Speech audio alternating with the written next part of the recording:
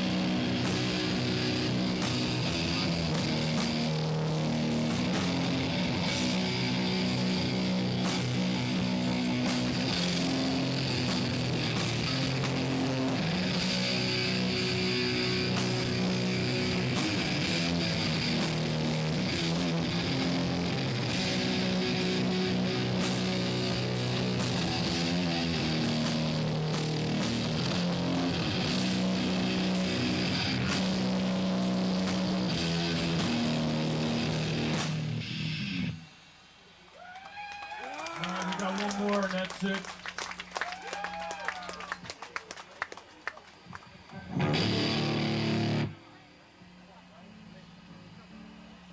Lights.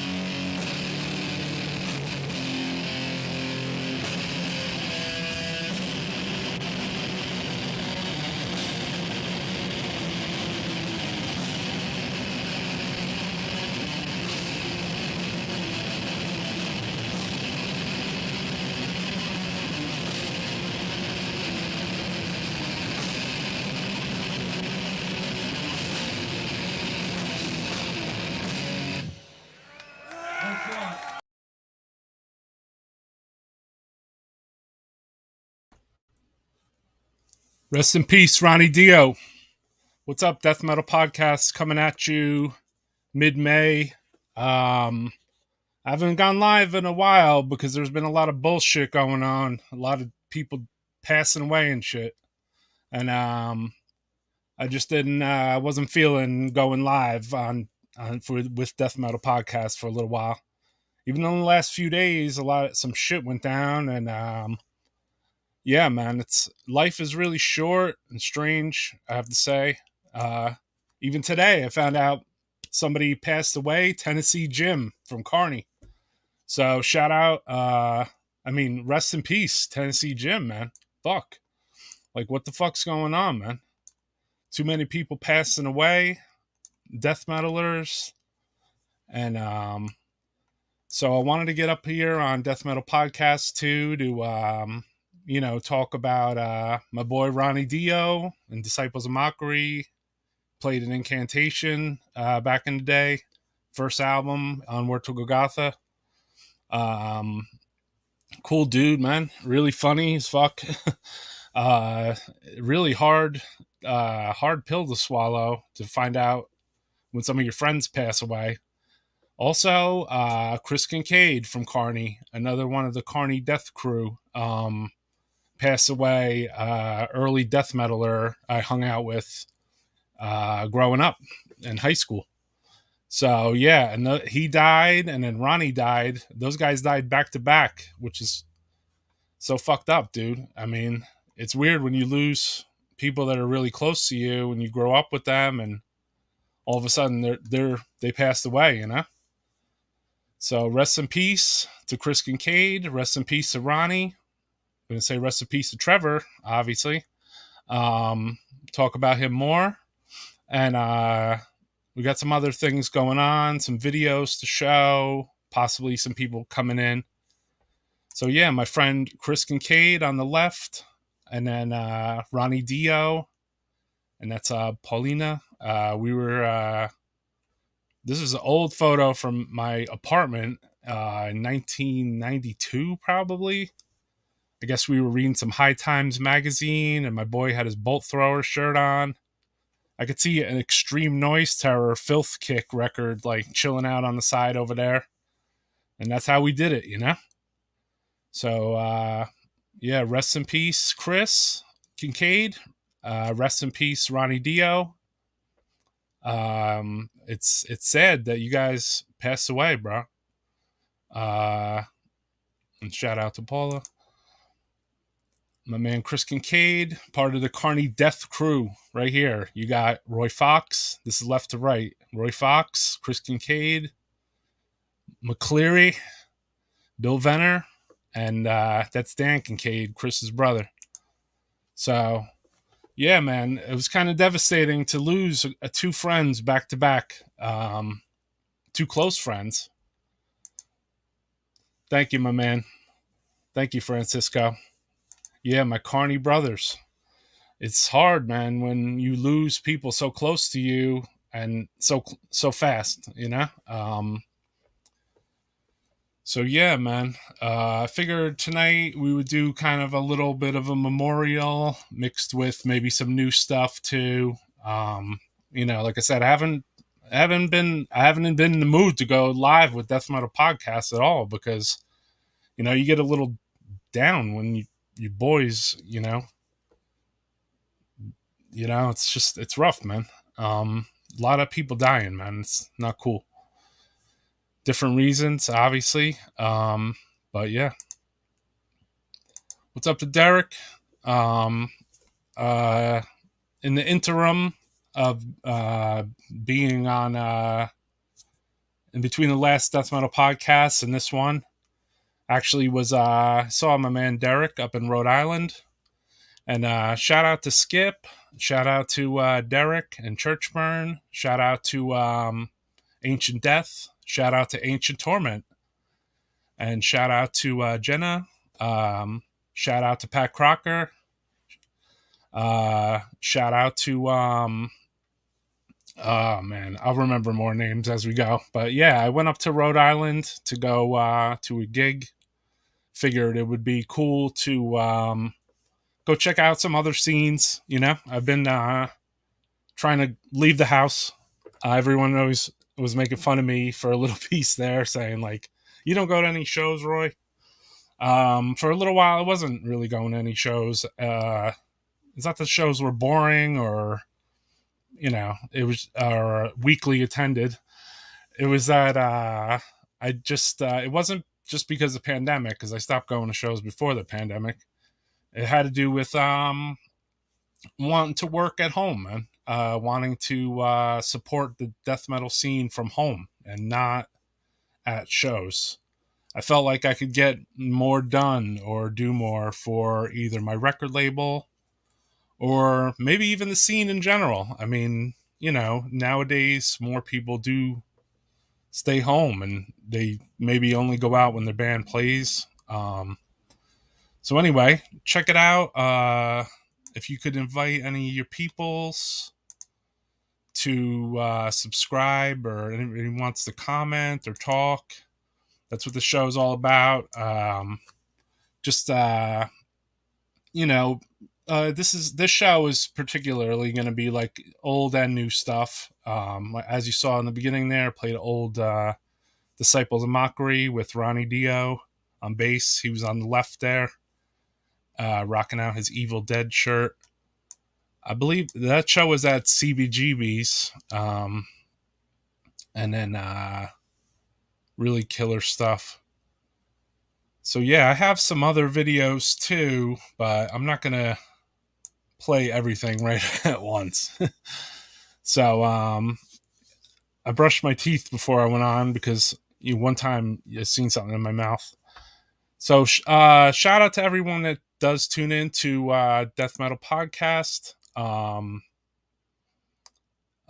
Rest in peace to Tennessee Jim. Found out today. Dude was mad cool. Called my friend Seb from Dripping. He mentioned offhand right away. He said, "Yo, man, Tennessee Jim passed away." I'm like, "Damn, dude, like, how many people are going to pass away so fast? It's scary, man, So, yeah. I mean, beyond that, too, in my life, my daughter had a baby, so now I'm a grandfather of metal. Yeah. So anyway, figured I would go live with Death Metal Podcast tonight to commemorate my boy Ronnie a little. I'm going to have a better episode, I think, and try to invite some of his friends and family on, and then we could share some stories and talk. Probably do that after Maryland Death Fest. So yeah, I mean, we should talk about Maryland Death Fest. I kind of was thinking about this too. Like, they said this is going to be the last Maryland Death Fest or something, which is pretty incredible. For me, the Maryland Death Fest was really one of the most epic meeting places of other death metalers and metalheads. I showed up to the first Maryland Death Fest with Daryl Kahan from Funebrarum. We were the first dudes there, hanging out outside before the club showed up. And then the next two dudes that showed up are this dude Ryan and this dude Evan. And I guess we got there early to Maryland. We thought it was farther away or something. And yeah, I was a vendor there at Maryland Death Fest with my record label, Necroharmonic, for many years, maybe 10 years. Since they're having no more Maryland Death Fest, they say, I figured I went through my photo archive a little bit, and I pulled out a few old photos from some Maryland Death Fest shows, and including even the first one. There were some photos. I don't have photos of everything because, you know what, I'm more of a live in the moment kind of guy.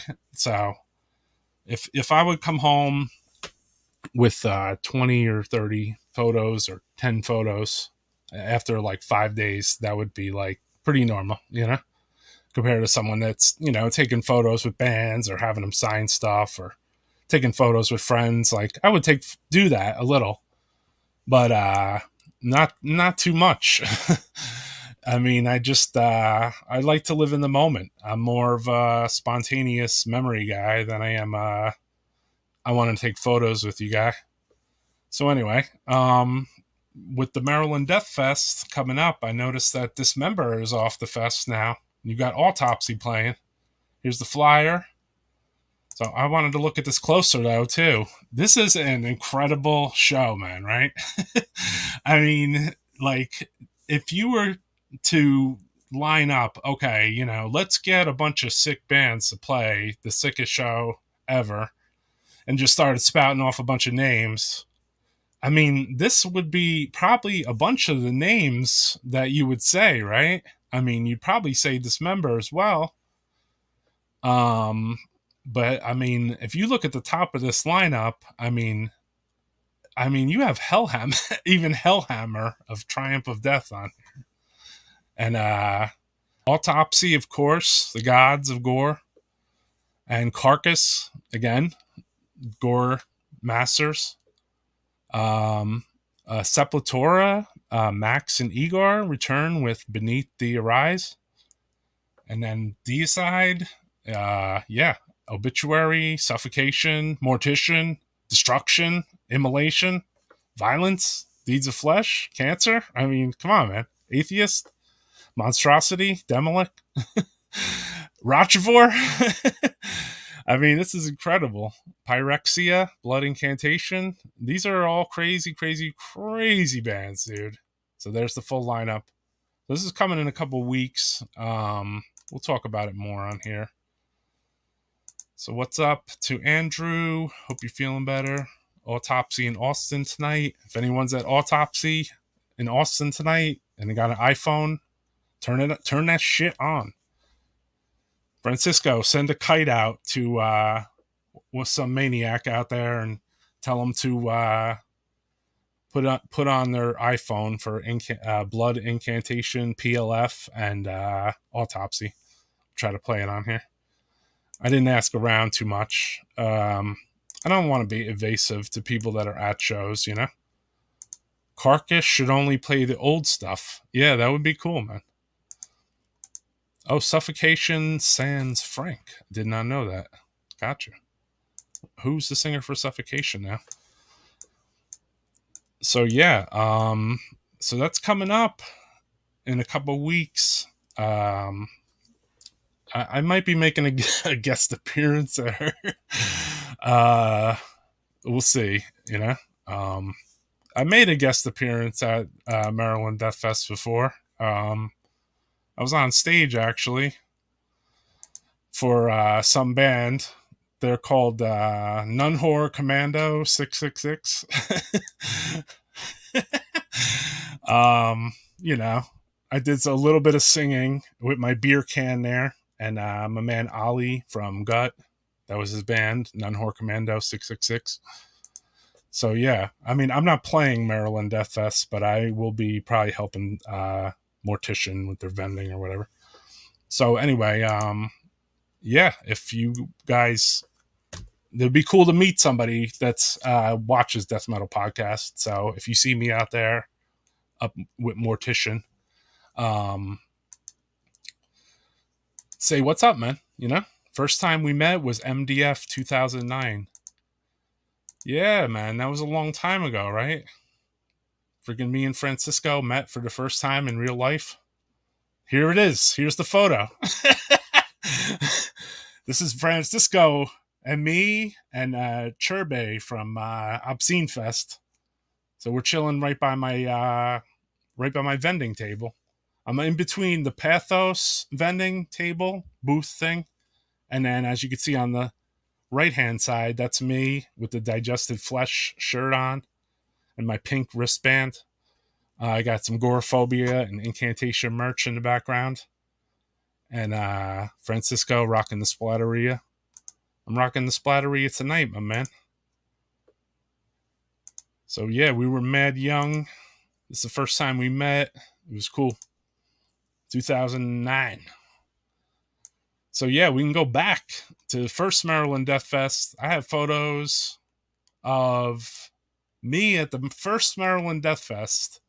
So anybody that knows me knows that, I feel like I don't think you're a poser if you wear a death metal shirt every day, but basically I think you are a poser if you think you have to wear a death metal shirt every day and every move of your life just to prove that you're into metal. So I never felt like I had to prove I was into nothing, basically. So here's me at Maryland Death Fest 1 with my Pele Pele shirt on and my disgusting beers. I see some old Necrophagia record in the background. I think there's a Meat Shits Ecstasy of Death picture disc there. And rocking out the Necroharmonic booth, first Vend. And then it's weird that this is going to be not a thing anymore. Here's another photo from that same day. My fat face looking super Scottish Irish. I got my Ill Bill shirt on because I'm at the Maryland Death Fest. Obviously, I just didn't give a F, right? I was selling sleazy movies at the Maryland Death Fest. I think this was the first one. This could be the second one now, but I think this is the first one. It could be the second one, actually. This is definitely the first one. I know that. Because I don't, I don't get into too many costume changes, Some comfy non-metal shirts, exactly. Looking a little Finnish. All right. There might be some Finnish in me. Hello from Brazil. What's up, Synthetic Life? Hey, Lower Squirrel. I wanted to see Carcass in Indianapolis, but fuck it. I don't feel like going to a show indoors. Interesting. So, yeah. So, this is an unreal year for MDF. If you're talking about this year. I mean, we did the top half of the flyer, and then the bottom part, too, is also just as crazy. I mean, Blood Feast, Divine Eve, Squash Bile, Putrepile, Devil Master, even Cerebral Rot, Cadaveric Incubator. What's up to Cadaveric Incubator? My man was hitting me up. Drawn and Quartered, Cardiac Arrest. Man, there's just so many bands. Malignant Altar, Looking forward to checking them out, actually. Shout out to Malignant Altar. At War. I remember I got the At War tape when I was younger, and Imprecation. That's right. Let's go back to that one more time. I know I missed some stuff here, like Imprecation, Miasmic, Necrosis is on there. Yeah, Imprecation coming back. Mortiferion. Man, there was so many bands. It's unbelievable. And then even if you go back to the other top part, again, you got that UADA band there. Syphilic Carnage, Ex-Hoarder, Monstrosity, Shrunk Pace, Pungent Stench, Fabio Frizzy, Onslaught, Massacre, Ghoul, Necrophobic, Nunslaughter. I mean, this is just Violence, Sacramentum playing first album, I guess. Hypocrisy, Triptychon, Infest. It's just like incredible show. Dark Fortress, Impaled. Incredible, man. Incredible, dude. Just don't even know what to say, man.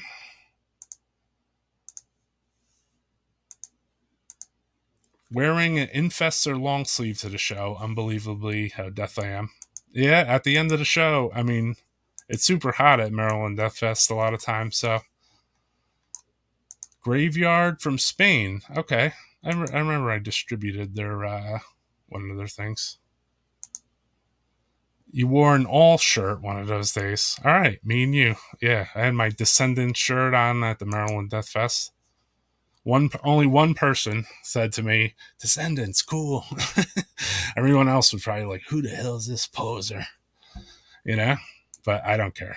I know what I listen to, and I know I vended at the Maryland Death Fest so much. I think by the end, our vending booth was something like, this is a little bit of a shared vending booth right here, but it was just ridiculously filled with merchandising. We had like tons of shirts, and my man Nick there. I think I was sharing a booth with Gutter Christ because, as you can see on the left, there's a lot of Gutter Christy stuff. But that's mainly Necroharmonic right there. Yeah, and my man Raj from Mortician helping me out, helping my vend. So yeah, you remember when you first got into Impaled? When was that? Like 3 years ago? 4 years ago? What's up, everybody? Hope everyone's having a good weekend. I'm babysitting and catching up on the podcast. What's up, man? Awesome. Cool. Thanks for tuning in, everyone. I appreciate it. Descendants and all are the best. Fuck yeah, dude. Yeah, wear a Descendant shirt at the fucking Maryland Death Fest because I like to jux the system, just a little bit. I don't, like, I don't get dressed up, basically. Whatever clothes are at the top of the clothes pile are the ones that I put on when I go places. I feel like dressing up is kind of posing, So for me, why dress up, man? Just grab the clothes that are on top of the pile and just wear the goddamn clothes like I would at, any other day. You dress up when you're going to a damn wedding, you dress up when you go into maybe a funeral, unfortunately, or, a special event or something. But to just go to a show, like, I don't like pull out my, like, okay, this one shirt is really special and I got to wear this particular rare shirt to the show so everyone sees me sporting out. You see a lot of that too, man. You see a lot of that, dude.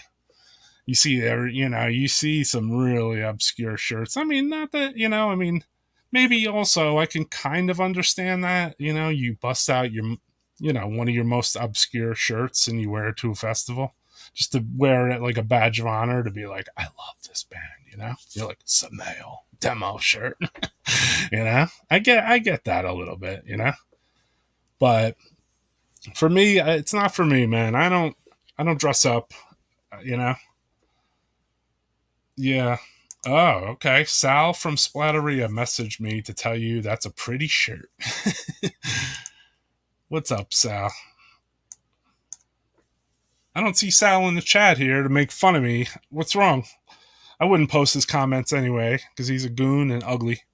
But I would steal his earth mover if he wasn't looking.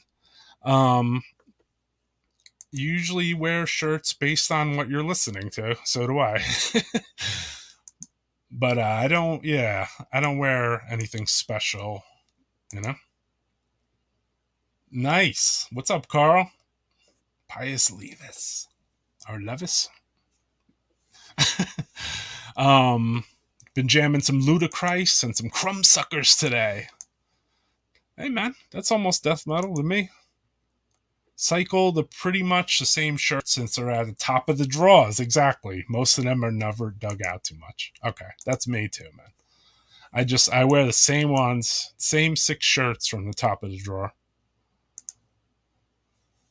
Derek from Churchburn saying, honestly, I don't even wear my early 90s metal shirts because they're so worn out. Yeah, you don't want to ruin them, right? You kind of keeping them as like a little bit of a collectible thing, So yeah, man, last few days have been kind of fucked up, right, dude?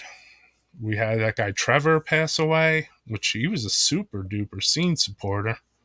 Black Dahlia Murders.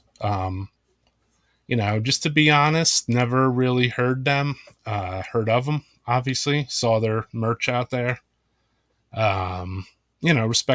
Respect their fans. Everyone loves them. It's cool, man. Respect for him. Would see amongst my Instagrams, that one little blue check mark, to say verified, like special guest or someone that has been verified for Instagram. And I would see Trevor there, I know he would sometimes order from Necroharmonic, I don't remember ever meeting him in person or anything. Um, but yeah, rest in peace, man. Very sad, dude. It's sad to lose cool death metalers, especially when they got good taste in music. And I mean, it's sad to lose anybody, obviously. Um, especially amongst our friends in the metal scene. We're very tight knit. The black metal scene, the death metal scene. So, if one death hits us, it usually hits us all. So definitely rest in peace to those guys, to Trevor and, like I said, Ronnie, DEO, man, that was a big one for me. Um, me and Ronnie would hang out. We would hang tough, man, like for years and years on end. Super funny guy. We would go to his house in Newark, and his father would. First thing we'd do was see his father, and he would take out his acoustic guitar, and then he would come and he would come and play House of the Rising Sun, and he would just come out and he'd be like, "What's up, guys? You know how to play this one?" And for Ronnie, we would have to. He would say like, "Hey guys, did you come to hang out with my dad, or did you come to hang out with me, bro? Like, let's go, let's leave." But as my friend Venner said, I remember there was a time we went to Ronnie's house to go pick him up, and he wasn't even there, man. He was down the block, like at the video arcade.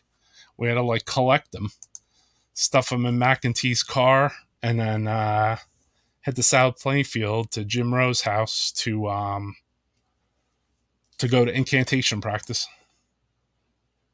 Trevor hit me hard, especially when I found out how he died. Yeah, I saw that he passed away from a suicide, which I don't know any details, and I don't think really we need to talk about those. I should have put up the suicide prevention hotline thing. Yeah, man, there's a lot of, obviously, there's people who have, interior thoughts and mental illnesses, and it's really hard to deal with those things. So speaking of fests, there's two coming up in Houston: destroying Texas Fest and Deep in the Pit. Okay, I'm sure that Fist Banger Frazier will be there, fist banging it off out in the parking lot, maybe with like stacks of Ricky Rackman side band CDs. Getting them all signed and everything. Trevor supported underground death metal, bought demos, and wore shirts on stage. Much props to the brother. Exactly. Rest in peace. That's what I thought too, man. That's what I noticed about him. I didn't even know him as a singer guy. Was like, who, I mean, not to sound weird, but like when I saw that check, I really didn't know who it was. And then I was like, oh, okay, I know this band. I heard of this band. I know this is a death metal band that is, pretty well known, but the dude was down with good music, man. He knew good stuff. I mean, so it's rough, man. It's rough losing people in the metal community in general. Even our boy from Imprecation, the drummer, rest in peace to him, man. I see that, it's cool that Imprecation is playing again for the Maryland Death Fest. I just, I don't know, man. It's been a weird year, right? Like, there's just the pandemic obviously took some lives over the course of several years, and then when the pandemic ended, like a bunch of people like died, which is, I don't know want to say it ended, but I don't know what to say about it. It just, I don't know, man. There's a lot going on. It was very difficult to bring myself to do another podcast because a lot was on my mind, and I wanted to just reflect on my friend too. I didn't want to, come on here and start crying. So let's check something out that is very rare. I taped this with Ronnie DEO's video camera. Okay. This would probably represent a very, very small period of time where you had these guys had first joined the band. They were kind of learning the songs in the studio, practicing. Check this out, man. This is a rarity. You're probably only going to see it here. And also, shout out to everybody that hit me up. I really appreciate that a lot of people, knew that some of my friends had passed on and that they hit me up and asked me, like, are you good, So I appreciate those people a lot, man, Check this out, man. This is a little obscurity from the friggin' death metal podcast. Shout out to Leon for re-ripping this for me because someone stole my VHS version of it. And like I said, this was taped with Ronnie DEO's parents' video camera.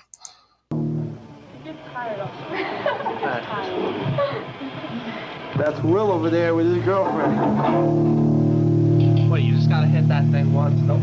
This is Roy. Roy's gonna be taking a video. She was in the room.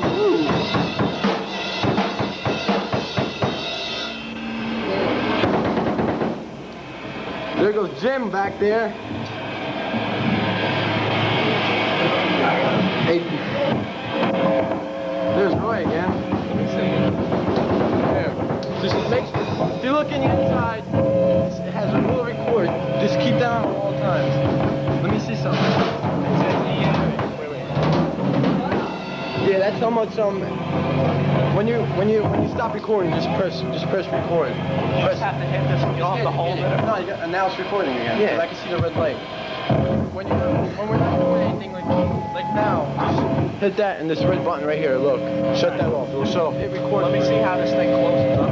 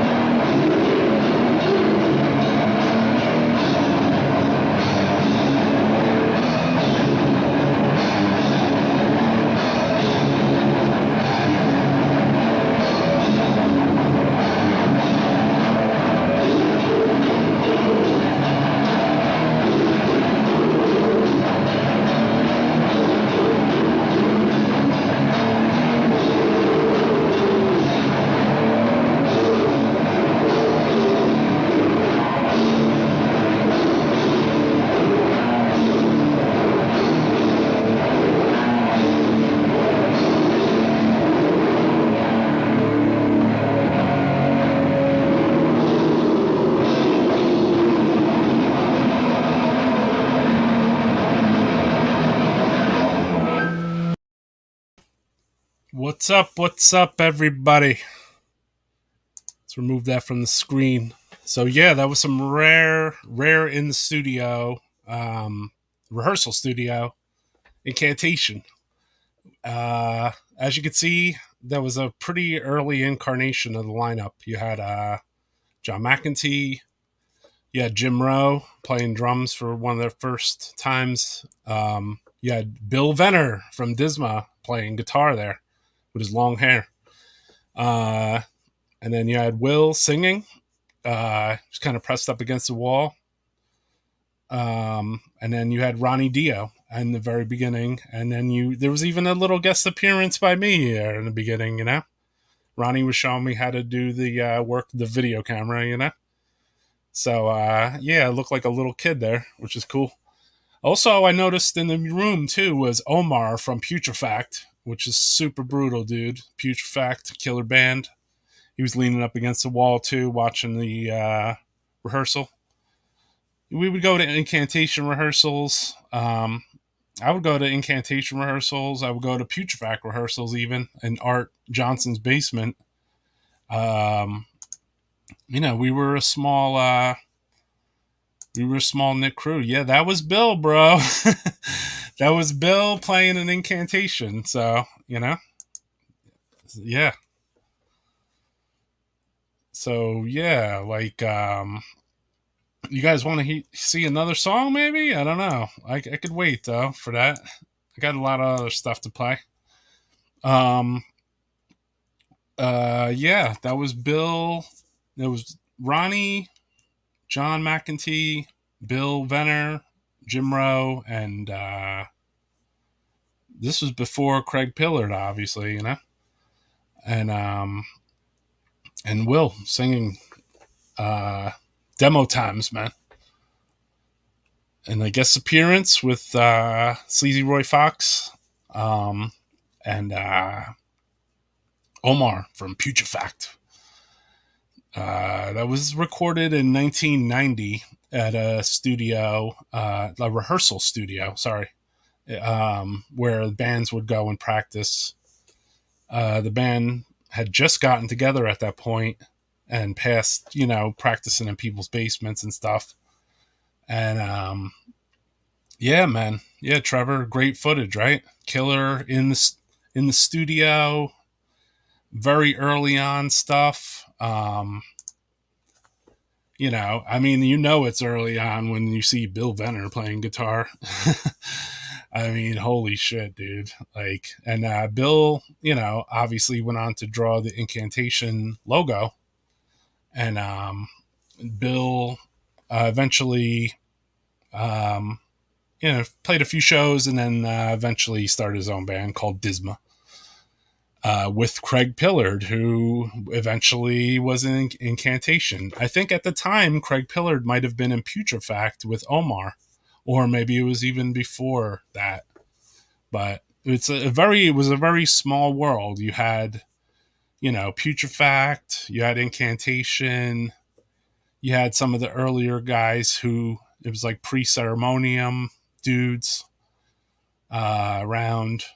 Like people like Oscar Matter, and you had people like Victor, who played in Putrefact and played in Ceremonium. So yeah, man, it's an archival piece. It's Putrefact, bro, not Putrefest.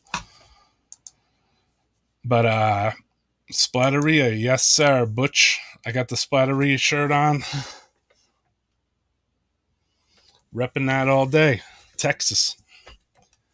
You know I rep Texas. Everybody knows. So let's go and play. I got some new stuff. Do I have any early footage of Mortician? I do. I just don't have it on the computer. It's probably on a VHS tape. I was at one of the first, it was the second Mortician show. I went there with Bill Venner, actually. That was before he joined Incantation. And we got to see Incantation with their original lineup, which was Sal Sajo, Ronnie, John, Pete Barnovic, and Will singing. So because it was a dual show, it was like Incantation and Mortician. at the 308 bar. This was June in 1990.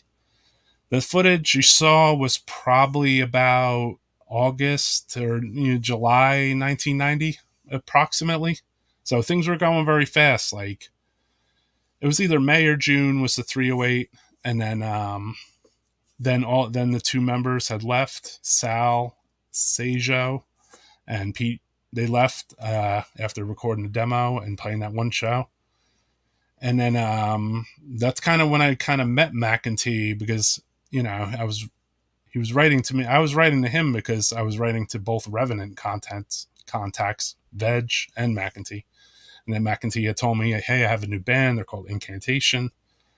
So I go to the show, and I don't remember talking to John at the show, but I remember being devastated by the music. We had never heard Incantation or Mortician at the show. And then there was a band called Snag, rest in peace, Eddie, that played too. I had heard of them, and I heard they were a hardcore band or something. And but I knew that I liked Revenant, so I went to the show thinking I was going to hear some kind of Revenant stuff. But McEntee wrote on the flyer something about like brutal grinding death metal, and got to see Mortician for the first time then, and they opened the show, I believe, and man, I think my life was changed after that, dude. And then another band came on. It was Incantation, and it looked like the same band, and just some additional guitar players and stuff. So yeah, I was there with Bill Venner. I was there with actually some of my friends that passed away too, like Chris Kincaid and my friend Blast, my friend Adam, like at least 3 other dudes, man, back then who went to death metal shows. Yeah, man, they're gone, dude. It's so weird, bro. Life is so weird, man. And catch something here.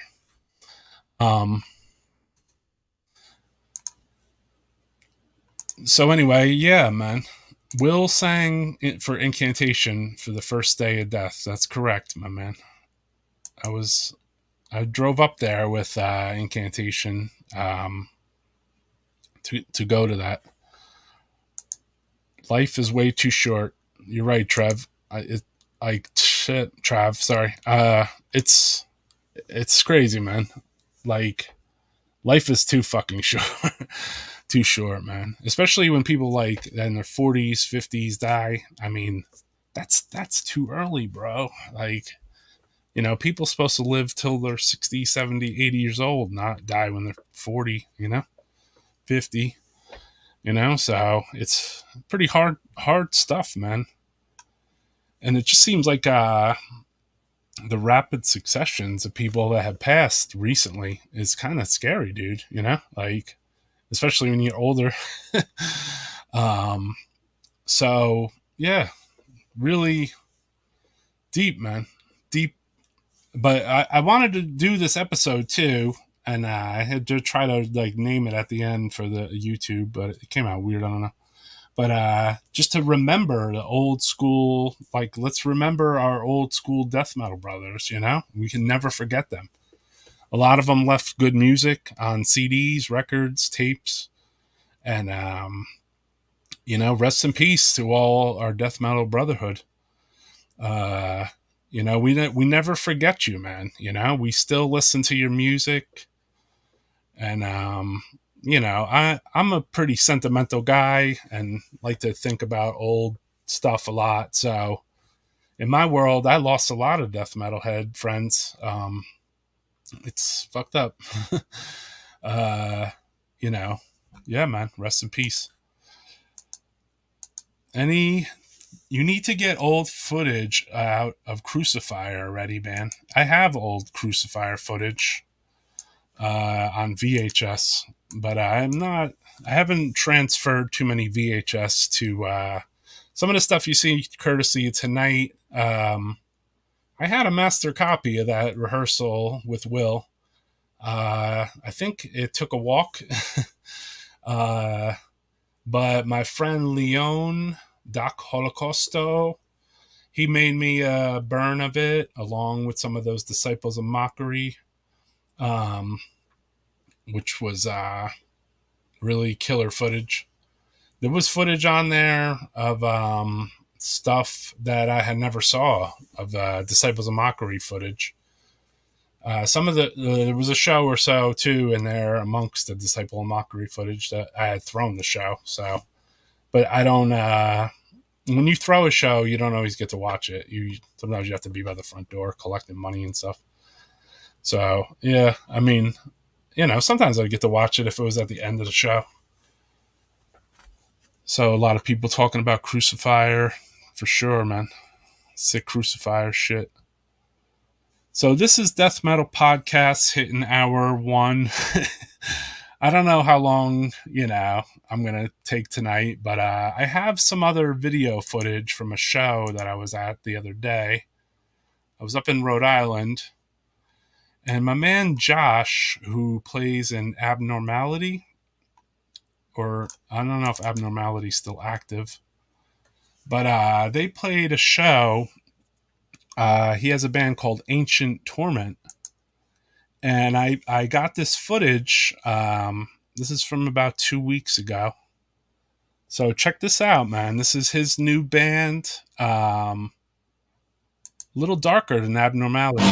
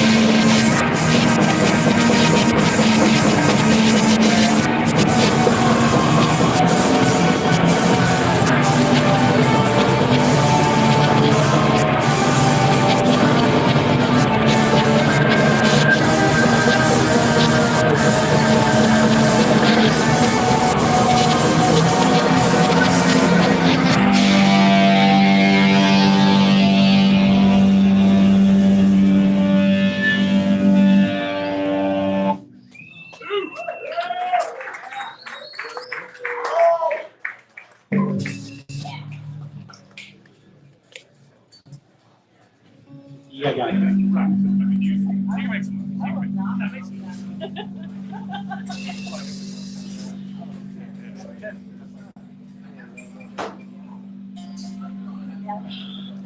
Next number's off of the upcoming split with Haxon. Fuck yeah. Fucking right. Big boy.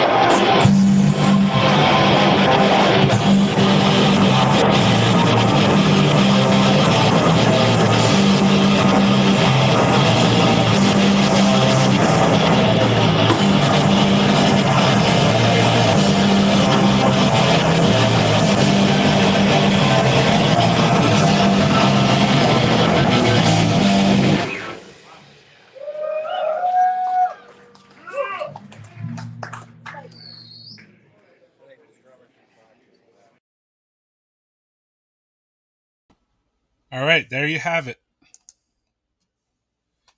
Wasn't ready for that. Ancient Torment. That was my man Josh. Was playing in a band called Abnormality, but it seems like he's definitely going in a darker direction with this band. So I was up in Rhode Island. I was about to say Ohio. I was up in Rhode Island with my friends up there. Church Burn and Ancient Death.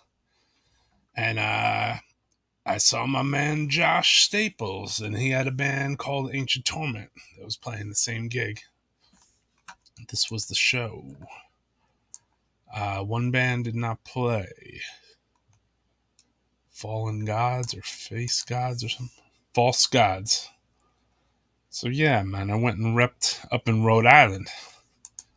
Because being from New York, you can go around.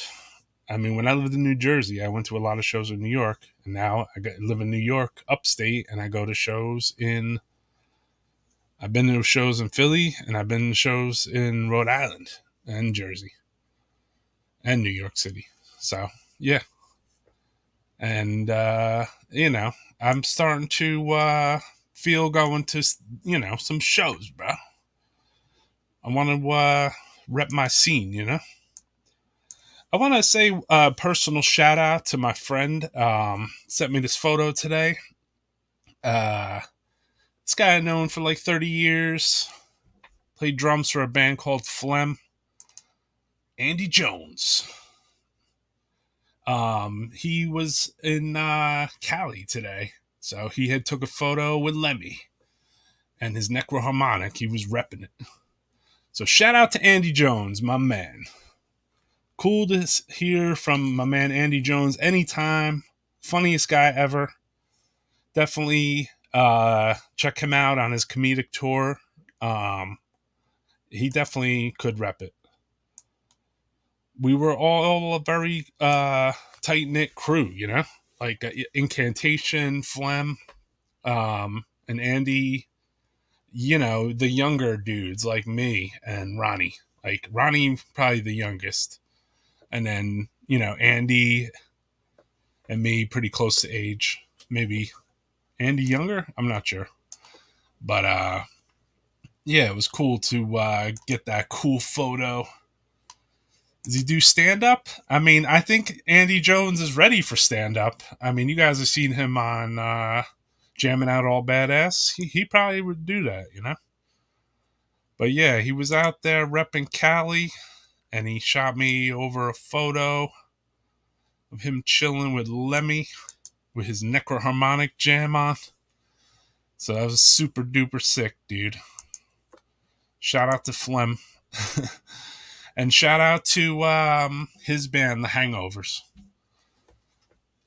So Richard Santos told me he was a comedian at one point. So Texas represent, man, too. All day. So on Death Metal Podcast, we're going to go down a history lane again a little. We were talking earlier about the Maryland Death Fest and the phenomenal lineup. No Dismember this year. I guess there was, what is the real story about the Dismember? Why are Dismember not playing? It's 2 weeks before the fest or 3 weeks before the fest and they canceled. So I was wondering about why. Does anyone in the chat know why Dismember canceled? It would be cool to know. I didn't really catch that memo. I see Autopsy is covering over them. Which Autopsy been on the tear lately. They've been playing it out. And then Obituary in there. I just saw them with Gruesome and met up with Matt Harvey last month or two. Tonight I had contemplated going to see Sanguisugabog in Albany. But they were playing with all like hardcore bands. So I didn't know if I could sit through 6 hardcore bands to see Sanguisugabog. It would have been cool though. I figured with the day going very fast here, business and such, I figured do a podcast and try to catch up with Sanguisugabog again. It seems like those guys are getting busy playing shows. They're cool dudes. I wanted to get an interview with them. They're nice guys. They're fucking brutal. But basically, tonight, too, you got Autopsy playing with Blood Incantation and PLF in Austin, which this is going on probably starting about right now-ish. So, yeah, man. But then you got Autopsy the week, 2 weeks after, headlining Maryland Death Fest. I heard is the last Maryland Death Fest. I don't know if anybody knows anything about this being the last Maryland Death Fest. So I'm going to take you back to the second Maryland Death Fest. I went to the second Maryland Death Fest to Vend again. We had the same spot as the first year, which was this cruzzy spot right here, up against the wall upstairs. I vended here every year for about 10 years until I started, they went through 3 different clubs. And then eventually I would always vent outside instead, So year 2, I was chilling, selling some horror movie tapes as well as death metal. You could see I was repping cassettes back then too, and VHS cassettes, because I felt like, why not, sell stuff that would appeal to death metal heads like me? So there's like Murder in the Blue World in the background there, which is like Clockwork Blue or whatever, instead of Clockwork Orange. And Demons, I was probably selling my own copy, and there were some Giallo movies there. And some other exploitation scumbag movies. Totally repped whatever I was trying to get people into sleazy movies back then. And I figured if I would go to a festival and vend a few, that it would be cool, man. And people did come back to me years later and say, hey, man, that movie you gave me, damn, dude. Crazy movie, bro. Here's somebody I went to that fest with. Bill Venner from Disma, rocking out his Last Days of Humanity. And shout out to Bill. I've been talking to Bill this week a lot. I saw him, during Ronnie's funeral. Shout out to Bill. Shout out to all the guys from Disma. I thought it would be cool to show old photos of people that I chilled with out at Maryland Death Fest. We had a good time, man. This was also from Death Fest 2. This is a person I met at the Death Fest. Cool female supporter. Her name was Rena. And I don't know if anyone out there knows Rena. Probably, though, because she's a super-esque death metal supporter.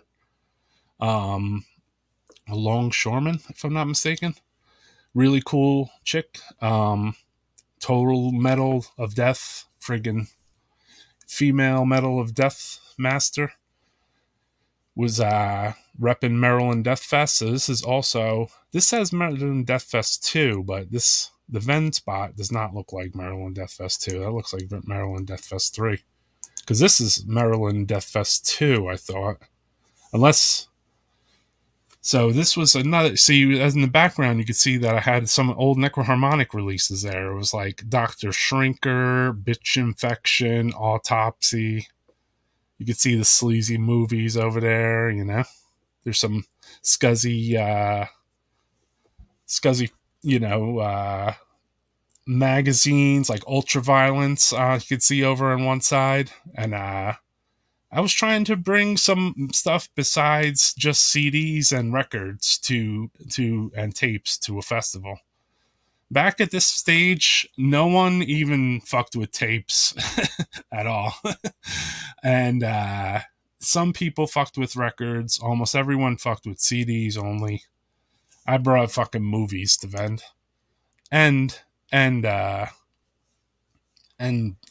metal too, so there was some stuff on the table. Wasn't so much into the shirts then. That came later a little more. Bill Venner got you back into gore grind. That's what's up. 2 of my favorite live bands canceled, Hemorrhage and General Surgery, but I've seen them plenty. Likewise, I have also seen them. So yeah. As far as even Maryland Death Fest, I mean, when I look at the flyer, I've seen a lot of these bands already. Not all of them, you know. I don't think I've ever seen Divine Eve. Never seen Blood Incantation or Massacre. No, I saw Massacre, actually. I never saw the Hellhammer Triumph of Death. I saw Coroner. I never seen Fabio Frizzi. I've seen Demolich, seen Rochefort multiple times. I booked Squash Bowels. Sometimes when Maryland Death Fest would go down, Necroharmonic would book a show on the front and back end of it. So I remember I booked this show on the front end and back end of a Maryland Death Fest, this is 2 different shows. This was Squash Bowels, Ingrowing from Czech Republic, Malamore, and Inhuman Dissolency. That was one day. That was the 16th. So that was on the front end of a Death Fest, 2008. I like that this flyer actually has the year on it, which is fucking rare, right? Every flyer you see, there's never the year.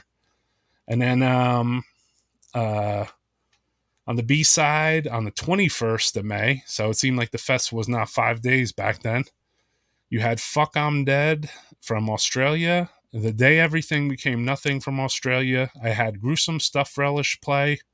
And we had Awaken the Cadaver. And at that moment, they were on Necroharmonic. 2 killer fucking shows, man.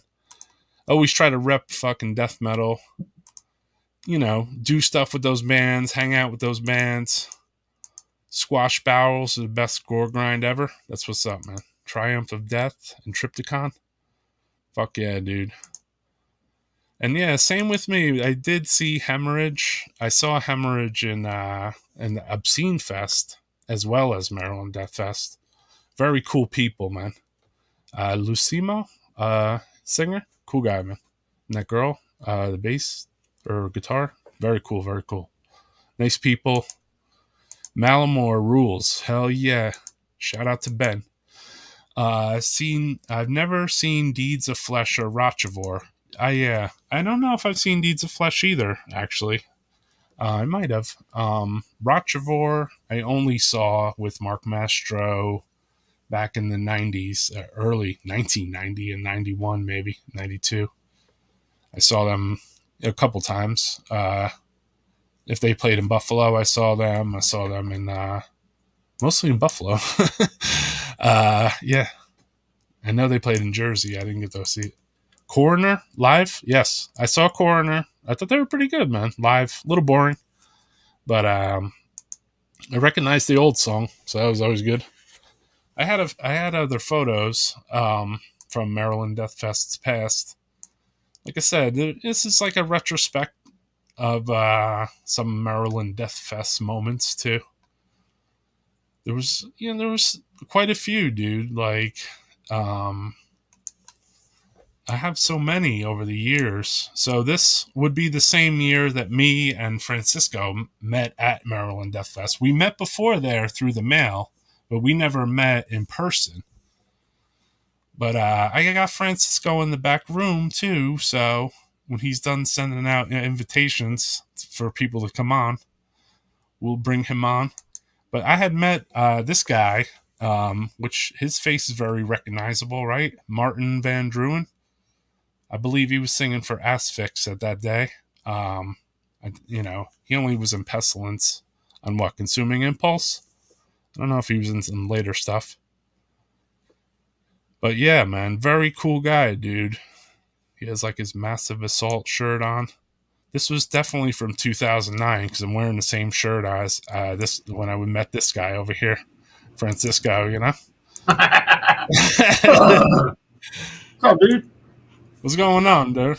Just hanging out with my fucking wrinkled ass. Shit! Flick of the switch flag. All right. I was like, I'll put something different up instead of like, jamming out instead of the Necroharmonic Oh yeah. Jabbing out all that ass. So I took it out of a box. I'm like, that's fucking wrinkles. Fuck, who cares?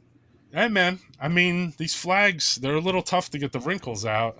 Somebody asked me recently. They're like, "How do you get the wrinkles out?" I'm like, "I don't know. I saw something on YouTube. You stick like a wet shirt and like you have to watch it for 5 minutes or something on high." Does steaming them work? Maybe. I guess it. Yeah.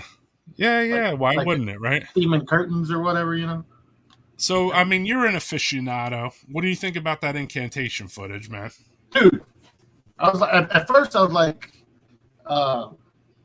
I saw McEntee and I saw Rowe and then I saw Ronnie, obviously.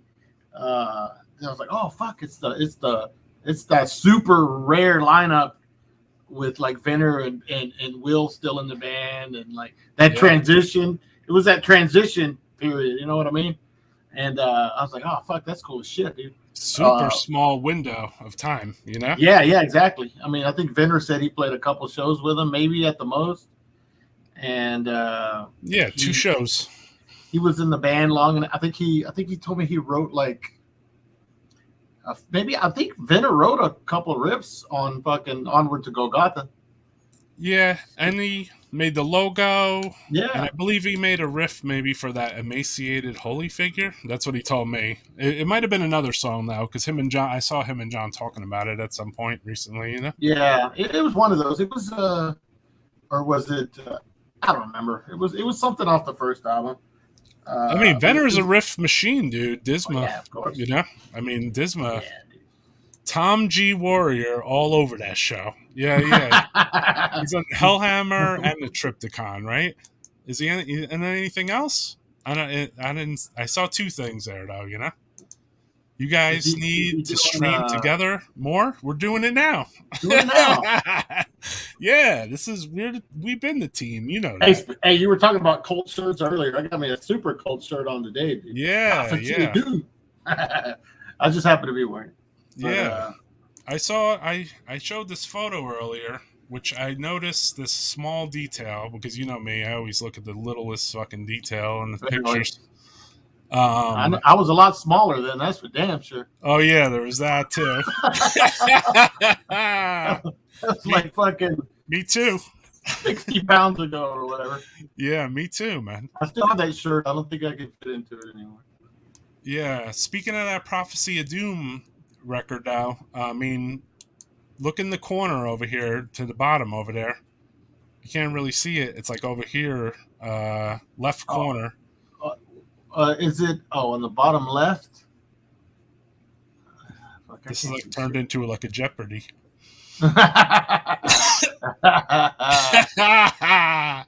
It's an extreme noise terror filth kick split. Split LP. Yeah. Classic, dude. Classic, bro. Right there with Prophecy of Doom, you know?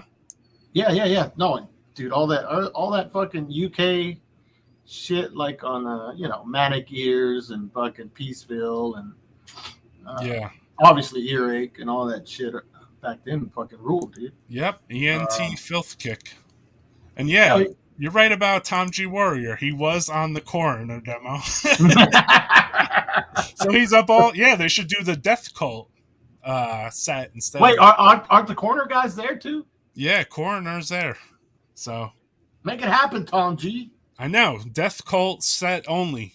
All old school sets only. Like someone said Carcass should do an old set, and I agree, man. Well, I don't know if they could pull it off, but something tells me they wouldn't practice to do that, you know? No. Well, obviously Ken Owen can't play anymore, but bring back the old days of Jeff singing with 2 microphones and shit. Yeah, for sure. Francisco, what's your favorite Descendants and All song? Man, that's obviously not a death metal question, but that's a tough question, man. But I couldn't even name an All song. Oh no, I know those bands. I mean, I know the songs. I like the All stuff. I left. I wouldn't even say left because I was into the Descendants only mostly. I would see the All merch and I wouldn't buy it, you know? Yeah, so I was like, I don't know, that might be a little too progressive for me. All got really, really technical. Yeah, and then I saw in Soulseek or Napster or something, they had like the demos with Chad singing or some shit. Yeah, And that's really good. That's killer. That guy rules. All their vocalists were great. Right. But Chad Price, uh, Scott, who's from Austin, and then actually Dave Smalley, the old DYS and Dag Nasty guy, was their first singer. Oh, wow. Yeah, I don't know. I know shit about that band. I mean, I've been listening to the Descendants for a long time, but I know shit all about the band. And it's funny because what's his face in a weird way has a huge impact on the scene, and no one talks about it. Bill Stevenson? Yeah. Oh, dude, that guy he was in Black Flag and shit. He's in fucking Descendants and Black Flag, and easily, and the dude is like the sickest drummer. He's just like he blasts.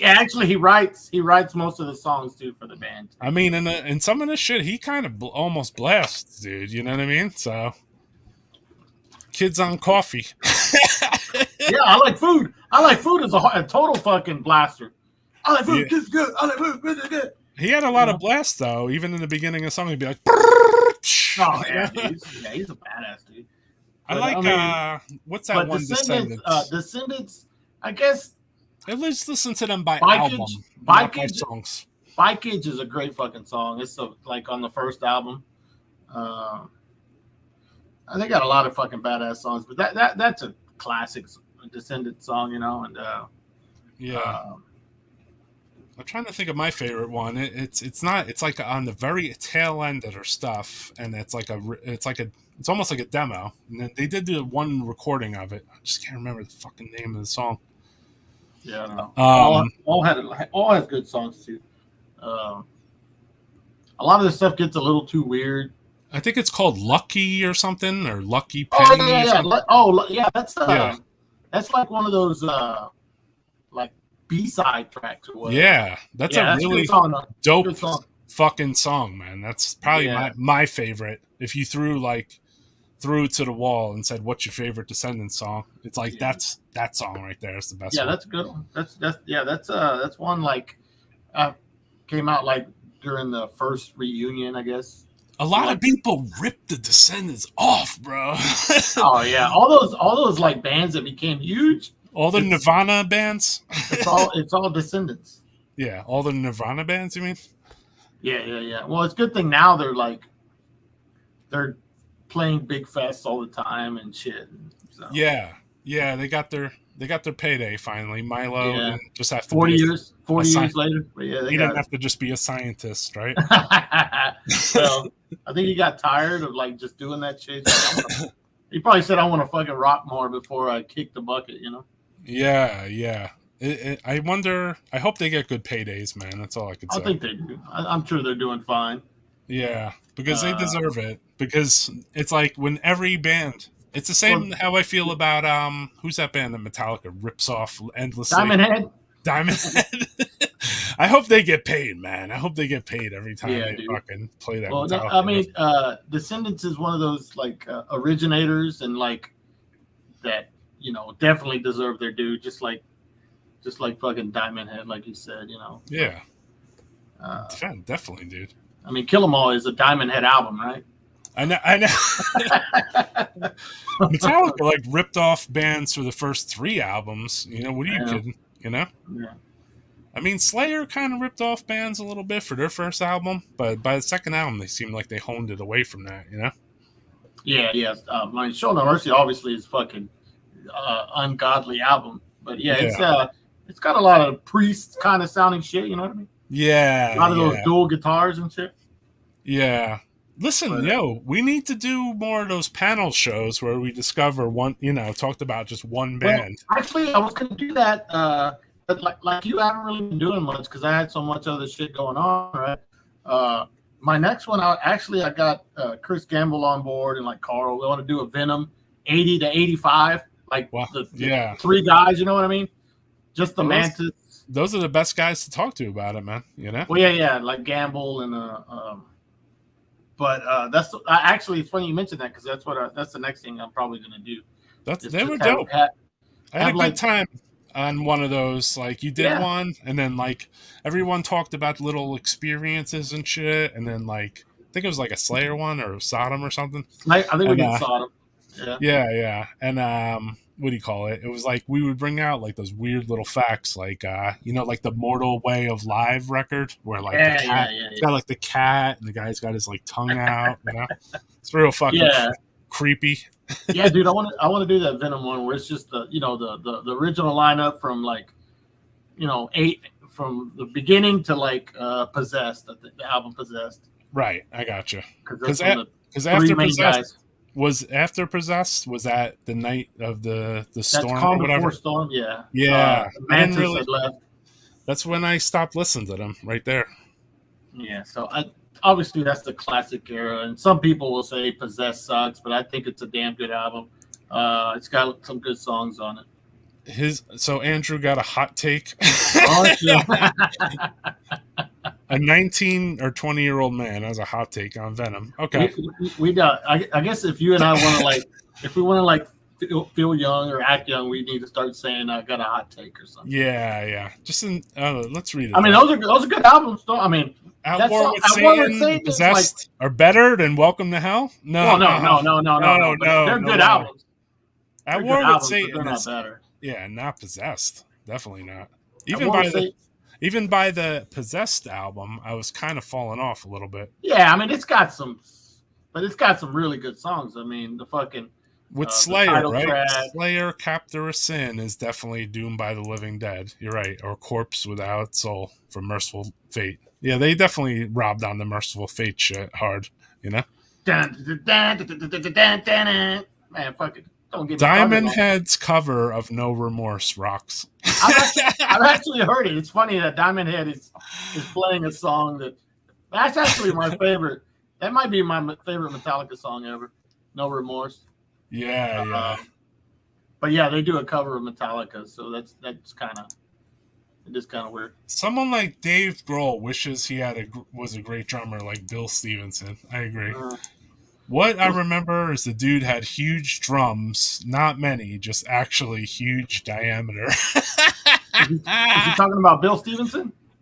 Yeah, Bill Stevenson has massive like toms and shit. Yeah, Dave Grohl or Bill Stevenson? I think he's talking about Bill Stevenson. Carl rules, man.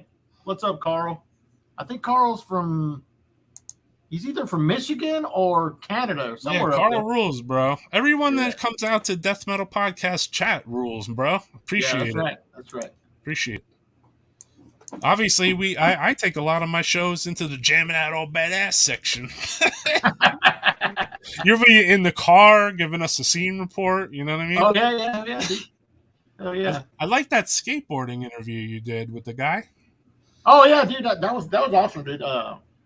John Gibson. If anybody's listening that likes like the original skateboarders or whatever, and I'm talking about 76 to like 80 fucking 5 or whatever, that remember Zorlak skateboards and all that shit. Check Power that Peralta. Out. Yeah, exactly. Tony Alva and just all that. He has some really cool stories, and I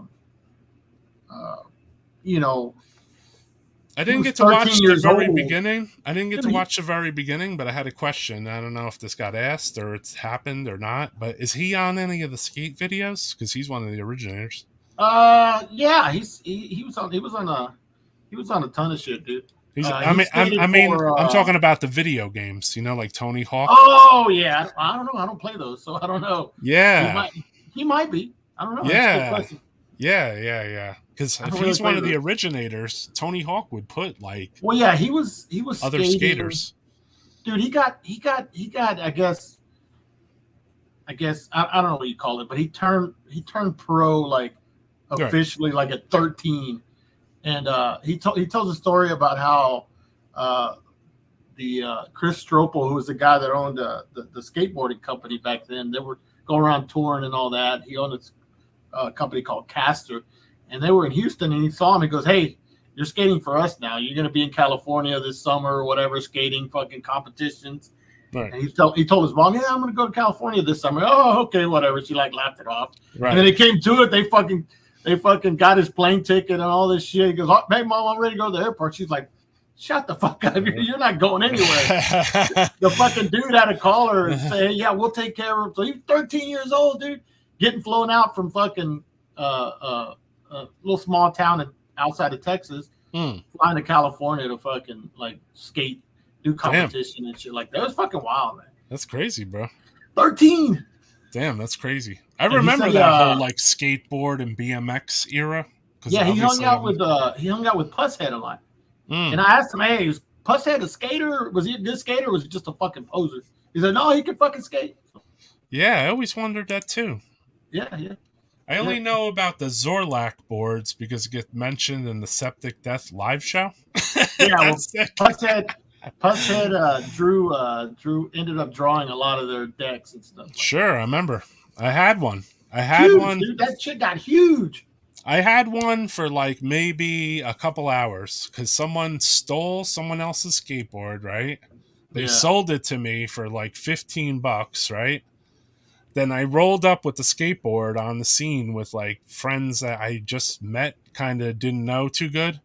And they're like, yo, that's my fucking friend's board, dude. And they took it off of me. And I was like, what the fuck, bro? I just bought this off whoever. They're like, nah, man, that's my friend's, dude. Like, he's gonna fucking kick your ass. I'm like, damn, fuck, this sucks, dude. You know, like I just came here to listen to SOD and fucking skate. Like, I don't even know how to skate. I walked up with the board, so that just tells you, like, I didn't even know what the fuck I was doing. I could skate. I could like fucking, get from point A to point B. At one point, I could like ollie a little bit, but that was the extent of it. Yeah, and skateboarding and BMX, like we would stalk the BMX store. Like it was huge, dude. They made movies and shit about all that stuff back then. Yeah, remember that movie Rad? Sure. And you know what? Nowadays it's funny because I see and I'm sure you've noticed a lot of bands are releasing like skate decks. With like I've seen like Blasphemy skate decks and all kinds of weird shit. So it got easier to print them, either that or it's been easy to print them the whole time. I'm not sure. I don't know, but I mean, skateboarding, like I said, PK Rippers, bitch. Harrow, what was it? Octopus grips. Oh yeah, Harrow. Dude, I haven't heard Harrow or Harrow in fucking probably since like '84 or something. Yeah. Those were good bikes. They had that little. They had the like a little. One of them had a handlebar with a double fucking decker with the 2 bars, so you could stand on it and like move the handlebars. It had like a little stand on it. You know, that was sick. Yeah, dude. I sweated that shit. We sweated the people at the BMX shop, they must have hated us because all we did was just ask questions and buy like a fucking sticker for 50 cents and leave, you know? Hell yeah. You got a lot of knowledge or whatever for fucking JOABA skate decks. Actually, since you're wearing a Splatteria shirt, there's a dude from here in Houston that made Sal a Splatteria skate deck. There you go. Francisco, are you going to Destroying Texas Fest? It's kind of up in the air now. I may. I think Cenotaph is playing. There's that band Imperator from where are they from? Somewhere in Europe. Poland? I can't remember. Yeah, they're playing. Yeah. Oh wow. Damn. Yeah. So those are kind of a couple that I'm kind of interested in seeing that I can remember offhand because most of the other ones I've seen several times. Though. That's cool. Yeah, it's cool, dude. Yeah, like I said, I remember I never thought I'd ever see Mortuary Drape live, but they played one of the DTFs and they were fucking amazing, dude. Mortuary Drape was fucking awesome. Didn't Rotting Christ just play around down there, or is that just Mexico? I know. I think they did play recently, or they're playing tonight. I don't know. Oh shit, they're playing tonight in Texas. Yeah, I think they're playing somewhere. I don't know. Damn, what a scene, dude! What a state! Fuck. Yeah, I mean it's massive, but I mean Austin is 3 hours away, but Cenotaph. Actually, I think Cenotaph, when they come to the U.S., they have Enrique. They used to be in Sadistic Intent doing vocals, and I think most of the stuff they do is like the old shit. Right. Sick. So, like the EPs and... They only came to the United States once, though, right? Oh, Cenotaph? Yeah, I mean maybe they Yeah. came to Texas though. They came. No, they've never played here. They went to Chicago like back in the '90s Okay. because the Chicago guys joke around that Cenotaph came to Chicago and never went back because like Daniel. Oh and all no, those yeah, guys, yeah, I know. Yeah. the Chasm ended up staying in Chicago or whatever. No, yeah. I Yeah, booked yeah. the Chasm one time. They Yeah. they were phenomenal, dude. They were one of the best bands I ever saw. Ah. I don't know Yep. if you ever saw them. I think they played Destroying Texas Fest, but I don't know if I saw them or not. Yeah. They were fucking phenomenal. They were like a Slayer, Rain and Blood of death metal, kind of. Oh, shit. Yes, and they played tight as fuck. I Well, said out. Mortuary's doing shows again. Speaking of Mexico bands, Hmm. I think they're playing. Mortuary, Mexico. Yeah, dude. Sick. That first album. Well, I think that's the only album they did. I don't know. But that one rules. Did your band play with Anarchists? No, never played with them. Okay. They've never been here. No? I think they've only played like Chicago, LA, and like Buffalo or some shit. Yeah. I'd like to have them there. That'd be cool. To get to meet Pancho and fucking Yeah. those guys, you know? The Chasm is amazing. For real, dude. Yeah, Daniel was in Incantation for a minute too. I remember, dude. I known Daniel for a long time, man. He was my connection to Mexico. Him and Arturo from Shubniggurath were my main two peoples, you know? Well, dude, that's the two bands, right? You know? Yeah. I mean there was a lot of good bands, but those two were like the ones that kind of. There was a couple other cool dudes. There was Distorted Harmony. Of course. Yeah, there was Anarchists. The guy from Mutilator Fanzine. Yep. I even wrote with Hardware. I wrote with like everybody, dude. Dude, that band rules, dude. I always like kind of avoided them because of the name. Like back then, I'm like, Hardware, what the fuck is that? Yeah. But they had that 7-inch Souls Vortex or something like that. Yeah. Man, that shit rules, dude. And the cover too. Yeah, dude. Yeah, man. So if you've ever heard Hardware from Mexico and you've avoided them because of the name, check it out. Didn't Enrique fucking release that, dude? I don't know. Enrique was a nice gateway. Enrique put out good stuff because he put out the Cenotaph 7 inches, right? Yeah, he had what was this label called? Gothic. Yeah, dude. I have that Hardware. I don't know. I have it here somewhere, but I don't know if Gothic put it out or not. He may have. I can't remember. I was getting like you the other day. I had my Hardware 7-inch up for sale. Basically, I was like, anyone want to buy this? I've just been selling LP. My 7 inches are staying because you can't. You can. I mean, yeah, you can. I mean, you can, but I like 7-inch format. Well, you're gonna like vinyl after you sell your records because that's how I felt after I sold a bunch of my 7 inches. I don't think so. I've sold a lot of fucking like super rare shit already. Where like, you could live without it. Yeah, I think I'll be okay. I have everything on CD and all that shit. Diabolical. Oh yeah, that's the one Daniel. That's the one Daniel's on. Yeah, Diabolical Conquest. Fucking Daniel's the man, dude. Second Cenotaph album is extremely underrated. I don't listen to that one as much, so yes, I guess it is underrated. I got a hot take for you, Roy. I don't Bring it on. No, even the first album, I don't think it doesn't hold up to like the 2 7 inches. Yeah, I mean, the sound was odd. I mean, but the sound was odd on the 7 inches as well. Yeah, but dude, those 7 inches are just brutal, man. I know. They were like brutally, like one part on like one of the 7 inches is like so out of tune. It's like it makes it sound like a better song, right? Just like Bestial Devastation, Sepultura. Yeah, out of tune, but I like it. I like when a band goes out of tune on their 7 inch. It's fucking. Well, it's weird because I think I've heard Oscar from Cenotaph mention it, and it makes sense because they were really inspired by like Finnish bands, like because the first couple Cenotaph 7 inches kind of have that fucking Zeisma kind of early sound kind of thing, and then even the first album they kind of went more like like I don't know, more. That's so doomy. weird. The Mexican band that's like influenced by the Finnish bands, like that. The Finnish scene definitely left a big fucking impact on every Yeah, band. dude. Like Well, I New mean, York too. New York is all about Finland bands. Yeah, it's crazy how much, dude.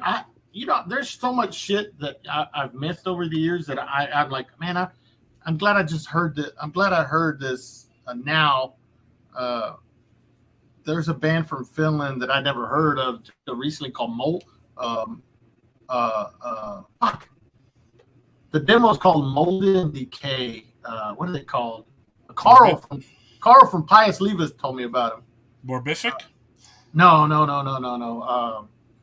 Fuck. But that shit is fucking amazing. Like death metal. What do they call it? Somebody in the chat? I'm sure somebody knows. Oh, Mythos. Mythos? You ever heard of Mythos? Yeah. Dude. I had never heard it. I missed out on that one, and I'm glad I finally, at least now, get to hear it. Yeah. But that demo rules. A lot of the demos, they became like they were so hard to get back in the day that like you can't even hear the music until like 20 fucking years later. Right? Yeah. Oh, I have an album called Pain Amplifier too. Mythos that is fucking amazing. It's kind of like on that. It's got a lot more like early Impel Nazarene kind of vibe, but with like some death metal mixed into it too. Pain Streaks. I really liked it. I like Pain Streaks. That's fucking Naked Whipper. Yeah, hell yeah. That's a hard album, dude. That's super fucking hard, man. Yeah. Anything that's like super blasphemied out is like, right there for me. I always like those bands compared to the bands that played like the epic parts. You know what I mean? Yeah. Oh yeah. Like, say like, I know Dark Throne is cool and everything, but my favorite is Goat Lord. That's like the only one I can really fully digest. I think you're talking about Goat Lord the band. Goat Lord the band fucking rules. Yeah, Goat Lord from Dark Throne. But like the rest of the albums, they're good. You know what I mean? I don't listen to them as much as I listen to like that album, Yeah. And that's a little weird, but at the same time, it's like if you look at the whole like black metal scene, I mean, everyone equates to like Emperor and Mayhem and like Dark Throne, but like for me it was like Bestial Warlust, Blasphemy, fucking Naked Whipper. You know what I mean? All the like brutal, all the like, fucking super hard bands. Not the bands that were hanging out in forests and shit. Lord Diabolus, Yeah, dude, that fucking dude. Fucking brutal, dude. Like no bullshit. Yep. Yeah, dude. Favorite Dark Throne is Soulside Journey. Yeah, it was okay. I don't know. I can't say I was a huge fan at the time. I probably would appreciate it more now than I did then. I think my favorite is I like their later albums. I like some of Moon or something. Yeah, I like some of the Dark Throne's later albums. They were not bad. There's one it's like black metal hiking.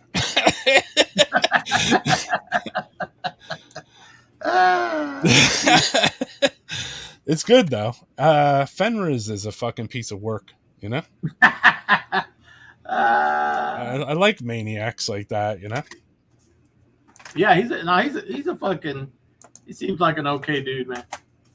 Yeah. He's a fucking piece of work, dude. I probably showed. Oh, that's it. See, I never. What? Hiking metal punks forever. That's the song. What does that mean? I love that fucking song, dude.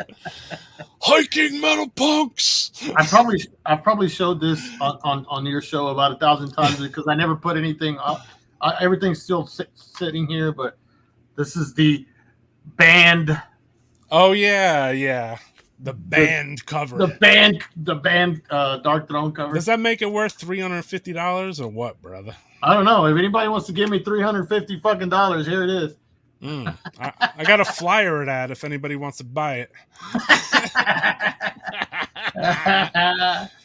And also that other forbidden band, the guy who used to do like work on his car and fucking whatever. Oh yeah, that guy. Yeah, that dude. Yeah, that guy. It's Yeah, weird how they got rid of him. Man. Yeah, Hey. it's like they got rid of him. Dude, like, fuck why? that, man. I like his early shit. So fuck y'all. I've been into his shit since way back. I never heard that one too much. I was really into the first record. Dude, the first, what is it, 2, 3.5 or whatever? Right. Yeah. Dude, fucking rules. But yeah, the first one. I wonder if they got rid of him because the thing is, I think he speaks about like European, like something, like whatever the fuck it is, So like, they try to censor him for that, Yeah. I just don't know. I don't know what they're talking about. So for me, I just don't even know, dude, Dark Throne changed to the Gehenna Death Thrash style. Not a fan of anything after Panzerfaust. That's I had Panzerfaust, and I remember I bought it when it came out. I was like, it's got some good songs. Maybe if I listen to it now, I might, but I was like, I went back to the Goat Throne, or no, not Goat, Goat Lord. Goat Lord rehearsally, because I had a copy of it without the vocals, and I was like, this is a Dark Throne album? I thought it was fake at first. Because I was like, there's no vocals on it, and they're like, yeah, it's the Dark Throne album that came after Soulside Journey. And I'm like, really? Yeah. I'm like, this ain't no Dark Throne. Like, this sounds too good, It sounds too good. Yeah, and then I listened, and then they took vocals and put it over it in the later years, and I'm like, damn, this sounds good, dude. Yeah, what was that, like? They should have released that shit again or something. They should have released that record, really like the stuff. You know what I mean? Yeah. For real, dude. It was a nice. Yeah, no, I agree. A lot of second records. Chris Webber said it on the podcast best. He said second record is always the best one.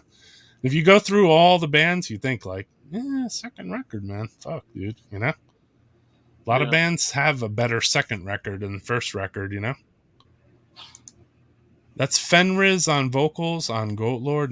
It's Fenriz. That's why it's sick, dude. It's got fucking Fenriz singing, bro. Hey! Well, dude, hey. I like the part where they have like the female vocal part, What's up, Derek? Dude, I there's that shit Fenriz did, that project called Storm, Isengard. Dude, I love that shit, dude. It's like, that shit rules. I don't know what the fuck they're saying, but I've never known what they're saying, but I still like hum along to that shit. So listen, I got another special thing to play here, so let's check this out, bro.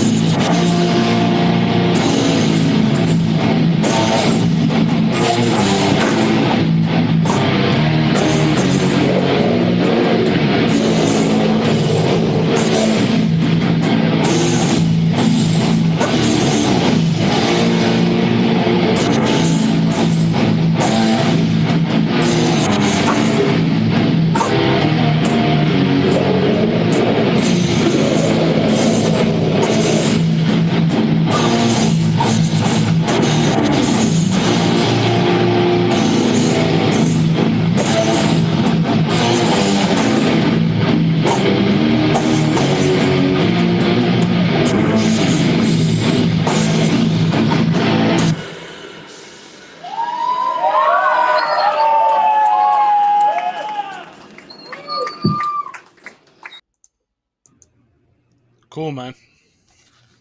Fucking heavy. Dude, that was fucking heavy. That's heavy shit, Derek. Fucking Derek, bro. Fucking Yeah, show dude. was heavy as fuck, dude. Yeah, dude. Fucking guitars and shit so heavy you can't even hear the vocals. Fucking just brutalizes the whole fucking show. Like, riffage. You know what's a good riff? I already remembered it. You know what I mean? Yeah. It's hard to do that. It's hard to fucking It's write hard a riff. to write riffs that are memorable, right? But Oh yeah, it is. it's good that when you hear a band and they write memorable riffs right from the get-go, it's like, damn, I'll remember that one later when I'm fucking Exactly. pumping my gas and shit, you know? Exactly. Exactly. Yeah, that sounded Kind of like the jamming out all badass theme. Yeah. Now, there was a time when after maybe you were going to have me on the show or whatever, and it was like, Yeah, the song yeah, was like kind of stuck in my head a little bit. I was like, that's kind of fucking cool, dude, you know? Yeah. People keep telling me they're going to cover it and send it to me, but they haven't fucking done shit, like do their own version of it. Maybe I'll have to make a hip hop version of that one. Yeah. But Dave Suzuki's in that band too, right? Yeah. Which, I mean, he's originally like a drummer, right? Yeah, wasn't he drumming on Vital Remains or something, right? Yeah. And Deicide, no? Or is he guitarist in Deicide? I don't know. Yeah. Eric, let us know. Yeah, man. But yeah, I think when I saw.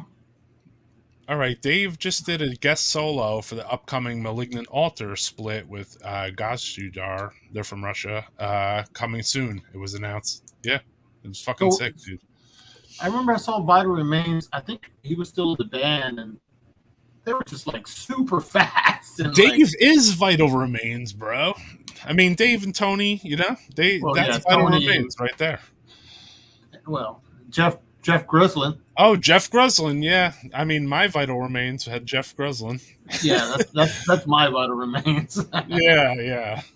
It's weird. But I saw them years later, and I thought they were pretty good live. So yeah, you know, yeah, it was cool, man. Yeah, I think that Church Burn is actually something I'm more into than Vital Remains. You know. Yeah. I think, you know, for me, like I feel I like the Vital Remains Excruciating Pain demo. You know. Yeah, dude. They had a song called Slaughter Shack, like way early on. Yeah. Fucking Black Mass 7-inch. Fucking talented guy, exactly. Plays both drums and he- guitar for different reasons. Fucking A, Yeah, dude. he's one of those guys that's fucking. He's a good fucking murder machine, dude. at it. Yeah, I love those asshole. fucking people. You know, is Dave from PLF a drummer too? Because he seems like the type. Oh, okay.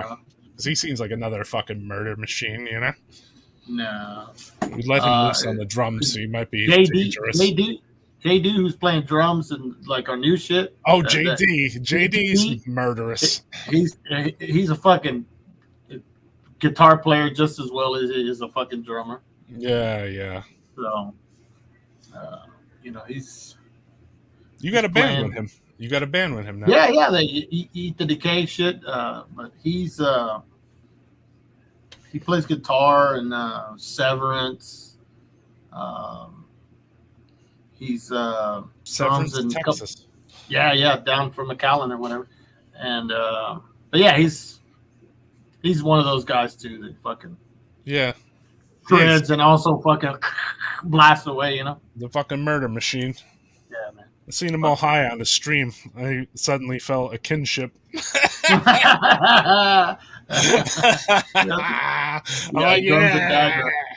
drums at Dagger and Eat the Decay. he's gonna be playing guitar and Annihilator, the Texas Annihilator. And wow.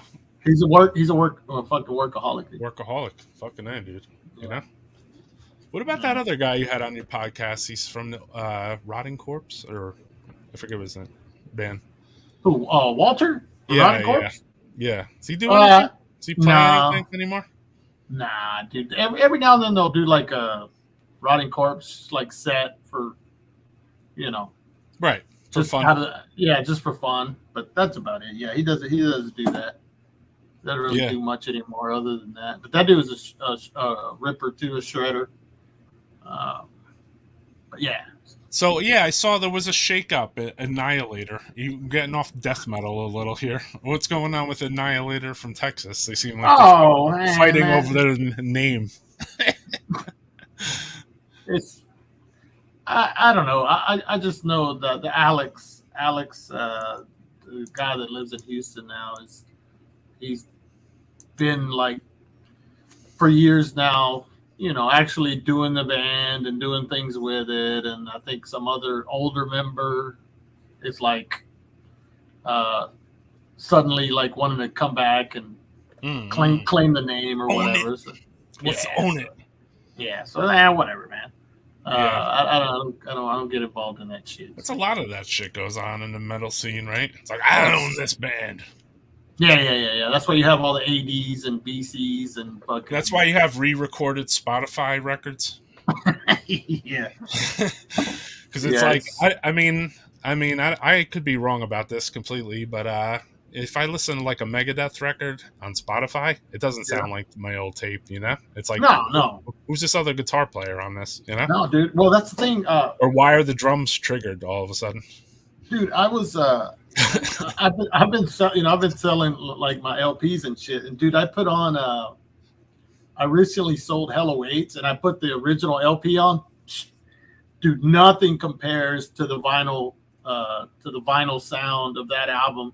Right. Because it's been remastered or whatever the fuck, but I was listening to it and I was like, for a second there, I was like, oh fuck, I don't know if I should sell this one, but yeah, because it sounds so much better than like the remastered or Spotify versions or whatever. Right. Yeah. You don't even fuck with that, do you? No, not really. I think I got Spotify to listen to like Joe Rogan, like interview some comedians, but that's about it. Yeah. It's good for that too. Definitely. Yeah. It's good for both. I mean, it's good for music too. It took a little while to grow on me, but yeah. I mean, it's I'll do it. It's cool. I'm still. I guess I listen to YouTube a lot. Yeah, me too. Just put on shit that I have and listen to it on there. Me too. Or like they're like full album rip, Septic Death. I'm like, all right, that's for me. Yeah, exactly. I like those videos. I like those videos where people put up like the record spinning or whatever as their video. Yeah, that's what I mean.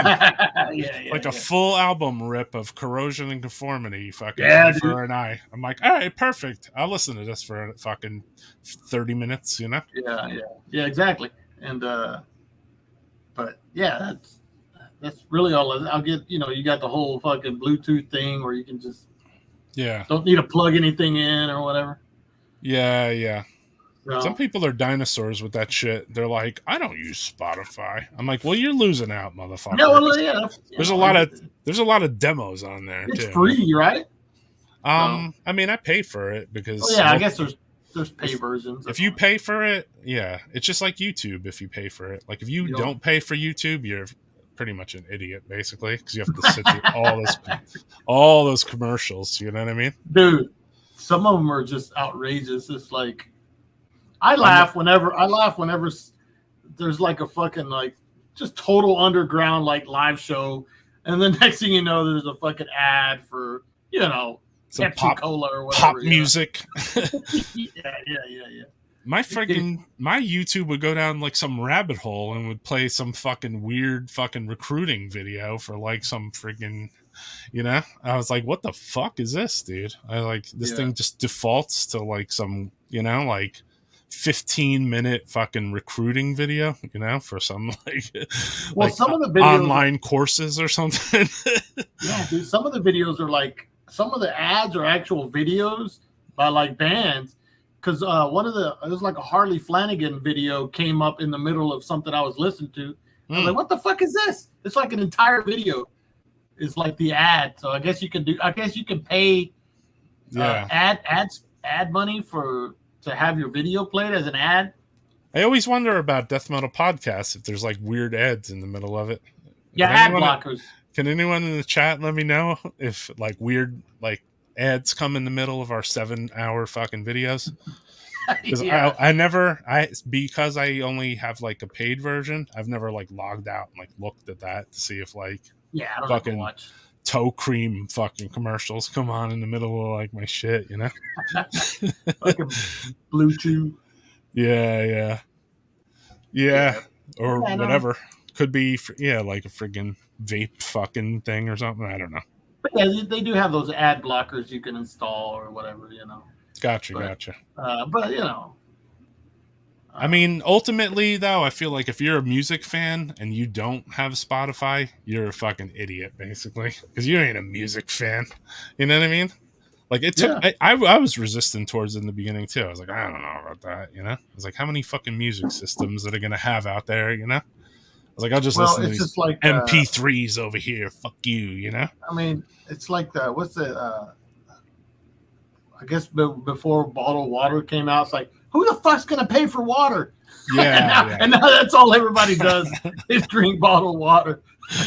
I know. It's kind of the same, I guess, right? It's like, Yeah. why would I pay for this? Big time. Big time. But cable TV is the same thing. It's like, why would I pay for fucking cable? Yeah, why TV? I got 2 channels? I could sit there and change my fucking, Once I moved away from cable, I was like, God damn, why the fuck did I have cable all that time? Yeah, you don't really need it. It's almost useless now, Yeah. So. I even find myself going back to old like downloads I got from years ago, whether they be movies or they be MP3s or they be full album rips. You know what I mean? Like I'll listen to those in my playlist as much as I listen to a Spotify or like the thing is like turntables are awesome, but like it takes a longer time to fucking take the record out and fuck with it. Yeah, you're telling me. So I mean, I gotta be in a special mood to fucking fuck with my records. I'm not a superific record guy. I'm more of like a tape guy mixed with the Spotify guy right now. Yeah. I mean, hey, I'm a fucking YouTube driving in my fucking truck guy. And Yeah. Actually, no, I'm a YouTube guy too. So all 3 of those. You gotta. We're like addicts in a weird way, but not for alcohol. Where it's more for music, Yeah. I mean, I think it would be cool. I was thinking about this the other day. Not to cut you off, but like after you did that interview with the skater guy, I was like, it'd be cool if Francisco like did other like fucking skater and bike guys and like other fucking weirdos, Yeah, I mean, I want to kind of branch off a little bit, Because that's jamming out all badass, no matter how you look at it. Yeah, it doesn't matter what it is. Yeah, it's not just a specific type of thing. Yeah. That's why I had like one of the earlier ones was Kurt from the owner of Sound Exchange was like one of the first shows I did. I think he was like after you, I think. I called Kurt when I saw Frazier was live in Sound Exchange. So I called up Kurt to ask him like, hey, would you like to, take some Necroharmonic stuff or whatever to distribute down there? Yeah. And I was like, yo, can you let me, so we spoke for like 2 minutes and then I was like, yo, tell Frazier he's an asshole. See you later. He's like, all right, I will. Every Friday, but it was Friday. He was live waiting for UPS like a fucking pain in the ass. Yeah, dude. It's like tell Frazier he's a pain in the ass, and it was killer. Yeah. I don't know where he's at. I don't know where he's at. What does that say? I want to see. Oh, I think Roy froze up. It's my show. You're tuned into the Fly on the Wall, Flick of the Switch podcast. We're going to be talking nothing but AC/DC Flick of the Switch. What's your favorite song on Flick of the Switch? Mine is Landslide. That song kicks ass. So what's your favorite? Let me know. What your favorite AC/DC Flick of the Switch? Yeah, I'm all by myself. Jamming Out on Badass taking over the death metal podcast. Yeah, Flick of the Switch, fucking great song too. But yeah, I love AC/DC. There you go. I'm live on Death Metal Podcast. We're talking nothing but death metal. Actually, speaking of, I get you guys involved. I've been listening to lately. What have I been listening to? I listen to Putrid Offal. You guys familiar with Putrid Offal, the old French kind of grinding death band? Been listening to them a lot. Oh, there he is. Yeah, my internet went out and my what do you call it there? Thanks for staying on. I took over. I fucking hijacked the show. Yeah, I gotta just wait for it to restart the fucking thing. Oh, that's cool. So yeah, we're just talking to Flick of the Switch and telling them what I've been. I was jamming some Putrid Offal today. That split with Exulceration. Remember that one? For sure, man. Classic. I listened to Power Age from AC/DC today. Fucking Necrology, General Surgery. What else did I jam today? I think that might have been it. I don't know. Can't remember. I was jamming some hip hop in the car. Actually, I think I had metal on today. Yeah, hell yeah. Some doom metal. Doom. When I take out the garbage, I always play doom metal for some reason. I don't know. Yeah. It's some kind of thing. All right, let me see. The regular camera's coming back in. Yeah. Oh, Impetigo. I've been listening to. Oh shit. Hold on.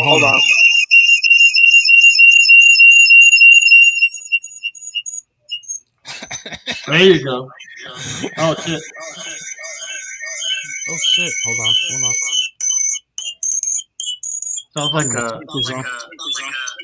one of those noise bands.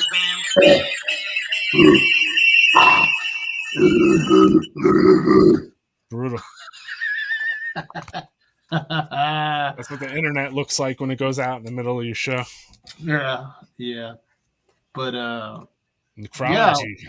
Fuck yes, dude. Yeah, dude, I was jamming that today, and Sodom and Suffocation. Pie-Jack Heist. Yeah. Sodom. Oh yeah, fucking Sodom. Definitely, my man. Definitely. All good stuff. Going into the black hole. Exactly. The black hole of freaking. That's Carl. What's up, Carl? If you put on YouTube or something in the middle of the stream, all of a sudden it'll put like everything into like a black hole. Like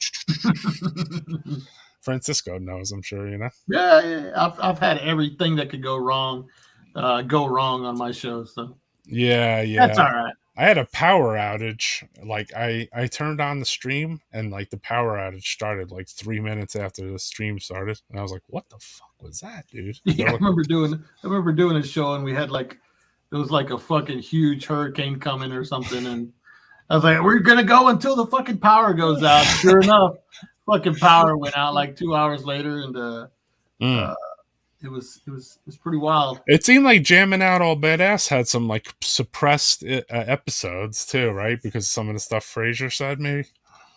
Oh yeah, dude. I've had to like I do it just to fucking protect his dumbass. But yeah, I've had to I guess remove, especially the Chicago episode.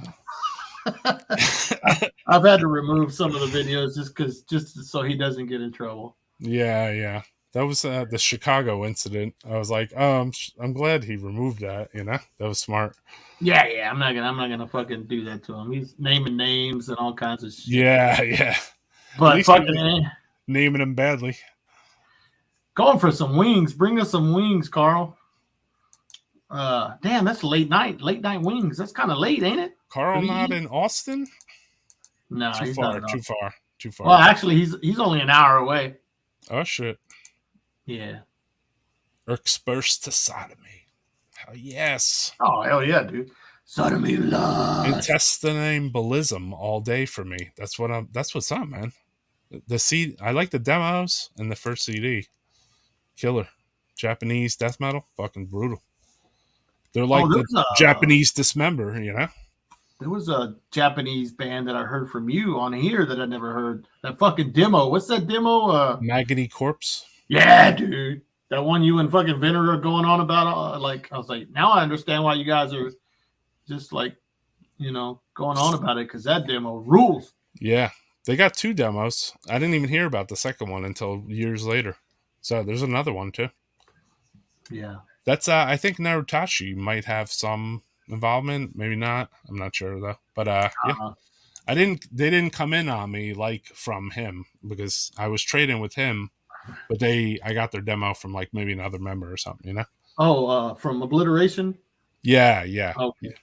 Because years later, I was like, yo, this is so sick, dude. I was like, how do you get in contact with this band? And the guy's like, yeah, I'm in the band. I'm like, really? You know? Because I was just like thinking like, fuck, dude. Like, this place closes at midnight. It's all badass. Midnight. Feast on hot sauce. That sounds like a good plan. I mean, if we're talking Sodom, I mean, you know, their life begins. Hot wings and Sodom. Their life begins at midnight 12, right? Oh, right. Blasphemer. Yes, for sure. So yeah, man, this thing knocked all my videos out of fucking queue, which sucks. Maybe we can visit another little chapter of friggin' the DOM. Oh yeah, dude, that shit sounded great too. All right, let's. I don't think that those videos aren't up anywhere, right? Hell no. That's it. Keep them off of YouTube. I mean, at this moment, no. You know, like they need. I don't know. They're memorial. They're on here. You know. Well, now they are. Yeah. Yeah. So I don't know what's where.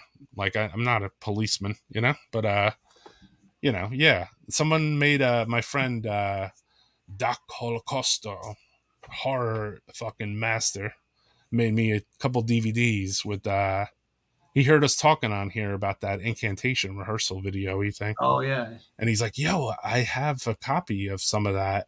You know, shit. It's a 2-hour long rehearsal actually. So it's 2 hours long of that. Maybe an hour and 45 ish. Yeah, I mean the that was Profanation and I think Devour Death.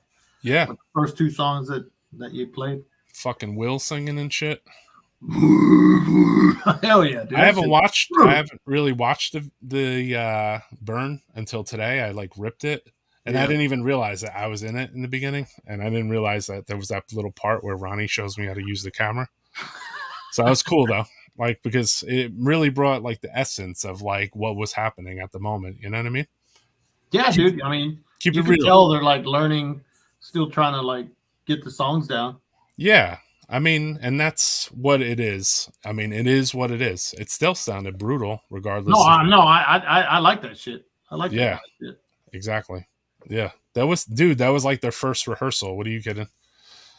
With Venner. You know, so like, yeah, and you said if Jim you say just been there, gotten there too, right?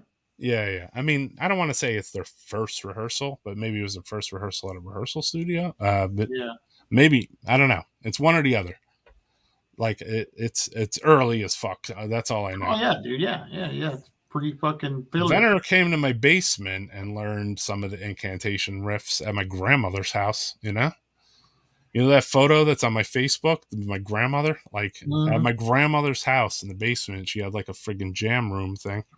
So like when I first talked to John on the phone, he's like, we're looking for a guitar player.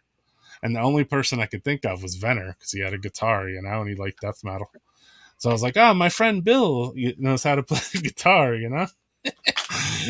And then next thing you know, they came to my grandmother's basement and John was like showing Bill Profanation on the guitar, you know? It was meant to be, man. Yeah, it definitely, I mean, it's just part of death metal folklore. It changed a lot. Yeah. It's you know, how many people like ripped that album? Yeah. Yeah, especially the first To album. this day. Yeah, a lot of the foundation of a lot of death metal is built on the first Incantation album, right? And the first Immolation album, I'll have to throw there too. Yeah, of course. I agree. You know? Yep. Yep. Definitely. The metallic bass sound on Prelude to Apocalypse, exactly, dude. I have to share more of this because it's just too phenomenal. Hell yeah. So we'll just I'll play a song now. Yep. I want to get some of Ronnie's peoples up on here so we could talk. Yeah, man.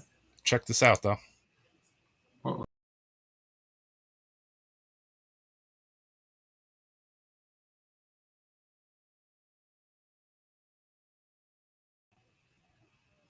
Hold on.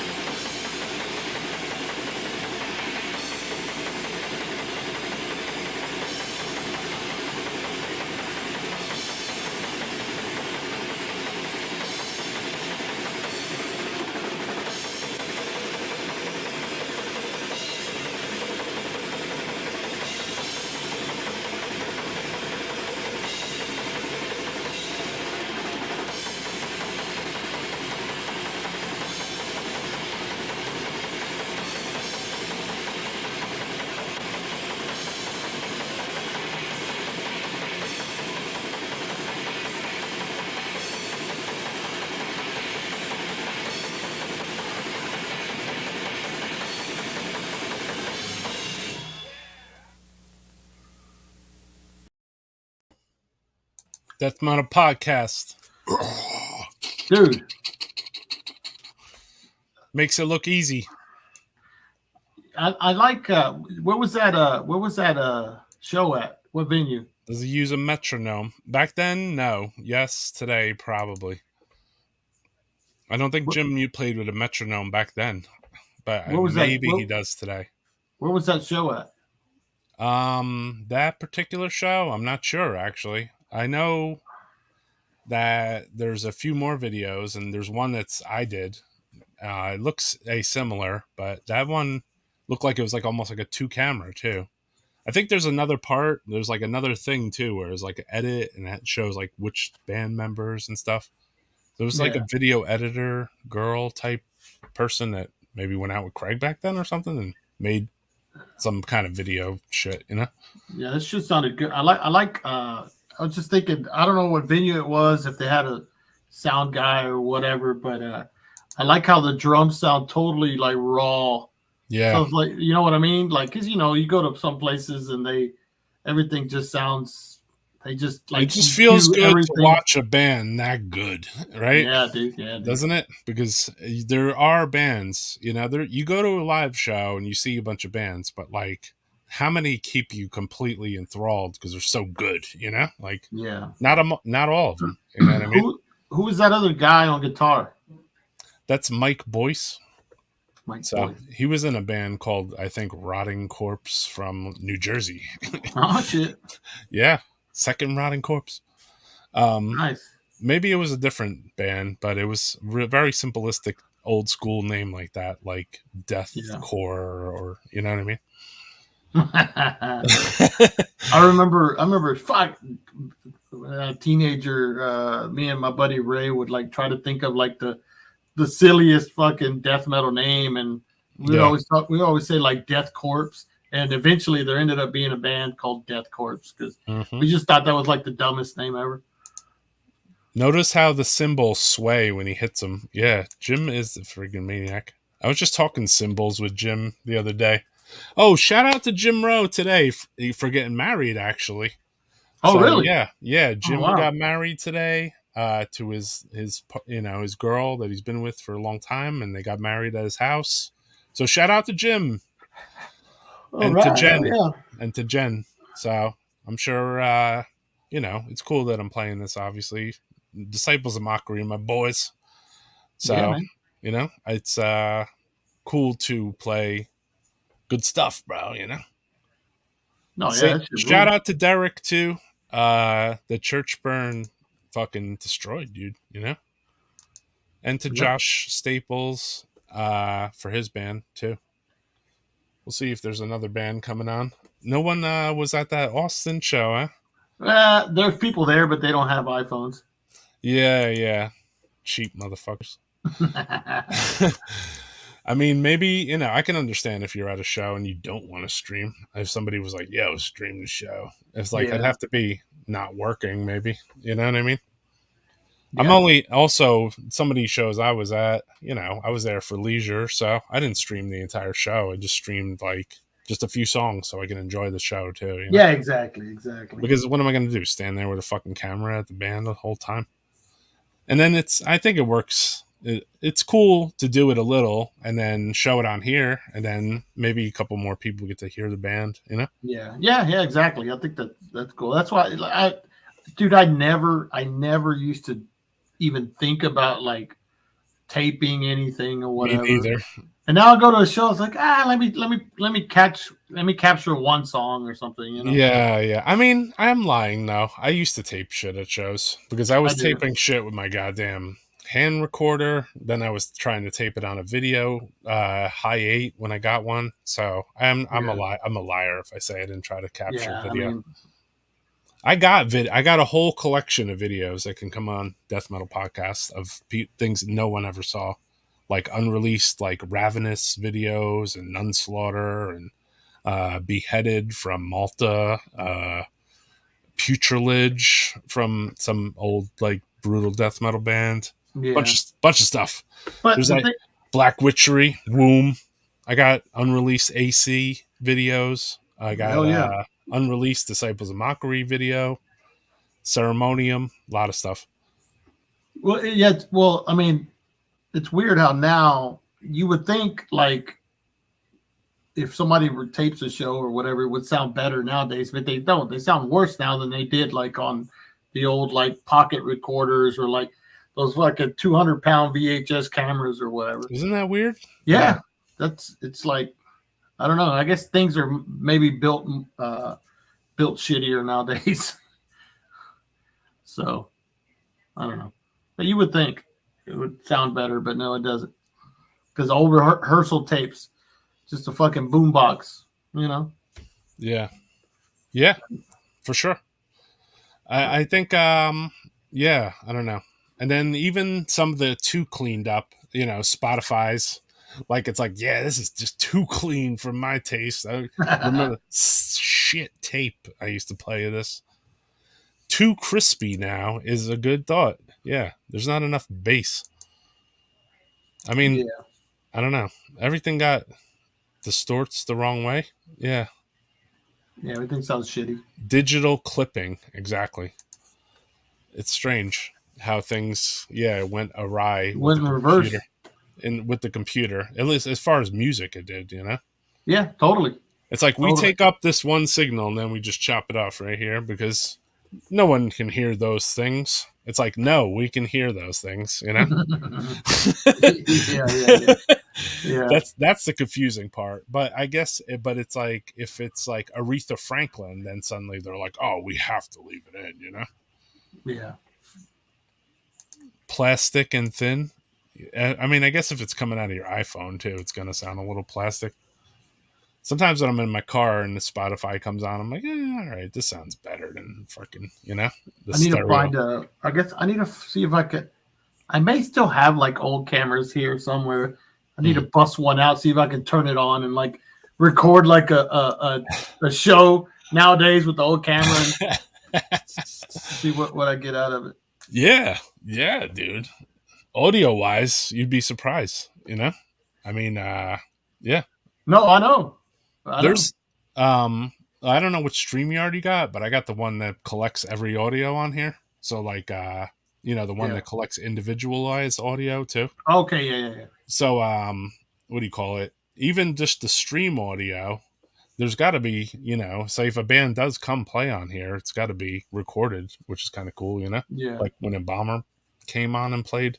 Yeah. I could download like the audio separately or whatever. Yeah. And like Paul was joking around that day saying like, yeah, whatever with the audio on here, you can put it out, And I was thinking this is actually recording everything, dude, Not that I'm going to put it out, but I just thought it was funny. Embalmer rehearsal. Yeah. I'm trying to get, my goal right now is to get Snet from Czech Republic rehearsal. So they're going to they said their thing is like a bunker, so they might not be able to get a recording, but they would record something and then maybe I could air it or whatever, Yeah, I'm trying to do Pius Levis rehearsal. Sick. So we'll see when that happens. These are nice alternative and extras for death metal fans on weekends. I mean, I'd say on a weekday, if you're not going to a show, you like can listen to one of these and watch some bands or something, Fuck yeah, dude. And no overkill. Even, I mean, unless you love the band, like you can deal with just like 2-3 songs. You know what I mean? Yeah. There's times, obviously, I want to see more of something, but there's, after a certain limit, like, I'm not going to play, like, hours of fucking same band on here. So who's this Snet band? They're like an Autopsy-esque band, you know what I mean? Myself, I heard Andre Peters talking about them, and I was talking about them, too, at the same time, because I guess Head Split put a tape out with them. Oh, okay. Yeah, and then I heard them through Bandcamp, probably though. I'm thinking or something. So anyway, they're I don't know, for some reason I talked to them a few times. We made some flags for them, and then I was like, "Yo, man!" I was like, the guy was like leaving me like voice messages instead of just texting me back. So I was like, oh, okay, like this guy's a fucking human and knows how to use technology. You know? So, I was like, why don't you guys come on the fucking cast, bro? I mean, you guys are super brutal, and I don't know, it just would be cool to friggin' have different bands on here, Yeah. I try, and try to just bring something different, Yeah, dude. There's other stuff I'm like hiding in the wings too that I'm not playing purposely. So, that's necroharmonic style though. Yeah. Yeah. No, I hear you. There's That's why you didn't bring any Eat the Decay to the building. No. That's just not. There's what is it like fucking Steve-O Dobbins. He goes, yeah, I got shit that's not even on Metal Archive. So Right. yeah, no. So do I. Exactly. Oh yeah, I do too. So Yeah. it's just funny how it made me laugh when he said that. I was like, yeah. Yeah, There's a lot of shit. Real death metal shit, Yeah, exactly. It's cool. I mean, I think it's awesome. So, man, we should talk. I wanted to go back to this Maryland Death Fest thing. Yeah, dude, do it. What year was it we went? You went 2009? Is that First time I only went twice. I went 2009 and then the next year, 2010. 2009 was fucking, speaking of Autopsy, that's when they played. Oh, with, okay. Dan Lilker on bass. All right, I was there for that. Yeah. That's when I met you. I met Ralph from Haunted Hotel the first time there too. I think that year. I was on this fest too. They did like this in between fest. They were trying to do a non-Maryland Death Fest, and it was like in December or something, or January or something. It was like this fest, Auditory Assault Fest. Oh yeah. I remember that name. I'm there vending. I got my Gore-Tex shirt on. I'm like mad fat. I got my NRW fucking pin on my hat. Selling some Gore-Tex and Carcass and dripping shit. Oh yeah, I see the Carcass logo on top. Yeah. Then there's a couple of Auditory. funny things. I guess this is the show you went to, because this is when I saw Autopsy there. Yeah, probably. Yeah, because I met Danny Corrales. Just fucking, he was just plastered like later on that night, and I was talking to him, and me and my buddy Matt and Billy were like talking to him for a while. He's really cool dude. Yeah. This is my one and only photo with Chris, and I've known Chris for like probably about 25 years, since 92 Morgue Tour. So I've known Chris for almost 30 years, and this is our singular photo together, basically. I totally forgot when we took that picture, me and you with the guy from Obscene Extreme. Yeah, that's a killer one, man. I was like, wow, look at that skinny guy. That's my camera shit. So I mean, I took a few photos. It's just that I didn't go crazy, Yeah, this is a pretty fun one. You could definitely tell that it was cool, dude. I mean, here's a good one. You could definitely tell I'm like completely fucking roasted.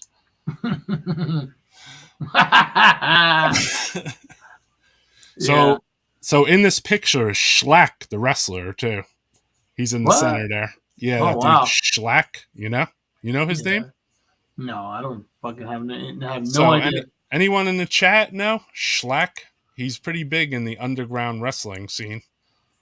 The guy with the cap in the middle? Yeah. He was in a band called Call the Paramedics and a band called Eat the Turnbuckle. And then, the guy with the black eye in the background, he was in Call the Paramedics too. I remember that name. And then that's Michelle from Panties from Cali, LA. And then that's Gutter Christ too in there too. I recognize him, yeah. I don't remember the girl's name, but which one was this one? Same year? No. This is, I don't know. I knocked someone out at this, and it wasn't that guy in the back, though. So I sometimes I find these kind of funny ass photos. You know what I mean? Yeah, that's cool, dude. Schlack is all built up right now, and he's like, he jumps through barbed wire and gets like fucking bottles smashed across his fucking head like every day, basically, Yeah, Wow. I saw them. I booked them actually. Call the paramedics, and they did. You had to literally call the paramedics when they were done. The show, the whole club was covered with blood, and it was like it was a nightmare, dude. But it was cool. I mean, I like mayhem. It was on Yeah. some, it was on some like bloody Gigi Allen shit. But please don't get any on me, thanks. You know. The band is called Call the Paramedics, so that Yeah. pretty much tells you everything you need to know right there. They lived up to the name. Yeah, I mean, I don't remember us calling the paramedics during our show, but I mean, I would assume at some other shows, perhaps. Yeah, But I remember the name. I don't think I ever heard him, but I remember the name. here's a good memory I never showed anyone. I remember there's some videos of this close up too, but this is a Roy Fox shot. This is Disma live. Oh, wow. Playing outside. That's Venner in the far ground there, Is that an MDF or what? Yeah, they were one of the outside headliners at MDF or whatever. Yeah. And I don't know, called a headliner, but I mean, it felt like they were. It felt like they were. Yeah. So yeah, it was killer, dude. I found this today because there was massive amount of shit. There was this too. Remember we were talking about like the tail end, front end, tail end shows? Mm-hmm. On the front end of a Maryland Death Fest, and the same bands played the fest. We could talk about these bands. I set up this show, which was the last show at CBGB's. Oh, yeah. So it was like Pungent Stench, Mucopurulent, Splatterhouse, Mashitazo, and Putrepile. And Villains. Yeah. And Villains. Shout out to Lino. Yeah, Damn, that was almost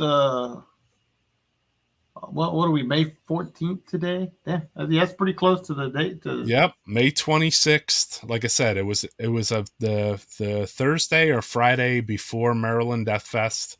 The show was almost like a meeting point of a lot of these bands. And also the guys from Demolish got picked up, and I think it was the first time they ever came here.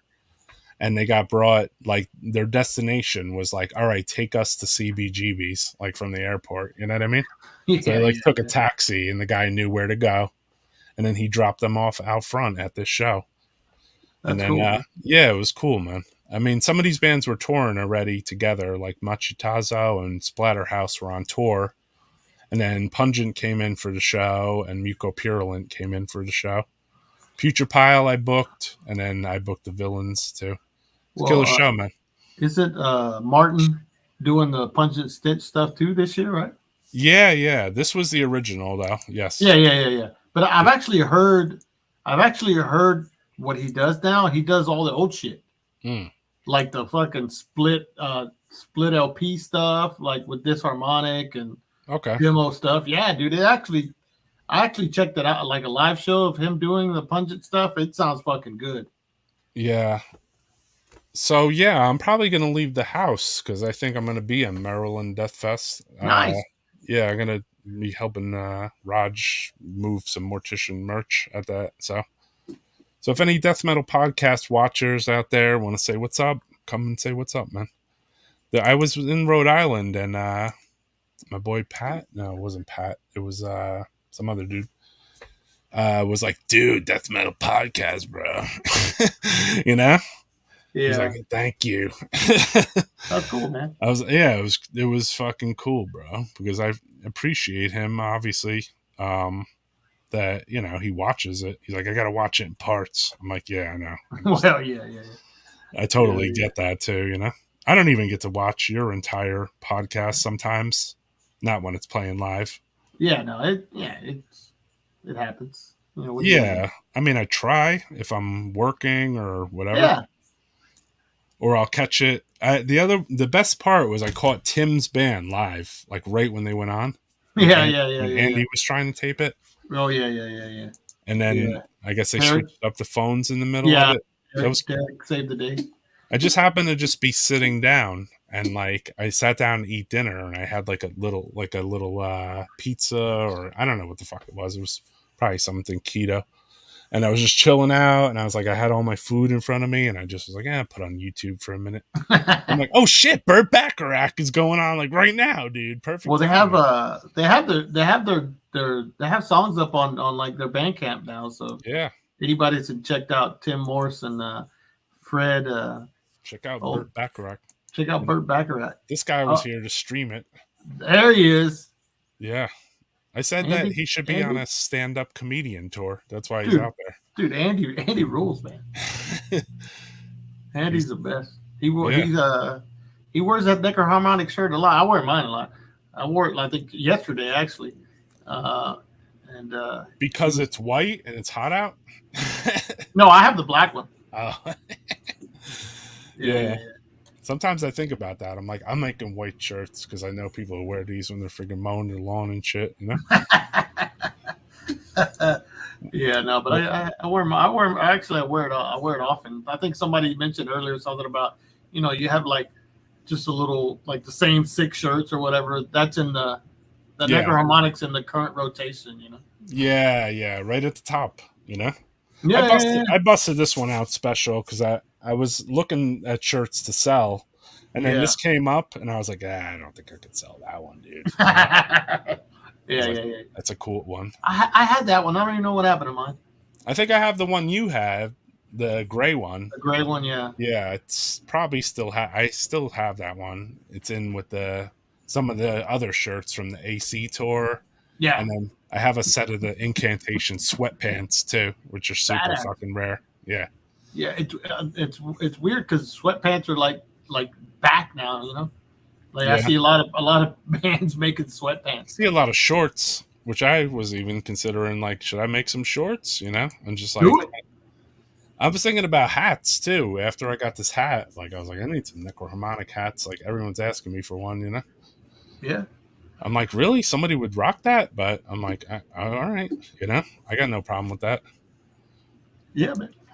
I guess I'm just not, it's just like putting your band's thing on like a coffee mug. Like you might not want to think that direction, but at the same time, there's somebody out there that'll be like, yo, give me a fucking jamming out all badass coffee mug, Yeah, well, I made a ramen fake, soup container. I made a fake like well, I didn't make it, but it was HRA like ad where it was like me wearing like HRA leggings or whatever, and with the logo going down the side or whatever.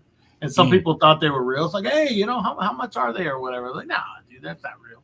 Yeah, trucker hats. That's what's up. I always used to wear hats. I don't really wear them anymore, but hats are weird with me because I got a pretty good sized head, and it's hard to find a hat that fits well. But trucker hats usually fit well. I fuck with every hat. I mean, everyone except the one with the little sticker on the top, that fucking like circle hat. You have to fucking get the fucking whatever. But you know what? I never really buy those, so maybe I would like it. I don't even know. I don't want a hat that's not gonna stick on my head. That's number one, Because what's the purpose of wearing a hat? To keep the fucking hair out of my eyes, Yep. Driving around, you don't have a hat on, you're fucking like, But yeah, I hear you. Death metal is hats, bro. It's all about fucking death metal hats. Death metal hats, man. Let me see. Let's see. Now that this shit isn't queued properly, there's something I could play here. I want to play here, but I think it'll copyright strike. Basically, I heard music playing in the background of your skate video. That sounded like an automatic copyright strike on your shit. It was the fucking police. I didn't realize it. I had to mute it. I heard it. I was like, I wonder if that'll strike his video. Oh, it did. It did. It was the fucking police synchronicity or whatever. You can barely hear it, but it still caught it. Yeah. Of course it did. Yeah. Death metal socks. I would totally wear. I've seen them. I've seen drippings. I would wear Impetigo socks or something. Sometimes I just need socks in general, Yeah. Fucking socks or death metals. Fuck, dude. They smell everything. So what about the lower half of this Maryland too? Oh yeah. There's some Uh, grindcore bands on here I wanted to ask you about. Maybe you know about them, like that probably AC/DC not. band. No. Oh no, I don't know who that is. I mean, I know who they are, but I've never heard a single note. Okay. There's Warmask. another band. There's another band from Houston on there, that Necrofire. Oh, is there? Yeah, that Necrofire is from Houston. It's the guy that runs that that fest that just happened. Hell's Heroes. Okay. That's his band. Where are they? I see Malignant Altar. They're right. What does that say? Zombie Assault. The band right above Zombie Assault, bottom left. Okay. Oh, Yeah, okay. Gotcha. Yeah, that logo. And I see. Oh, I know Backslider. That's, what about Antichrist Siege Machine? Any fans out there? I see that name a lot. I've heard that name. Yeah. Imprecation. Hell yeah. Oh, you know what? I actually saw Antichrist Siege Machine. Actually, I think I saw them in Houston recently. They played with Abysmal Lord. It was all right. Not really my thing. I think they ended the set with like a Sodom cover or something. Cerebral Rot. Yeah. Cadaveric Incubator. Yeah, that guy hit me up. He was like, "Can I get some flags?" I'm like, too late. You missed the boat, homie. Cardiac Arrest, of course. Yeah, for sure. Tom. Shout out to Tom. Backslider. I know Backslider. There's a dude named Logan. They were from somewhere up there, up northeast Philly, I think. They're kind of. I saw Bile. I've seen Bile at Maryland Death Fest. They were phenomenal, dude. They're like Rompa-Promp kind of band. They're from Holland. Okay, yeah. They are fucking killer. What's the band that is next to November Doom? It looks like it doesn't say Killjoy, but it says something like has like a little thing. Anybody know? Let me find November's Doom first. Oh, okay. So you have that Yuda or whatever it is. Oh, I can't even read the one next to it. A band in between the two. Does anyone know who that is? Squash Valves? Wow. Yeah, that's cool though. And Rotravor. Yeah, dude. Late edition Rotravor, badass. I know, man. Very badass. Is that Panzerfaust? I didn't know they were still around. Divine Eve? Yeah, Divine Eve. It's going to be heavy. Texas representation here. I see Malignant Altar. Blood Feast was Jersey, right? Yeah. I think, they might be New York now, but maybe both. Maybe both. Yeah, close but enough.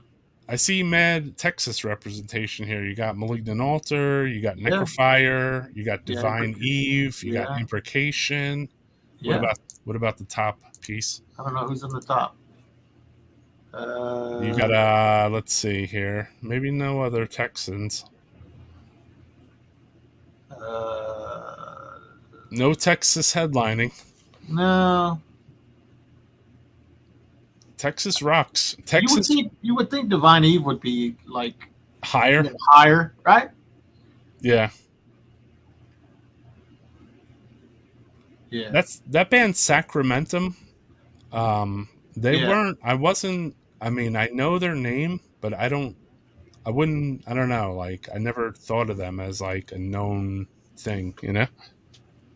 I see them on top of like fest flyers now. I'm like, who is this band? If they're in Europe, I mean, if they're doing it in Europe and they're the headliner, then I kind of get it, because maybe they just came through the ranks and then they're a big band. You know what I mean? Because every once in a while there is a band that just like they shake out the foundation a little bit, and they're just like, oh, okay, like they're not big in America, but they're big elsewhere. You know what I mean? I don't know. That's the way I look at it when I see like a band. Infest rules, man. I like Infest a lot. Yeah, but they put on like hardcore bands. Yeah, I know. DRI playing Maryland Death Verbal Fest. Abuse. It says Maryland Death Fest. Yeah, I know. What's good? Jesus drinks jet fuel. Sacramentum, first album. I think that's what they're playing. I think that's what it says underneath. Never heard a single note from them. Divine Eve is good. The demo was amazing, dude. Yeah, dude. Remember that. And the first album. I wonder Brent. Nocturnus AD's playing. Yeah, and oh shit, Mike Browning in the house. They play. When I saw him play, they play fucking. They play like a couple of old Morbid Angel tracks, dude. Wow. Yeah, shit. dude. Yeah, dude. They played. What did they play? Angel of Disease and shit. Mm. Yeah. Yeah, this is a hell of a fucking lineup. You know what? I felt like this flyer right here. You can't see what's going on as much. No. When you go like this, then you're like, oh, okay. Yeah. Devil Master. You know what I mean? Like, I could actually see who's playing the fucking show, dude. Thanks. Who's that? Who's the band next to Cadaveric Incubator? Erotica? What does that say? I see Cerebral Rot, and then Cadaveric Incubator, and then The next one. I don't know. Looks like- Zentrix? Is it Zentrix? no. It looks Heted or Headed. What does that say? Heretic? Anybody in the Heretic? chat know? Maybe. Who is that? Anybody in the chat know? I see. I don't know a lot of these bands. Drawn and Quartered. They're killer. I've heard the name. I did shirts for them. Actually, they were very nice guys, which is cool.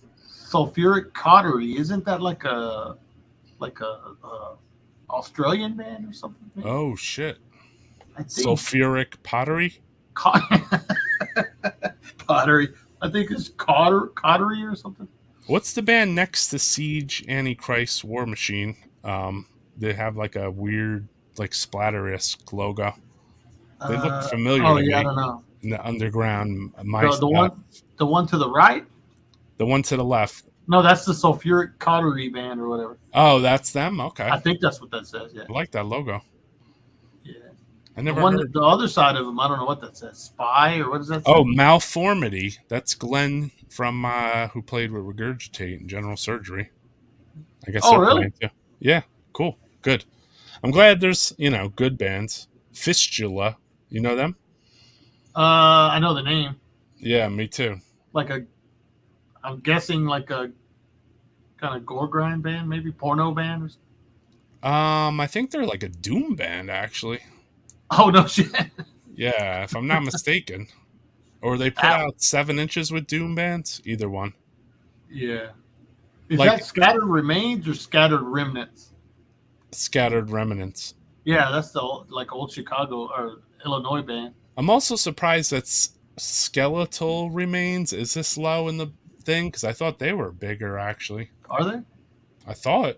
Oh, I don't know. I thought they were a little more popular, I get, like, At War gets better, like, because, I'm They're old. wonder how many bands people come to see At War. Yeah. Is anyone going specifically to the fest to see At War? Just out of curiosity. Let us know in the chat. I'd say most people are probably like, Who's going for what? Because everybody was going for Dismember, first of all. So now, who's going for what, man? I saw Dismember on their first U.S. tour. I'm good. Does anyone in this chat actually leave their house? Good question. Oh, right. Sulfuric Cautery is from Dayton, Ohio. Okay. Close enough. Close Cool. enough to Mortiferium. Fuck yes, dude. Okay, cool. He's a Blast Addict. Owns Blast Addict. My bad. I'd go for Hellhammer. Yeah, now that I saw Hellhammer was playing, I would be like, okay, I know the songs. Oh, You know? a lot of people like the Deicide's doing the second album, so that's probably a big ticket. Yeah. I mean, for me, I would say, now obviously Autopsy. No one even mentioned Destruction is playing here. Personally, Rotchavor, obviously. Yeah. Imprecation, Necrophobic, I wouldn't mind seeing. Necrophobic's on there? Yep. Oh. Demolich, Divine Eve, Shrink plays Pungent, Immolation, Yeah, I'd like to see that Pungent. Mortician. And then I think Profanautica is on there, so that's cool. Oh yeah, that's right. Massacre, I wouldn't mind seeing. If they don't break up by then. Yeah. Acid Witch, I would like to see, actually. That'd be cool. And Bile, I've seen. They're killer. They're fucking killer. I'm going to just go through this list right here and let you know, like, how many of these bands I did see. Okay? 1, 2, 3, 4, 5, 6, 7, 8, 9, 10, 11, 12, 13, 14, 15, 16, 17, 18, 19, 20, 21. I seen 22 with Future Pile. I seen 22 of these bands already. You guys said I don't go to shows, motherfucker. I seen 22 of these fucking bands. What are you, crazy? I've been to mad shows. Yeah. So yeah, anyone that said I didn't go to shows, I'd like to. How many of these bands have you seen? I've seen. Let me see. 1, 2. I saw Divine Eve back in like. No, I haven't seen him recently. I saw him in like '92, I believe, in Houston. Rotrevor, I've seen, but not without Mastro, but I've seen that lineup. Imprecation, obviously. Who's that next to Primitive Man? Is that Mortiferum or what is that? Yeah, Mortiferum. I've seen them. Played with them, right? Yeah, Cerebral Brought, played with them. Cardiac Arrest, Antichrist Siege Machine. I mean, they were playing a show I was at. Oh, more than me. I'm at 8. I've I've seen most of the upper half, I guess. Backslider. I've seen Backslider. Okay. They're down on the bottom. They're a cool band. You know the underground shit, homie. Yeah. They're a cool band. Just fast, infest type shit. Malignant Altar? I've never seen them. Yeah, however many that is, but that's all I've seen. That's more than my 8. Yeah. It's a lot. I didn't know. Well, a lot of Backslider was from Texas. No, they're not. They're from Philly. Oh, okay. Damn. But you saw them. Yeah, they played here fucking years ago. Fucking Drawn and Quartered would be sick. Profanatica is on the top of your list? Fuck yes, dude. I saw Profanatica. They're killer. Yeah, I've seen them too, yeah. Demolition Hammer, also seen them. Killer. Killer. They toured with way back when, was it Demolition Hammer, Devastation or something? I can't remember. Hell yeah. I saw Mortiferium. Fucking A, dude. I want to see them. Oh, saw Scattered Remnants and Pyrexia in Albany. We might run into each other at some show, Synthetic Life, if you're going to Albany. Wow. I didn't go to that show. I think I streamed the Malignant Altar show that same night on here instead. How weak is that? That's kind of weak, right? Yeah. I mean, Malignant Altar's killer, though. I just happened to be streaming that night. I mean, most days now, I'd rather just stay home. I just cannot physically keep up with every single show. Oh, of course not. Nobody. If I knew what was going on and like it was the right timing, I'd probably be like there, dude. You know? Yeah.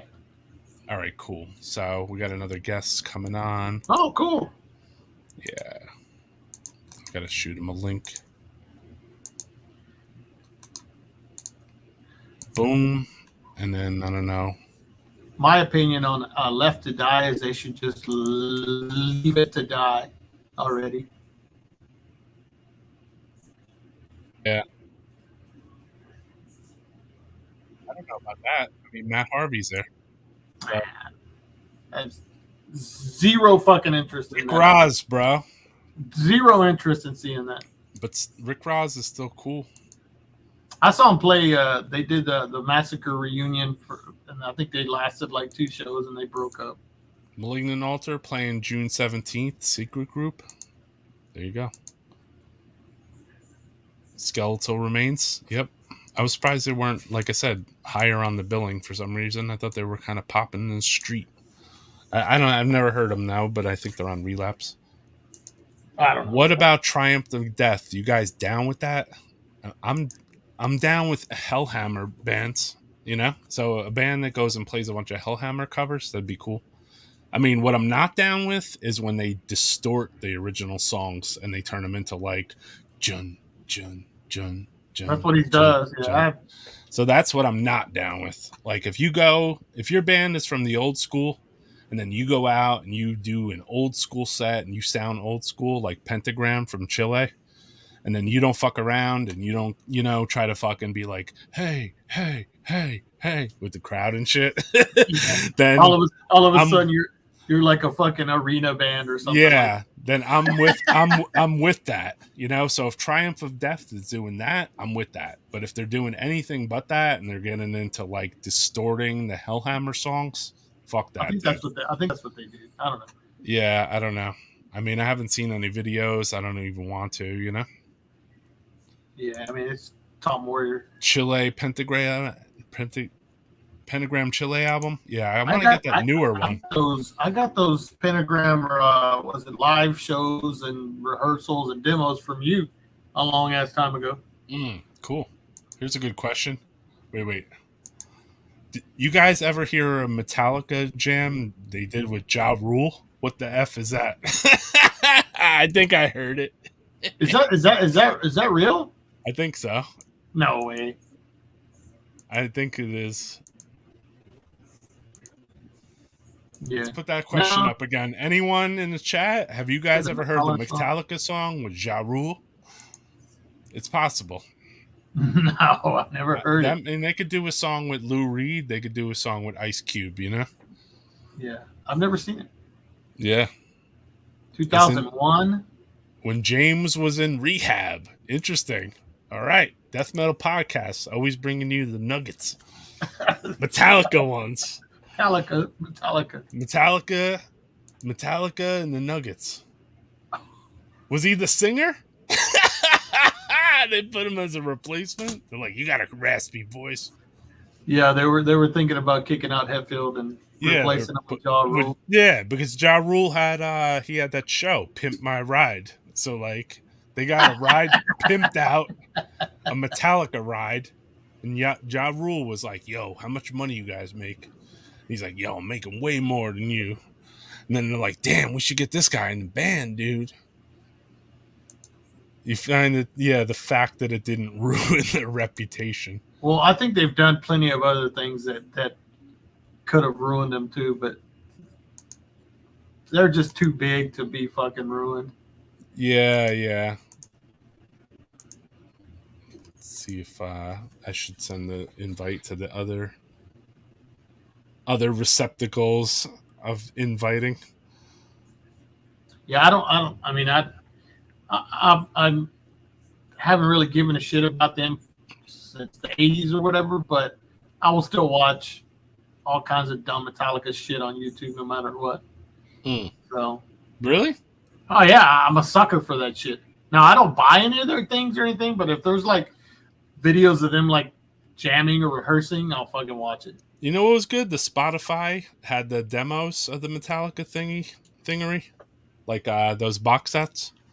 Oh yeah. And then they had ones that you had no vocals on them, so if you knew the song, you could sing it, like Leper Messiah. Oh wow. And it would be like a demo version of Metallica karaoke and shit. Yeah, it felt like it, but it was like it was to like an original '86 demo version, and I was like, "Damn, I like this! Like, I can work, and I'm like singing fucking Leper Messiah and shit." I was like, "I'm kind of feeling this, bro. I like that there's no vocals on this, you know." And it was recorded in the old days, you know. Yeah.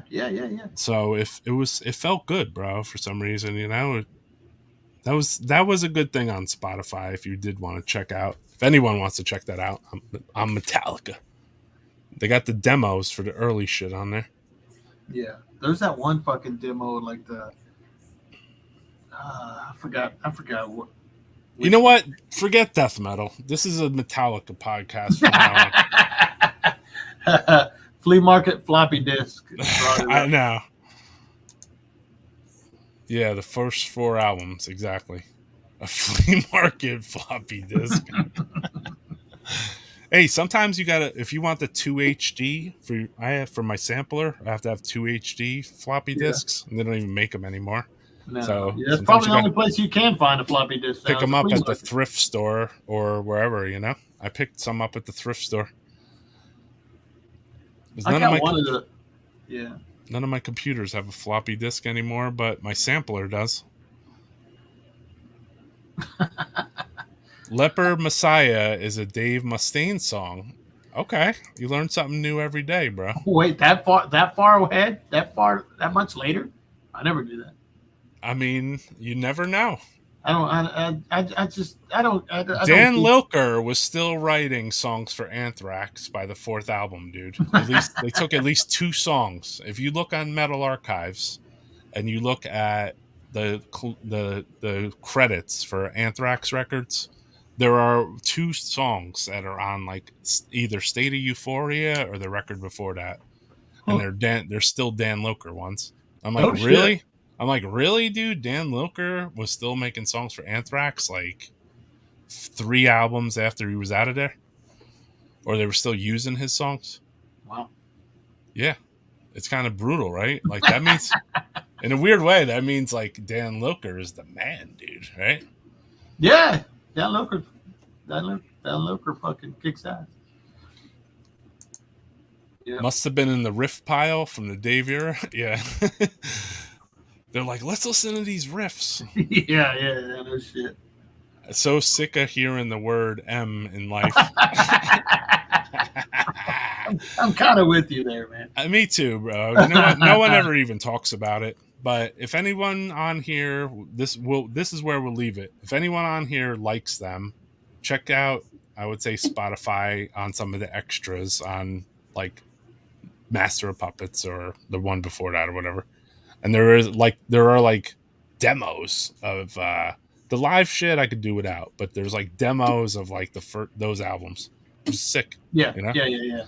And I mean, if you like Master of Puppets, you know, I only have like one of those box sets, and I bought it because it was like cheap. I found one like this place was closing down, and they were like selling.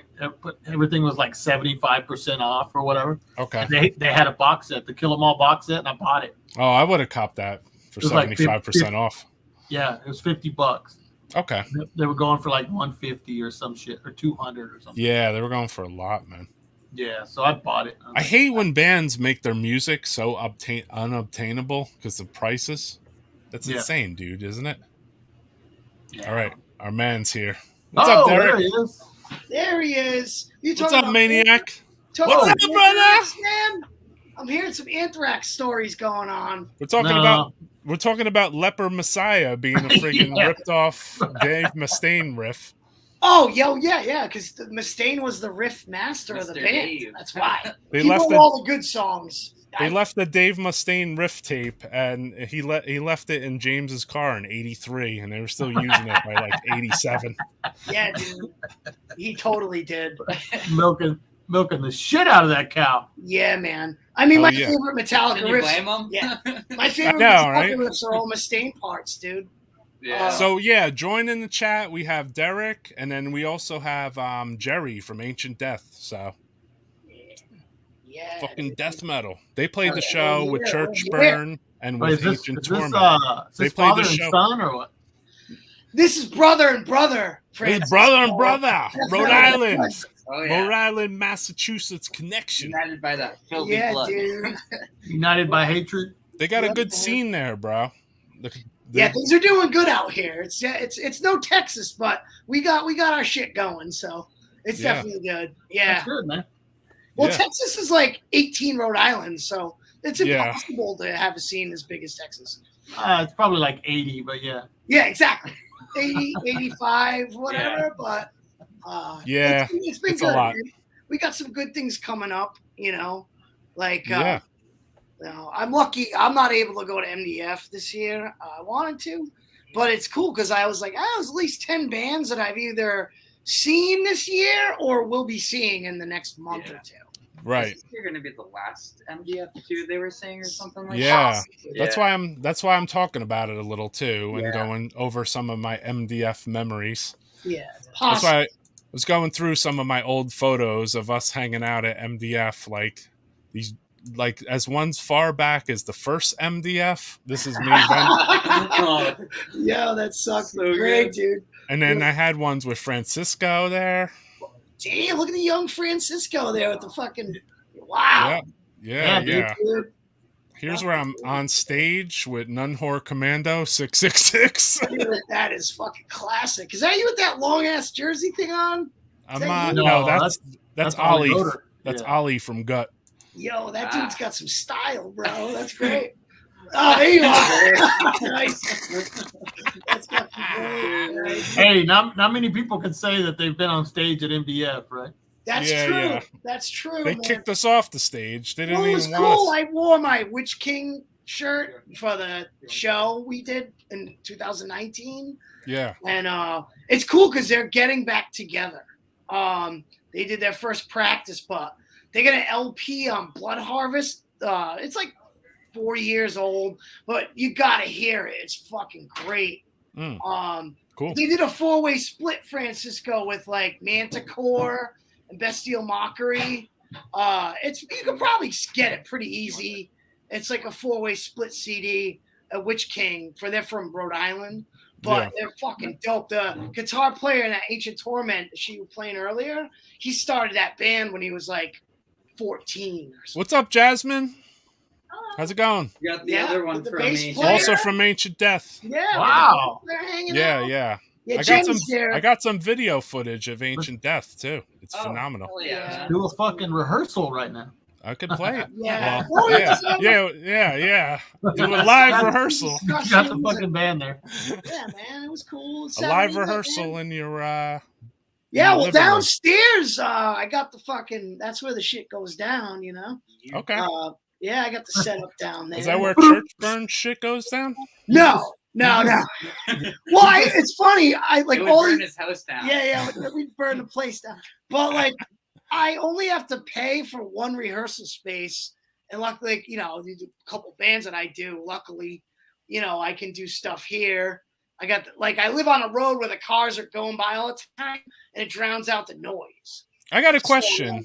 So, I was at Skip's rehearsal space, and then they share a rehearsal space with he said it was like a noise or a grind band, but he didn't know the name of them. And then he said it was Danielle from Dusk's boyfriend or something. Yeah. Do you know what band that is? Do you know what band that is? Well, no, Skip is amazing, but his memory is kind of fucked because he forgot, dude, that he played Michigan Death Fest in 1992. I was like there. we sat up all night dubbing tapes to trade and sell, right, before the trip. Right. And he's like, I don't remember playing. I'm like, what the fuck? Like, that was one of the biggest things we ever fucking did. And he's like, I don't remember. So it's funny. He's a trip dude. He's the best dude. Like, I love him. Is there any footage of you guys playing that? Not that I've seen. Head Rod at Michigan Death Fest? That'd be crazy. I don't think I don't think I have that. I don't think so. I got some footage of that show though. I got Mortician, a couple other bands. Wow. Yeah. Phlegm, right? I got Phlegm. Yeah. Yeah, Phlegm. Yeah, they were the probably. Well, Skip just sent me a Head Rot 7-inch like a few weeks ago. He said, "Hey," he's like, I got a few of the original ones left." I'm like, wow. Hey, you want to hear a fun fact about that 7-inch, dude? So I had just left the band. Right before we got signed. We played in Cleveland at with Embalmer. Right. And Dissonant Records was the late label kid. He came up, approached us about doing a 7-inch. We hadn't gotten any labels offering anything. So we're like, oh, fuck yeah, finally getting something out, that's not self-released or whatever. So I quit the band, and they didn't have any photos of anyone without me in it. So this is before Photoshop. Like, Mike had my body taken out on the back cover. So I'm in the photo, Francisco, but I'm not. He had it we got a John Hand in the house. I'm an invisible guy, but I'm actually in the photo, but I'm not. So there's three guys standing by a tree, and I was in with and I'm not there. He had me disappeared out. It's like that episode of Seinfeld where George is takes himself out of a fucking photo or something. Yeah, it's a good 7-inch though. It's a good. Mike Brown did all the bass tracks. They couldn't get whatever they had to get. Do you mind if I play some of that Ancient Death? Yeah. All right, cool. I'm like, sick. I got some exclusive here. So yeah, throw that shit on. It sounds good mastered too. It's all mastered up. You think the church burn sounded good? Oh, I love. Yeah, I was like, we were having a fire, but I stopped because I walked in and the TV was on. I was just like having it on. You're like, damn, I'm on TV. And, no, but it sounded. Hey mom, turn on the YouTube. Dad, go on. Yeah, Dad, hurry up. Hey mom, turn on the YouTubes. All right, this is going to be a little choppy in the beginning because I kind of walked in on it. All right, enjoy.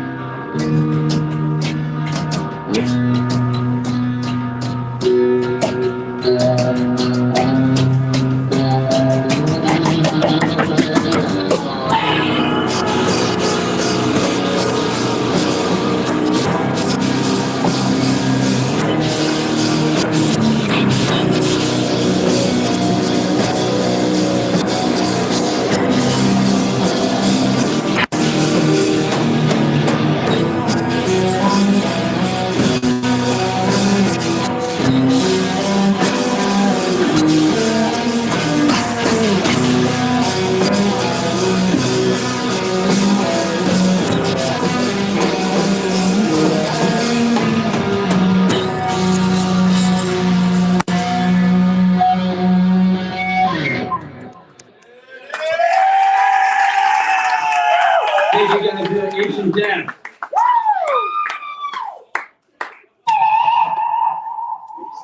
That's their chorus song, man. Oh, yeah. Gotcha. How you guys doing tonight? Yeah. We're playing some songs off our upcoming album, Sacred Vessel, which hopefully should be out very soon. We got some t-shirts for sale in the back if you guys would like one and are enjoying what you're hearing. We appreciate you all. This song is called Labyrinth of Self-Reflection. No, it's not. Nope.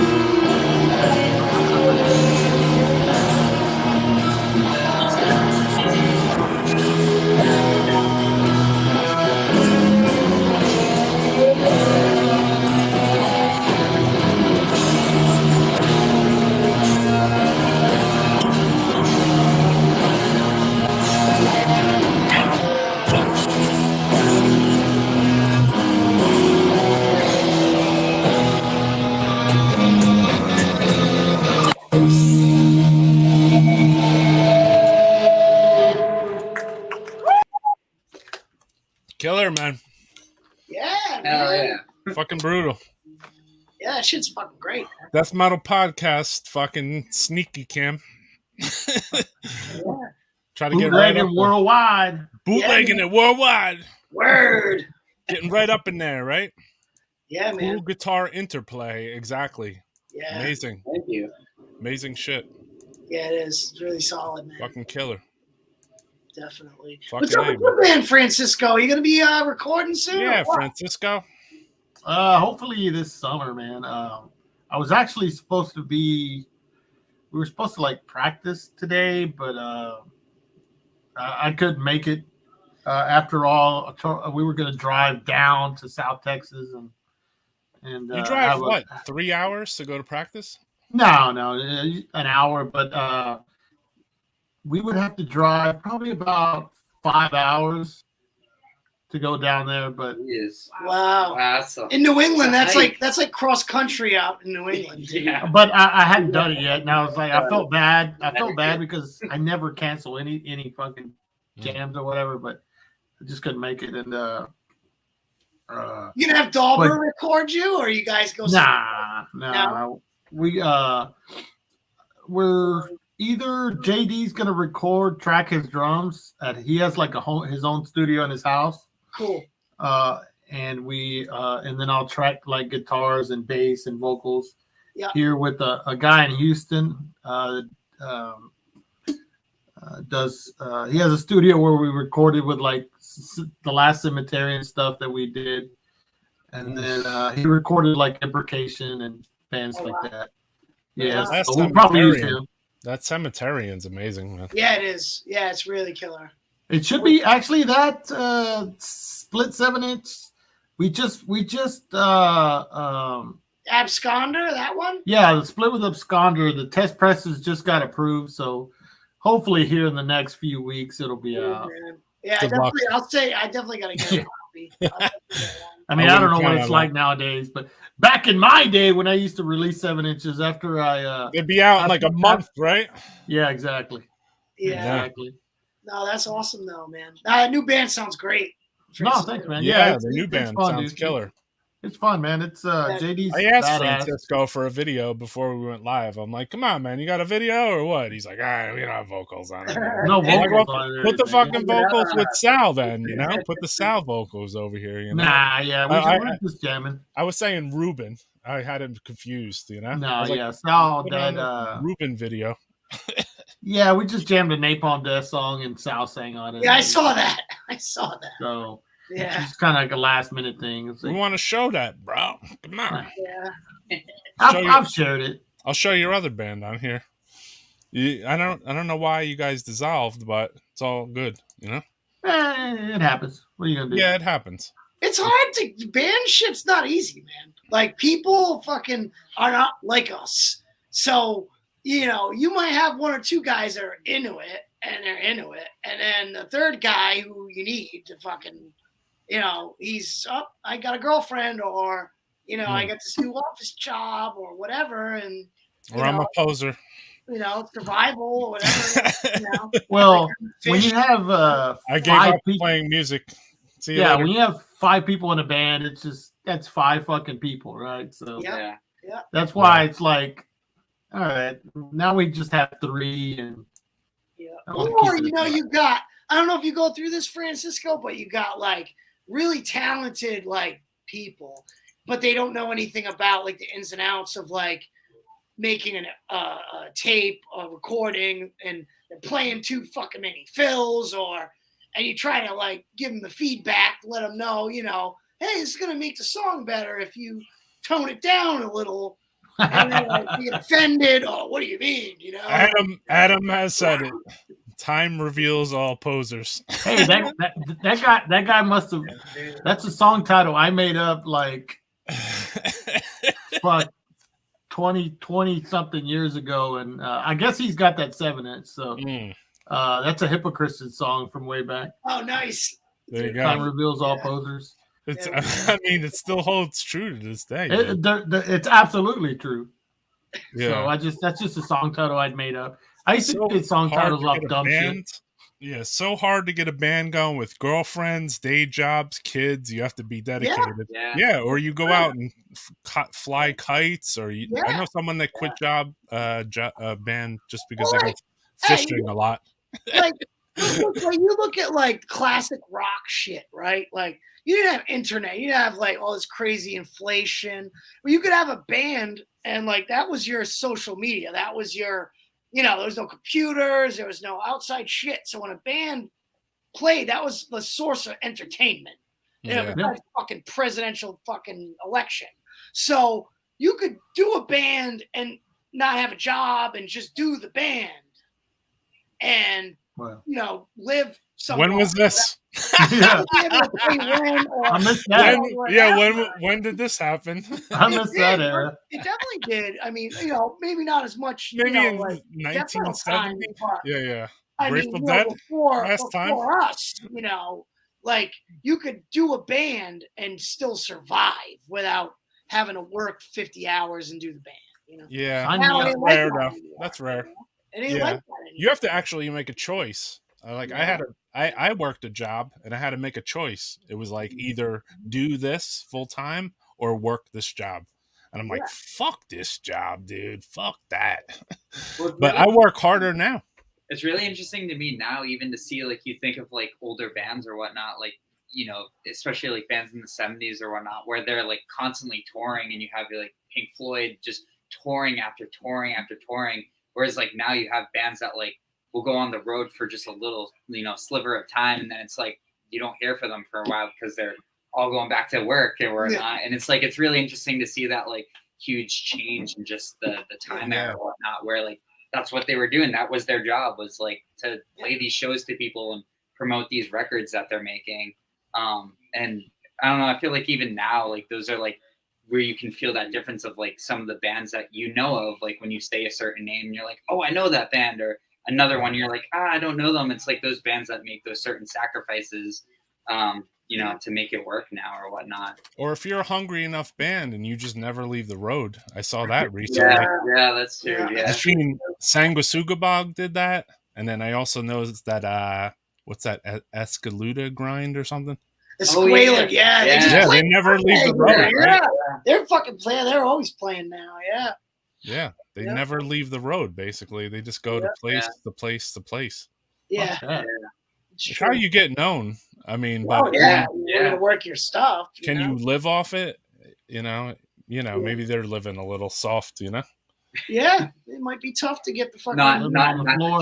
Yeah, you're living on some ramen, maybe a little ramen. Yeah. I saw bands when I was at this rehearsal spot, the Meat Locker, which was also a club. Like there was a band, Dutch Guts, and they just like lived off just touring around and the things they did at the club that was local. So I was always like impressed with them just hitting the road with I don't know, just like, random smaller bands, which later became bigger bands too, So it was cool. Well, Immolation, Incantation live on the road. Immolation, especially those dudes are fucking. You don't have to worry about it because I'll see them real soon. Oh yeah. I mean, they would play it down here like twice a year. Yeah. It's just bizarre to me how they still carry so much energy live. You watch videos of them back in the day, and it's like they still bring that energy live. Yeah, it's like monsters. Fucking A, dude. Immolation have a lot of energy. Unreal. Yeah, they got a lot of fucking energy, dude. Yeah, Bob Vigna. I was just thinking about that. He looks like he's being controlled by a puppet master when he's playing. Like it's so different. But it's great because it's his style. He's making the sound go out into the crowd. He's like, yeah, he has such a bizarre like performing style. It's so fucking. It's different. Cool. Yeah. Another fucking killer. All those guys are killer. Whenever you don't have any hair and you're playing metal, you got to fucking do something else besides fucking. Yeah. We were actually just talking about, we're like, man, like my grandfather is bald and my dad's bald, so I'm like, I'm probably gonna go bald one day, and we were joking around about like me shaving my head and just growing a goatee and like how am I gonna perform on stage without the hair blocking the face, and really joking around, just like doing some like weird, do some Bob Vigna. Yeah, you just do some or you just go Niflheim. That shit looks killer. I think it's awesome. Skullets? It's the ultimate. Fuck you. Well, no. I'm gonna say Skullets? Yeah, no, you know what? That's fucking true metal though, because if someone Grave Violator did it. If they're worried about how you fucking look, like you're a fucking poser. That's Like, what I don't said give a about fuck. T-shirt wearing earlier. Oh, well, you're too bald now. You're gonna have to cut your hair. Like, no, who are you to tell me what the fuck to do? Yeah, You know, that's what I Hang on to those last threads you fucking got. if you want to look like that, then you should fucking look like that. Yeah. That's what metal. That's death metal. Yeah, You know, not giving a not fuck. you know. Yeah. If you want to cut your Obviously. hair, great. You know, if you Yeah. want to cut it down, shave it off, cool. That's great too. You know, Yeah. but it shouldn't be like, oh, you know, I gotta dress up. Yeah. yeah. As long as the riffs are there, that's all that matters. That's right, dude. You know? Yep. Like, So Well, bring in the right gotta shit, have the man. riffs. I think aesthetics does have a lot to do with the live show for a metal band. Like, you got to Yeah. put on. Oh, a yeah. show. Definitely. Yeah. Yeah, you're not So, going to be wearing. I think Yeah. You don't want to see I like, you know, Adidas yeah, you don't want to see shorts Adidas tracksuits live. and Definitely. like a I do. I don't. Maybe Roy does, but you know, I get that totally. I or agree. you have to wear the tracksuit to the show. Yeah. Yeah. A blood duster tracksuit. I mean, Gene- Roy is from Jersey. Fucking track. Yeah. I could. Yeah, like a soprano. Exactly. If you're like doing Adball, you'd be all set, you know? Where do you think I learned my lessons? Yeah.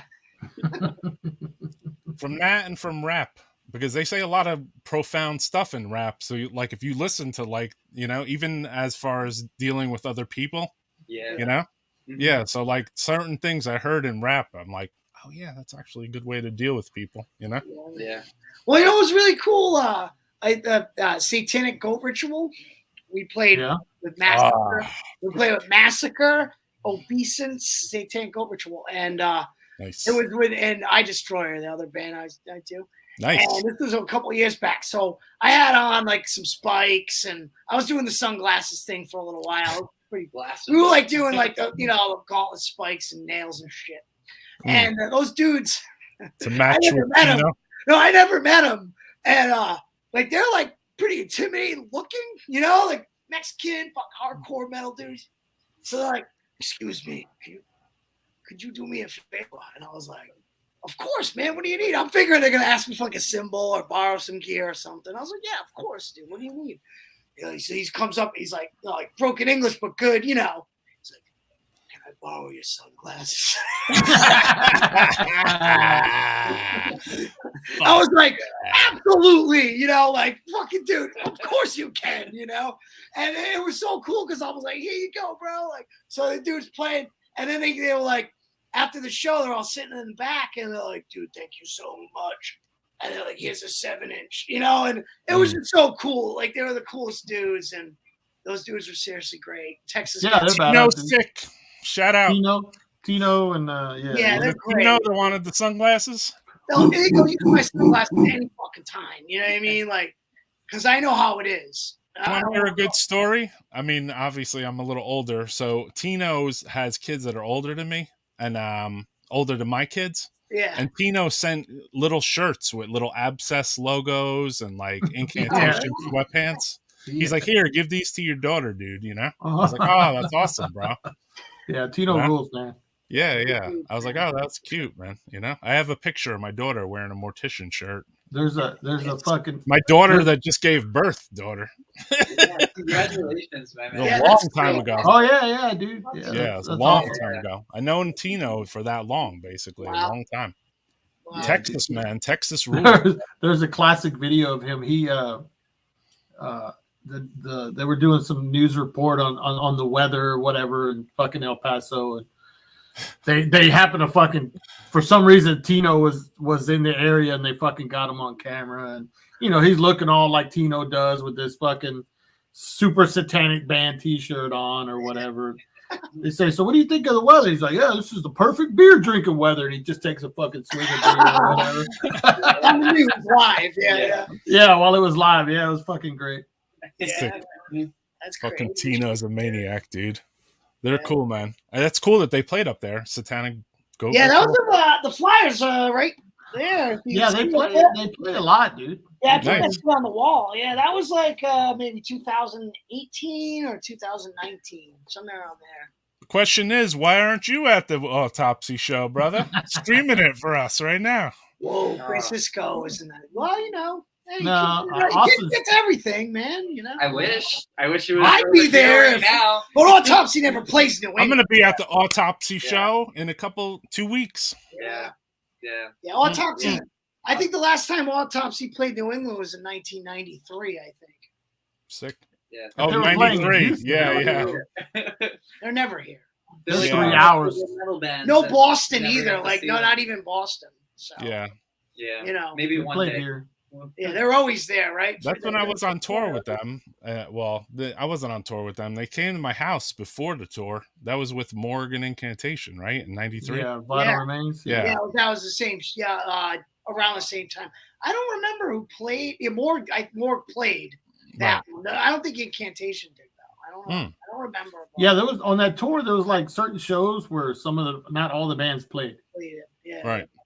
Yeah, like we got the Carcass Death when Pestilence already dropped off. So that Same. classic show. Yeah, I didn't get the Pestilence either. I never got to see the classic Pestilence Consuming Impulse lineup. I wish I did. Fuck, me too. That was one of the biggest things I was excited about that time. Me too. That whole Well, you guys- building is gone. That whole Them building, and Carcass. that's when they were the best at that time. But you guys got Bolt Thrower. We didn't get Bolt Thrower here in the early '90s. They never played here. Yeah, I saw Bolt Thrower in 91 at The Staten Providence Island. show was 21 plus, so I had to get stuck outside. Wow. Yeah, but I got we hung out in the front and just. I've been to those shows, the ones where you got to stay outside because you're too young to get in. I've been to those a lot of times. It was cool because I did get 2 promo tapes I was disappointed about at that show. I've also been to the shows that I get thrown out of. I got a promotional. They were handing out promos, and I was outside. I got a promo for Blessed of the Sick and the Third Carcass in promos, and I brought them home, and I What a bad day. bummed out. Because I mean, at the time, that was the change. So you're not used to it, and I was just like, what the fuck? It was a change from Altars at that time. So I didn't like. Big changes there. I liked the music. I didn't like the way they sped up the demo track. And then I found the most odd was that the recording sounded like 2 recordings. It did. The snare drum, I did not. It was like, to this day, it bothers me. It's like I don't know. But as their records went on, the recording got more like cohesive and like tighter. They got tighter. You know what I mean? I think the production was like let's just say like some songs on that album had the old raw production. Right. I bet you it'd probably be a lot fucking better. You know what I mean? But it was just too weird. Yeah. That's the last one I heard from them. Covenant was dope. I mean, it was good songs. There's one song on Covenant. I swear you would think it was on World Downfall. There's a couple tracks that got that same feel to it. You know what happened though? Yeah, like after Blessed and Covenant though, like the thing is my musical tastes were shifting away from they were shifting a little bit away from like black death metal, and they were shifting into grindcore and gore grind at that time. So I wasn't really listening to like either the Onward Death records that got more progressive, or I wasn't listening to the Carcass records that got more progressive. I wasn't listening to any of that. I was on the Osmos Productions train. Okay. I know that one. That's when it was like Worship Him Samael, that was what I was getting into, that Impale Nazarene. Right. So, it was like, just got away from that. The Absu started coming around and everything. What about yous? Yeah, like we're a little younger, so like we weren't alive when that stuff was coming out. So, like, So, but I mean, like it's so weird. Oh fuck. For me, like Blessed, it took me like a little longer to get into. Like Altars, I was like really into. But by Covenant, for me, I don't know if it was like Richard Grinnell leaving, and I loved like his melodic playing and whatnot, and like the solos. So, like Covenant never really did a lot for me, but like when they eventually did like formulas, like Fatal to the Flesh and stuff, like I like that really like just bizarre, like crazy progressive thing. Same with like death. Like I like the like human. I love all of the. Well, your band is a little more progressive too, obviously. Yeah. But like you those, know. like kind of like those bands that like took that real just kind of leap, like like Disembowelment and Time Ghoul and like all those like really weird things. Like I really dug a lot more, and I don't know if that's because I liked Pink Floyd and like the middle era of the 70s Sabbath stuff, where they're like starting to get more into like Sabotage and these longer compositions and whatnot. But it's like it's cool to like hear about definitely like people who are living through that time era who the experience is very different than like us because we're young and we weren't around yet, so like we this band's discography. What would you say that your introductory would be, though? I'm just out of curiosity. What was that? What would your introductory to death metal have been, though, at your age? Man, so I know it's a tough question. Yeah, obviously. So, well, I was into heavier music when I was younger because of my father. Like he was into like Priest and Sabbath and Maiden and all that stuff and Slayer. So like I was fairly young. I think the first death metal song I ever heard was "Evil Dead" by Death, and I was like, I think I was like 10 or something. I remember they had like the Comcast metal channels, and I was hanging out with a friend, and I remember it came on, and I was like, "Whoa, what is this? I've never heard." Like the closest thing I ever heard to it was like maybe Slayer or like Pantera. I was like, okay, like that harsh vocal style. Like, whoa, what are those vocals? Yeah, the same reason why I listen. And I want to interrupt to say, is it safe to say that every single one of us was that the first death that we've all heard?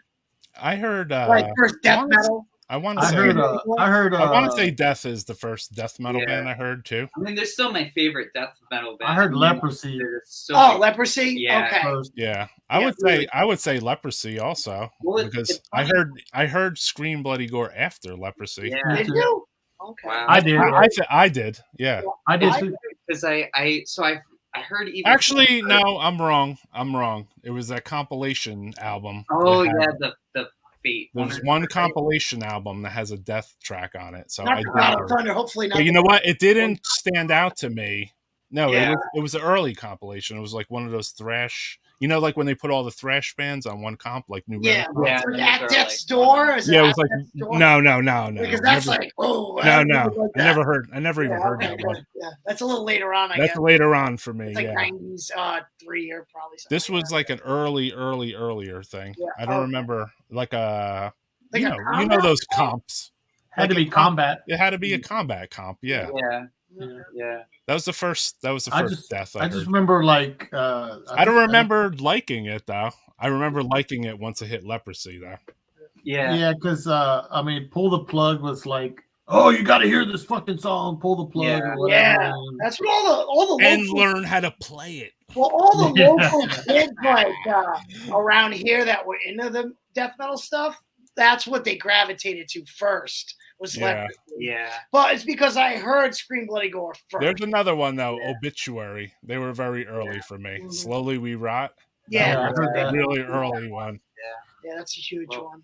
I got a picture disc. Oh yeah, the right there. Can you see that? Whoa. Got it on my wall. It's the only one I like.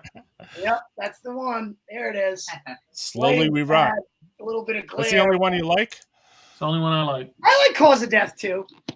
Cause of Death's all right. There's a couple songs. Cool live. Yeah. The first one is really. And you know what? I don't care what people think because Pull the Plug is a radio hit. Yeah. Well, I mean, it really was. It was an underground hit. Everyone can say what they want, but I'll tell you this: there's a couple riffs on World Demise that crushed everything. There's a few, like there's a song on World Demise. It's like Burned In or something like that. And it's classic Obituary like formula, and it's so fucking killer. And the production's really heavy. And people say they don't like it just because it's not classic. But fuck you. I know what good Obituary. I liked it live. I remember. Fuck you, Derek. Like Pestilence, like you guys were talking about Pestilence, and I love like Consuming Impulse and all that stuff, but I really love like the fourth album, like Spears, and a lot of people don't like it because of the production and whatnot. I don't and know the that vocal one. change. I'm not familiar But with it's like songs. really jazzy and like weird. It's like it.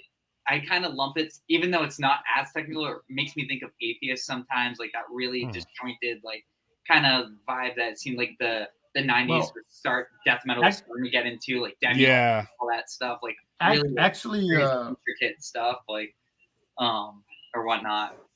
yeah, It went Patrick that Mamelli. Speaking of Atheist, he actually was. I think he was intentionally trying to kind of be more like Atheist. Yeah, especially with around that time because Boy and all that. Yeah, yeah, they were always having like you know, So were Gorguts. fighting matches about I love Gorguts. Like, yeah, those first. I mean, I love all Gorguts, but like the Erosion of Sanity for me is like that That's your favorite. songwriting and just evil atmosphere and just like I feel like that one doesn't get talked about as much as like, you know, the first album or like, you know, people always mention Obscura or, you know, some of the later stuff, but like Erosion of Sanity for me is like I feel like 93 was a really good year for death metal that isn't really talked about as much, where there's like all these bands pumping out these crazy releases that are just like a step above. And They were different. Because of grunge coming out and whatever, you know, it's like I feel like a lot of that gets kind of like hidden underneath the surface a little bit.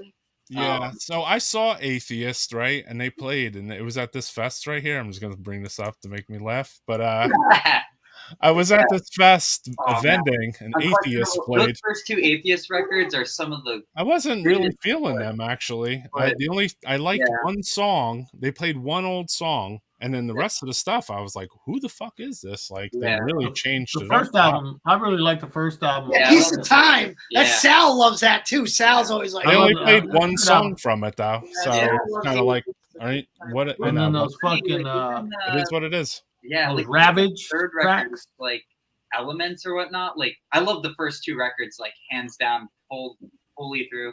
But the same with Elements, like a lot of people don't talk about Element as much, and it's like really interesting to me because it has. I mean, it's really weird and disjointed, but there's definitely some like bangers on that where I'm like, man, like you know, it doesn't get talked about as much, and it kind of bums me out a little bit. What about Nocturnus Thresholds? Like I love that. It's an amazing album, and it's like no one really like recognizes it. Yeah, it's bizarre. It's because it's a little too progressive and different. See, I love that stuff. Like for me, like that, it's like not too techy. Like I'm not a fan of like a lot of the tech death, you know, like technical death metal stuff. But I like death metal that's technical, you know. But I feel like that record is just. So even the production, like I love that stuff. It's same with like Suffocation when they did like, you know, Breeding the Spawn and stuff. Like it's like it's I think the production is the big thing probably, but like all that songwriting is just like it's all Morris sound, right? That stuff. I think Suffocation. I don't know. I forget if Atheist was. Atheist was. Yeah. Suffocation. Some of it. I think Effigy might be. Is Effigy's? Totally. Totally. But but Nocturnus, I'm the just demoing out guy. Oh really? Yeah, I like the key. The key was. I like the Science of Horror demo a lot. And I got to see the key live, and that was like, whoa! Yeah, because they were so much different with the keyboards and like the live show. Just the little keyboard effect thing, that like cosmic thing, you know, like hearing the riff and be like, woo, you know. I was like, you know, crematory and then that was a little cheesy. Yeah, that was a little cheesy. See, I love New Order, so I'm like, oh, it's just New Order and death metal. Yeah. No, it's funny. It was this one effect. I was like, you know what? They got us ready for it by putting out Paradise Lost Gothic. I mean, definitely ahead of its time. But you remember Paradise Lost Gothic came out, so they kind of got us ready for it a little.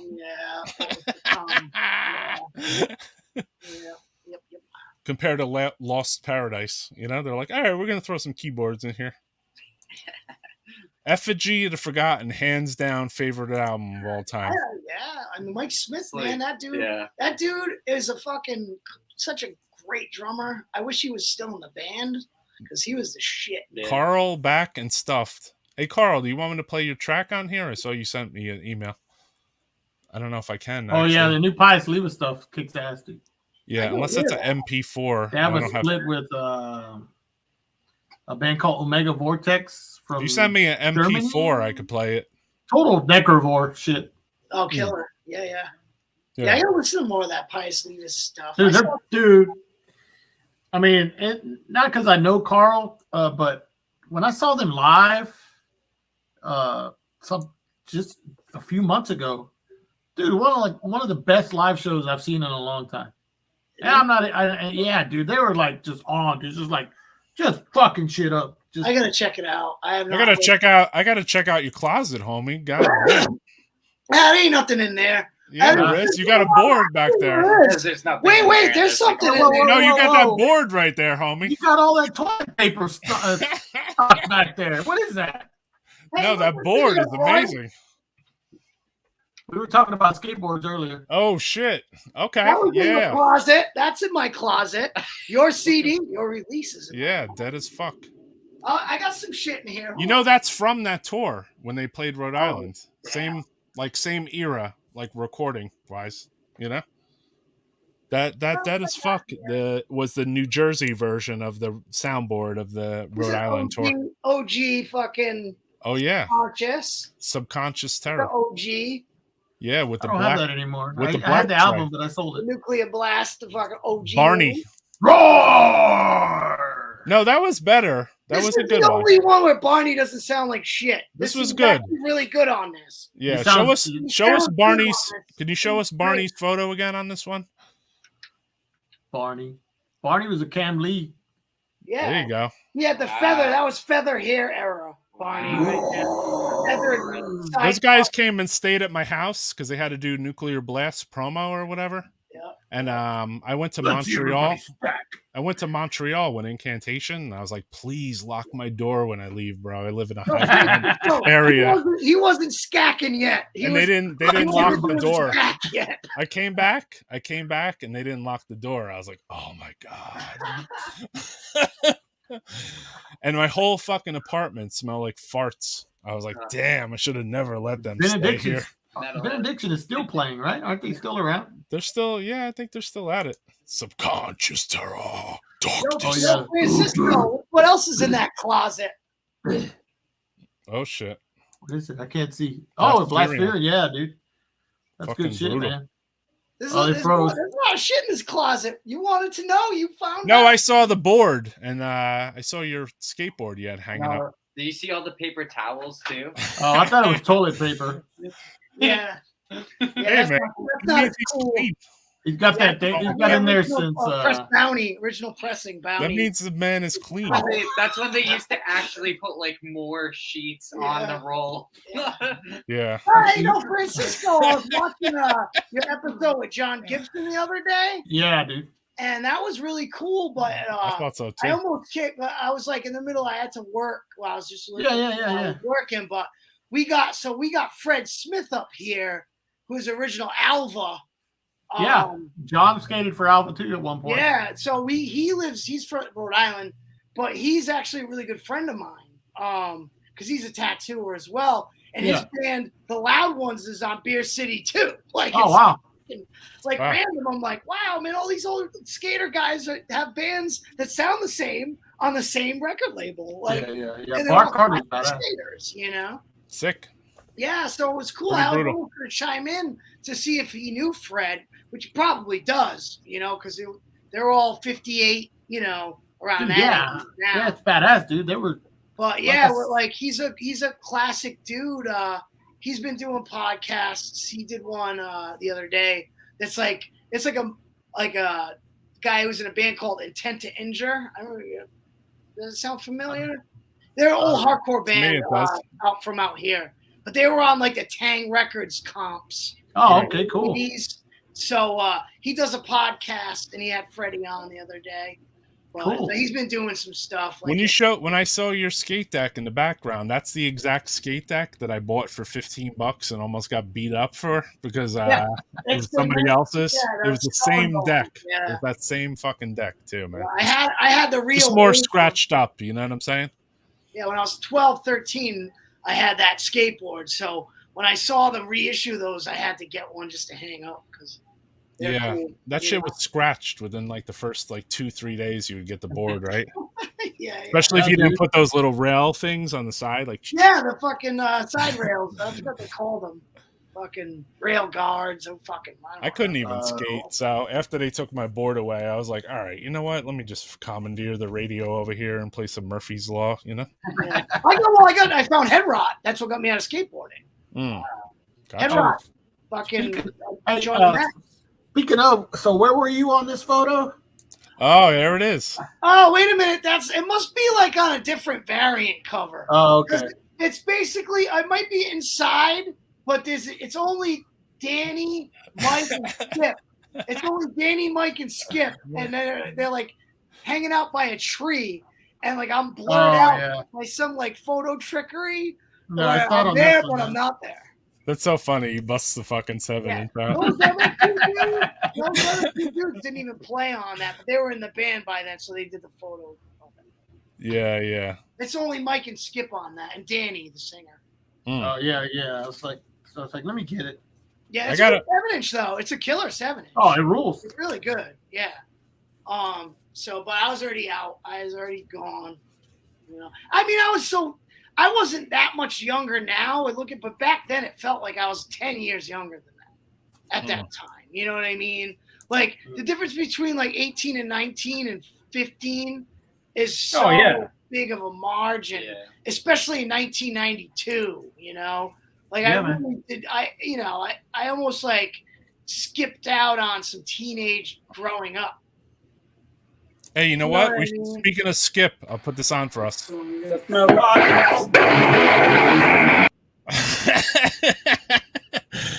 Oh shit! You got a little fucking buffering going on there. Hold on. Oh, Francisco, where'd he go? Death Metal Podcast exclusive.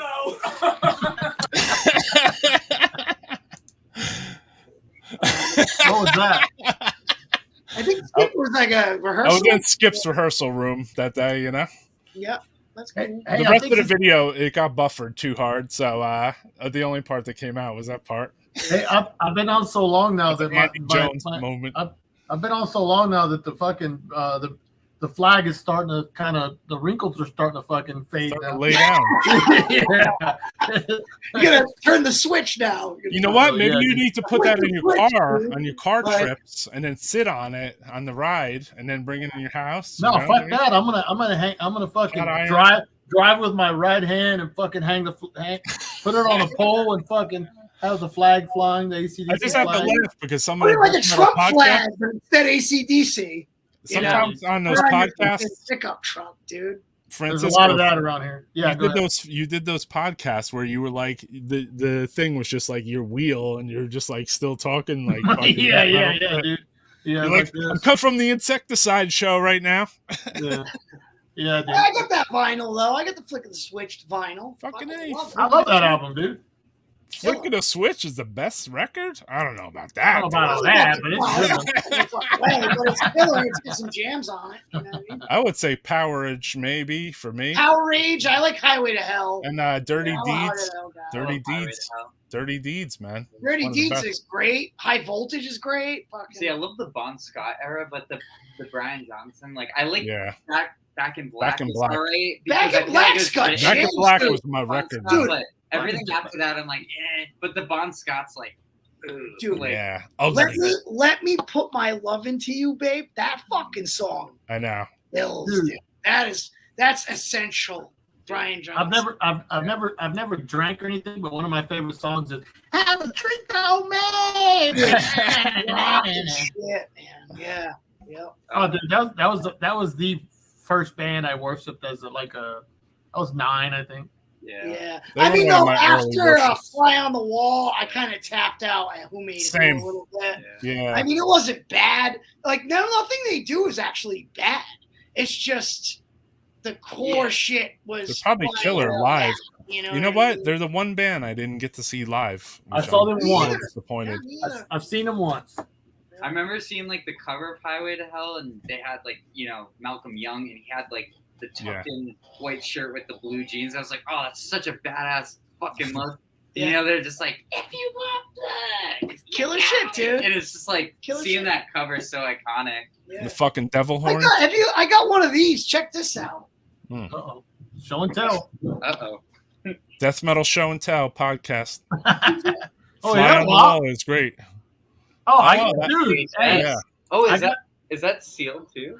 This is I have watched it a couple times, but what's cool about this is the narrative too. So it's live footage, but it's also like a lot of interviews on it. Yep. Have you seen that? I got a lot of feelings about this because my mom told me I could go see that, and then she's like, I'm like, all right, I was excited for like a year. Yeah, this is I'm a like, I dope can't wait till I see VHS, the dude, really AC/DC good. movie. And then basically, it didn't even play by my house. I was like, that played in theaters. Yeah. Yeah, it Not makes by me my feel house. like Led Zeppelin song remains the same. You would have the Yeah. sequences. It's kind of similar. It's kind of similar because they I do love like that movie.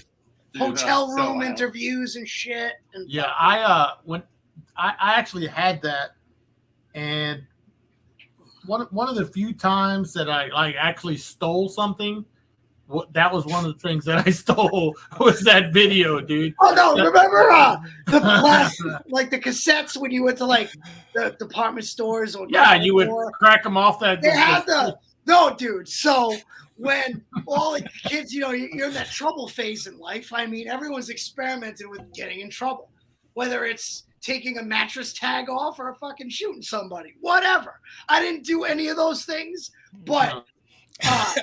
We would go to the local department store, and there was woods in the back, like a vacant lot, and we'd go in the bathroom with these plastic security things and just load up your pants with the plastic. So like I had like, I don't know, 12 fucking tapes in the big long plastic things you used to pull out on the fucking display thing, and I'd walk out of the store like a Rumpelstiltskin looking dude, fucking, just hobbling out with like 12 tapes, and then all my friends they do it, and then we'd run in the back and see what we got, Yeah.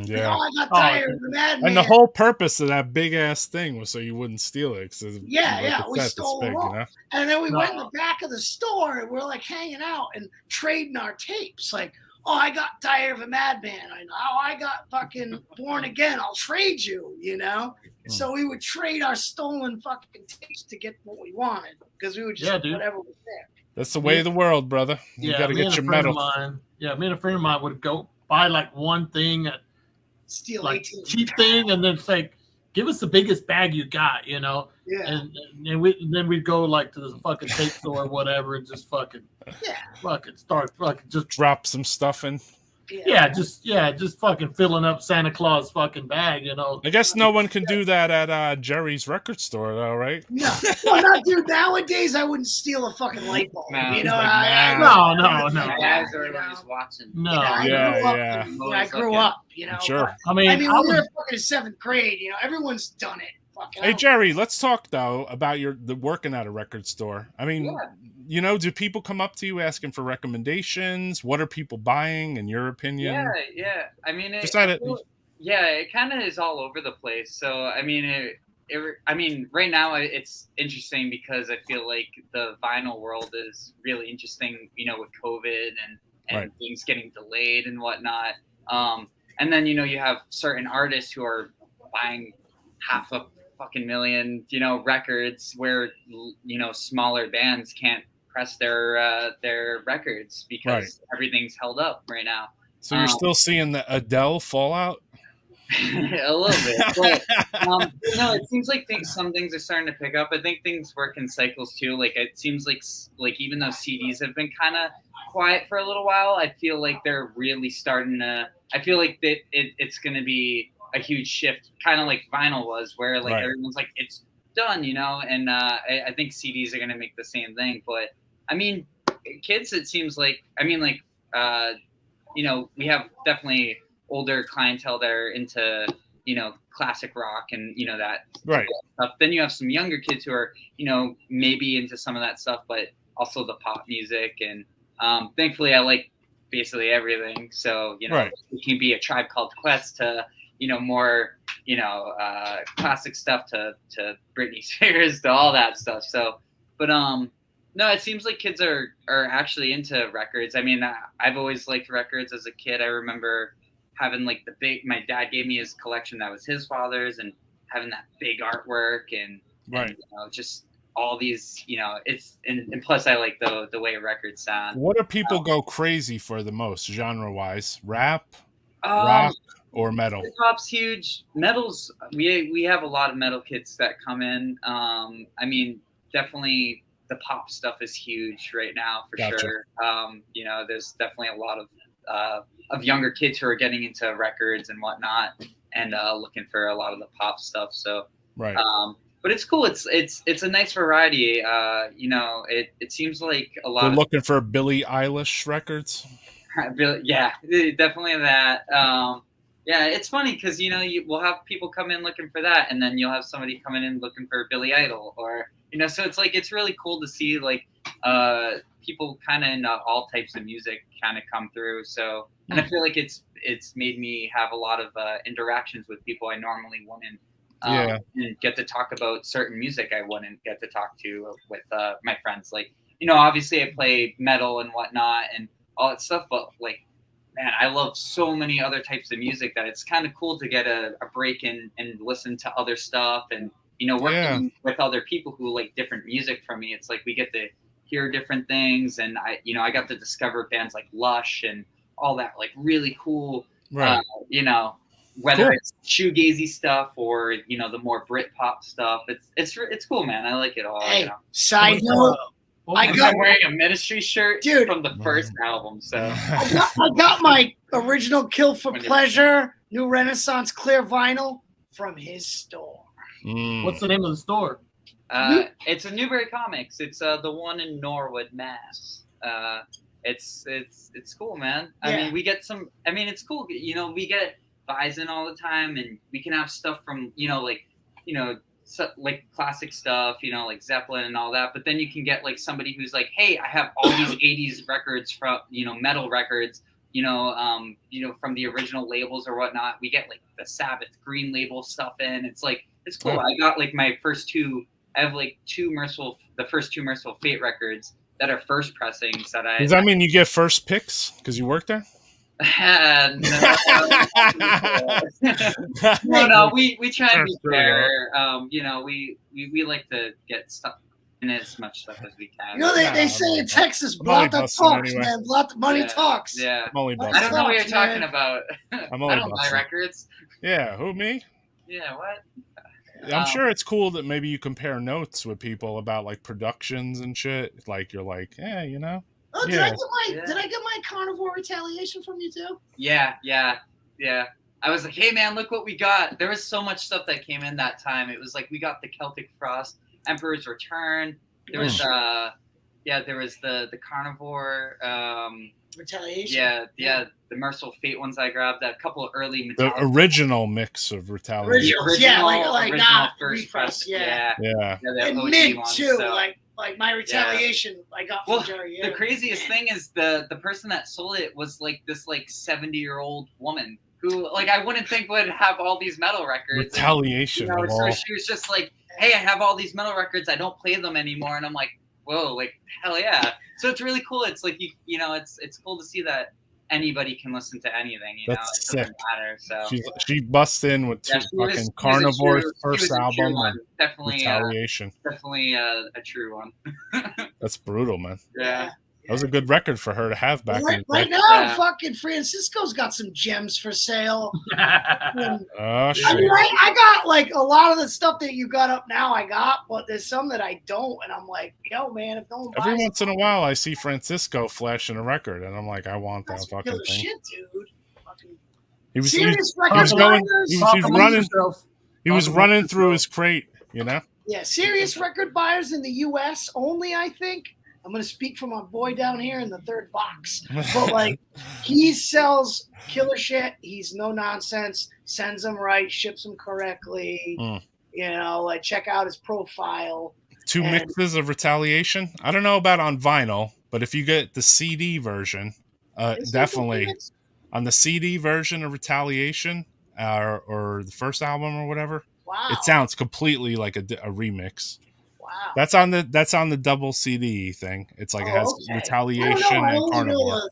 I only know the Put that- LP, and then I had it on tape when I was younger. Yeah, if you check, I don't know about Retaliation, but say like the first Carnivore record. Yeah. By the time they took that, and there was the mix from the Carnivore LP version, and then I had that on tape, so like I had heard it on CD, and I'm like, what the fuck are all these extra fucking guitar riffs in here and all this? And it wasn't just because the CD sounded better; it was because they actually remixed the CD too. You know what I mean? Oh, wow, that's interesting. Yeah, if you have it on double CD, you could check it out. I'm sure it's probably on all the releases. I need Carnivore on CD. Yeah.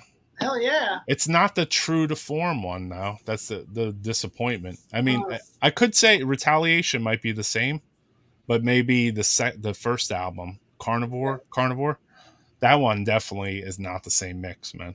Oh, wow. Yeah. Well, hey, man, we're going to versus the original vinyl. We're going to be bouncing out, brother. All right, homie. Yeah, dude. Yeah, thanks for having us, man. Yeah, cool, bro. If you're still on for another 5 hours, I might log on for a little while. Yeah, I don't know about that, but Look Francisco went and got his vinyl out, so you might want to come back. You selling that I love shit? that record. You selling that shit? You keeping that, aren't you? You better keep that. Eventually, this one will be going up for sale too. Yeah, wow. Oh man, this is the original one. It's so good. That's killer. And then this classic bootleg Terrorizer Nausea. Oh yeah, that's a good one. I got that on CD. It's got the coolest thing about this is the color of the vinyl. Check it out. Headache Records. Look at that. Oh wow! It's like a clear pink or something. Yeah, it's like a pink, translucent, transparent pink. Yeah. Damn, you're gonna pay your car payment with that motherfucker. Yeah, man. Yeah. Build a little fucking empire with that. I think I've showed this one before, but that one too. Yeah. You're selling that, right? That's it's the classic bootleg. Half of that became the Dead as Fuck. Yeah. Yep, that's right. Man. Oh, that's all I got for now. Hell yeah. Those are good. Those are good. Well, ones. yeah, I'll catch up with you guys soon for sure, man. Yeah. Ship to Canada.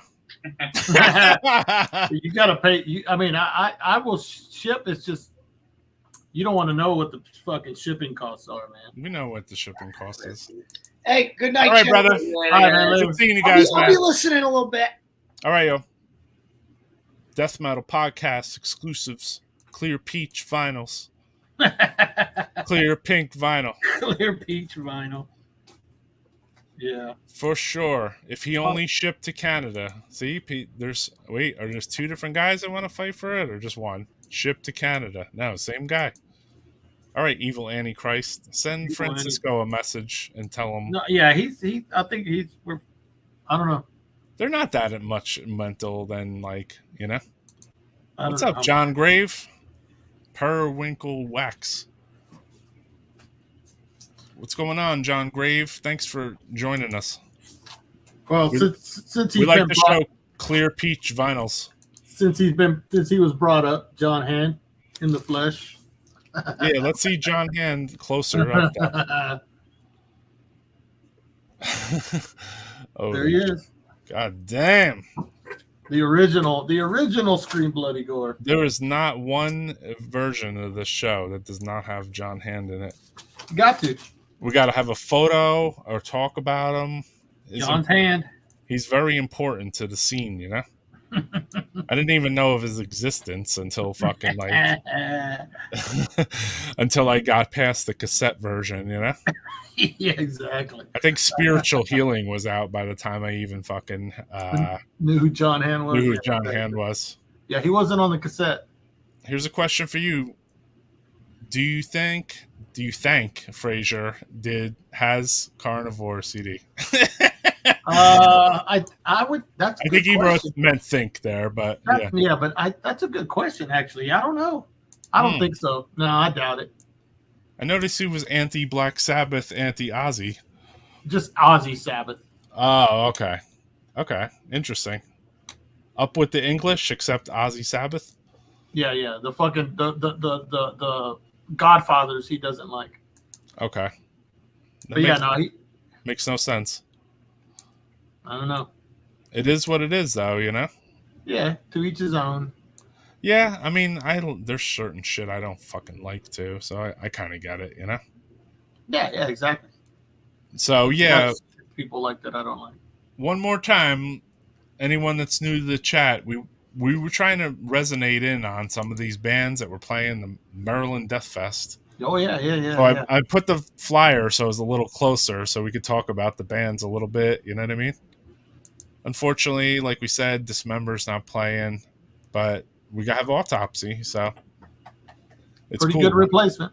Yeah, it's a cool one, man. You know, and Dismember worships Autopsy, so then we got this worship right here, Andy Jones.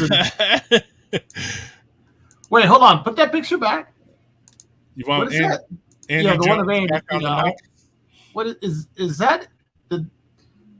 Is that a cigarette in Lemmy's mouth? It looks like it. Who put that? I bet Andy put that there. Yeah, maybe. Yeah. Shout out to Andy Jones. I said, Andy, what are you doing tonight, brother? He said, I'm chilling by the pool. So he's been chilling, but he sent me he's been sending photos of like his vacation spot. Yeah. I've actually been to that. I've been to that place once. Cool. Do you guys think Maryland Death Fest will ever be again, or Death Fest could come or not? I wonder. Yeah, I don't know.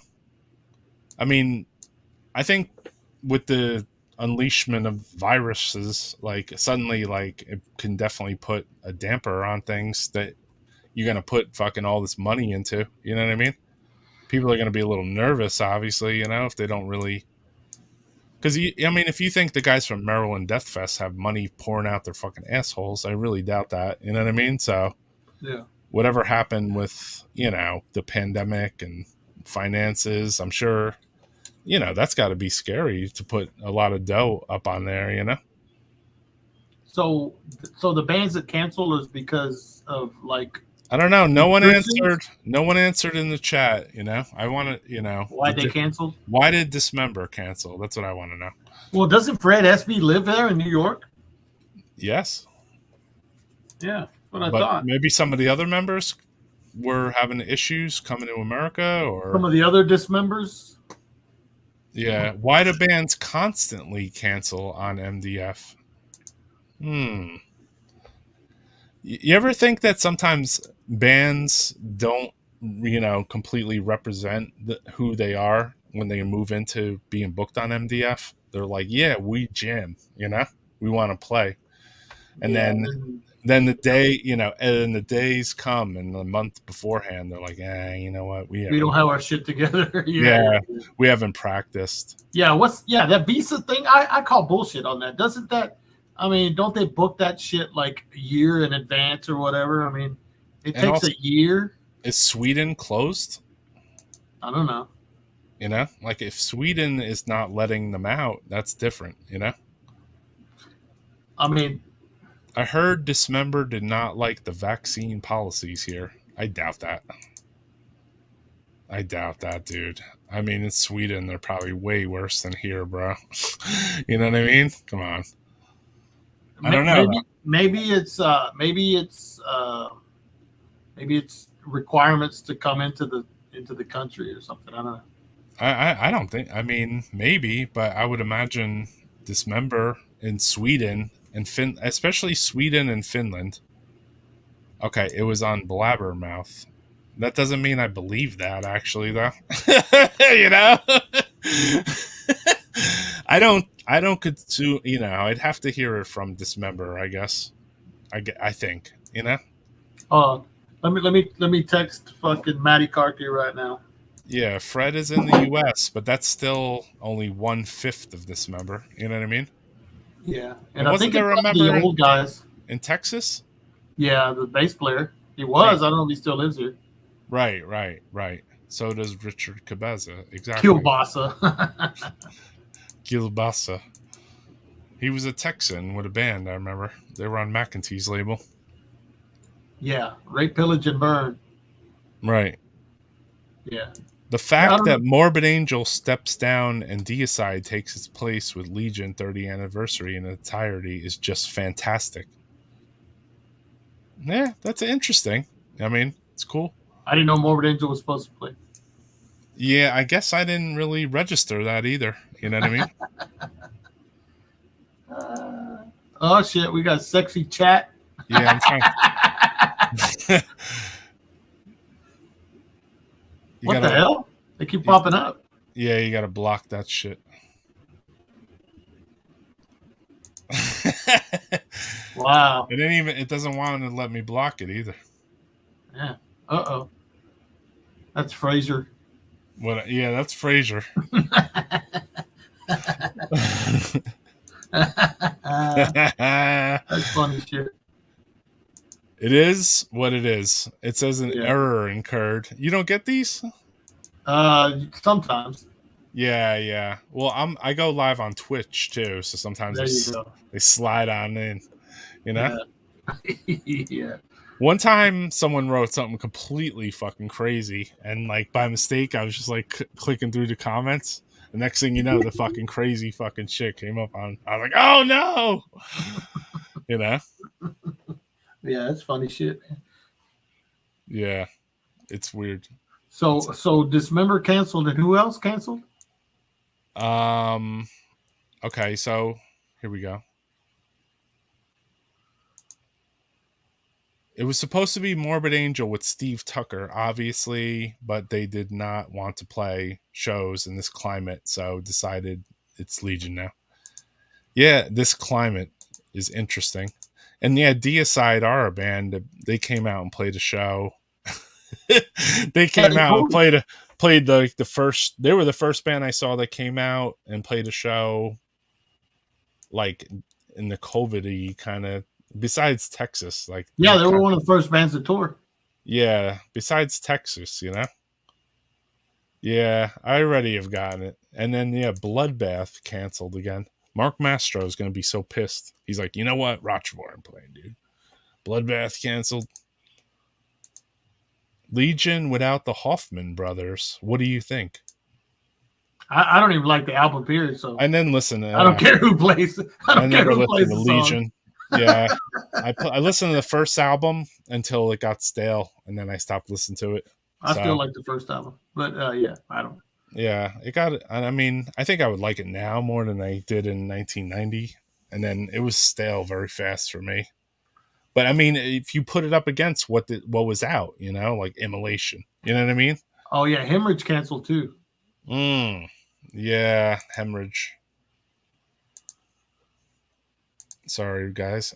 Didn't Hemorrhage cancel. They did cancel. They've played before, too. Yeah, I like that band. Actually, you know what? I listened to Anatomical Inferno album this week sometime. Yeah. Good album. I got a couple of split 7-inches, a couple of albums. Anatomical Inferno is pretty fucking sick, dude. Yeah, dude, it's a good album. I like them. Yeah. So we're almost at the 5-hour mark. It wouldn't be a death metal podcast without it, right? Damn. I know. We just keep going and going. Flies by, man. Yeah, is there anything I did not bring to the picture here?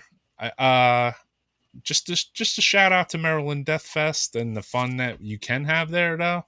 I'll bring this last photo into the play. You know, go have fun with your friends, bro. You know what I mean? Have a good time, you know? Enjoy yourself. I'm sure everybody will take photos with you or whatever. I see Brian from Jersey back there giving the metal sign. A couple other weirdos. There's even a weirdo down here in the corner, you know? Yeah, I know the girl because she danced on stage for Gut, so we hired nice. She's a friend though, Jilly. Which was cool. They kicked us off the stage though. They didn't want her to dance up there because she was being a little too provocative, you know? Ah, man. It is what it is, brother. It's their show, not mine, so. Yeah. You know what I mean? She was doing She wasn't doing anything naked. She was just getting a little crazy. Yeah. You know? But I imagine if it was for None Whore Commando it was for Gut, so you know what I mean? She did it for both. She did it for both bands actually, so. But yeah, it was for Gut, so I mean, kind of goes with it, you know. Yeah. I'm don't even know if I should post this one because that was me. That was me. That was me, bro. I wasn't the bass player. That's water under the bridge, though. Now I'm a good boy, so we'll just go to death metal shows and hang out. I think there was an East Coast versus Florida back then. Maybe. Yeah. I don't know. Thanks, my man. I appreciate it. Jesus drinks jet fuel. We always like to have a new, some new people here, Yeah, I hadn't seen that guy before. I am stoked. I got to see Ripakulu. Yeah, damn. And oh, wow. Damn, they were supposed to play Brooklyn, and then the show got canceled for COVID. I saw they put out that Noxious Ruins cassette on the 13th, which was really? like it was kind of like the Anatomia thing. It was like a coffin with a Ripakulu friggin' cassette or something, real custom made artwork by David from Undergang, I believe. Yeah. But I didn't. I missed the boat. It's sometimes anyone knows this that collects cassettes or rare records. Even if you try to get like Bandcamp or you know what I mean, like the stuff sells very fucking quick sometimes. So you just like you miss the boat very fast. Yep. But I don't know. You're not on Bandcamp that hard, right? Nah, not really. Gotcha. It's a good place for new music. What was that band you texted me about? You said, yeah, that was that's my friend's band sounds like Zeisma and something. Yeah, it was. You remember that band Genital Masticator from Spain? They're like a total like noisecore band. Well, anyway, the singer, he has a new band called Orificio or something like that, and it's like he does everything on it's like a solo project, but it's total like Zeisma fucking mixed with like early ag, like real catchy, like grinding kind of gory kind of stuff. Yeah. Did you hear that band Larvae? They're kind of in that zone, like maybe a 3-piece with a female in it. It's kind of like has like a. Is that a U.S. band? No, they're from like Hungary or somewhere, I believe. I don't know. I don't know if anyone can confirm that in the chat. Undergang, yeah, Larvae. They put out some demos. Undergang played a Disgraced demo cover in Providence, Rhode Island. I was the only one who recognized it. Hell yeah, dude. They don't get Bandcamp in Clute, says Matthias. Can I just leave that up the rest of the time, dude? Zeisma should have kept making Gore Grind. Have you guys ever heard or like Worm, Forever Glade, and Dream Unending, Tides Eternal? Yeah, no. I've heard both of them. And the Dreams Unending is members of, what do you call it? Isn't that like Blessed Offal or like Innumerable Forms? Okay, sorry. Larvae is from Romania. Noboloni and Zalone. Oh shit! Has chimed in. The man has stepped into the room. Who else would know that but Noboloni and Zalone? Exactly. He knows real shit. That's the bottom line, dude. Yeah, he does. A lot of the commenters do, though. Yeah. Tomb Mold. Yeah, they're killer. Some of these, it's like bands take over. Cyst from Russia. I need to hear them, actually. I was scoping them out a little. I like a couple Russian death metal bands, like the band that's doing the split with Malignant Altars, killer. Caustic Vomit's killer. Cyst from Russia. Yeah, Larvae is great, man. The Larvae are English. They're great. Our Orificio are too. Yeah, that's the one. That's the one. Cool, man. That would be Manolo. Cool. Man. I'll trade you. We'll do a trade, yo. I got some rare shit. Worm is okay. A little bit too more Spectral Voice parts. Although I like most of it. New Spectral Voice when I first heard it. Yeah. I can't wait to hear actually their new stuff. I talked to Ben. No, what the hell's his real name? Blood Incantation dude. Or he has a, what's his screen name? Bent Warp. I always call him by. I'm like, Ben. That dude, he told me they got a new Spectral Voice release or some shit. What about Phobophobic? Listen to Sediment and Phobophobic Split. It's really good. Yeah, I like their demo. I never heard the split, though. New Leprophiliac. Weren't you supposed to do a thing with this band? Actually, you know what?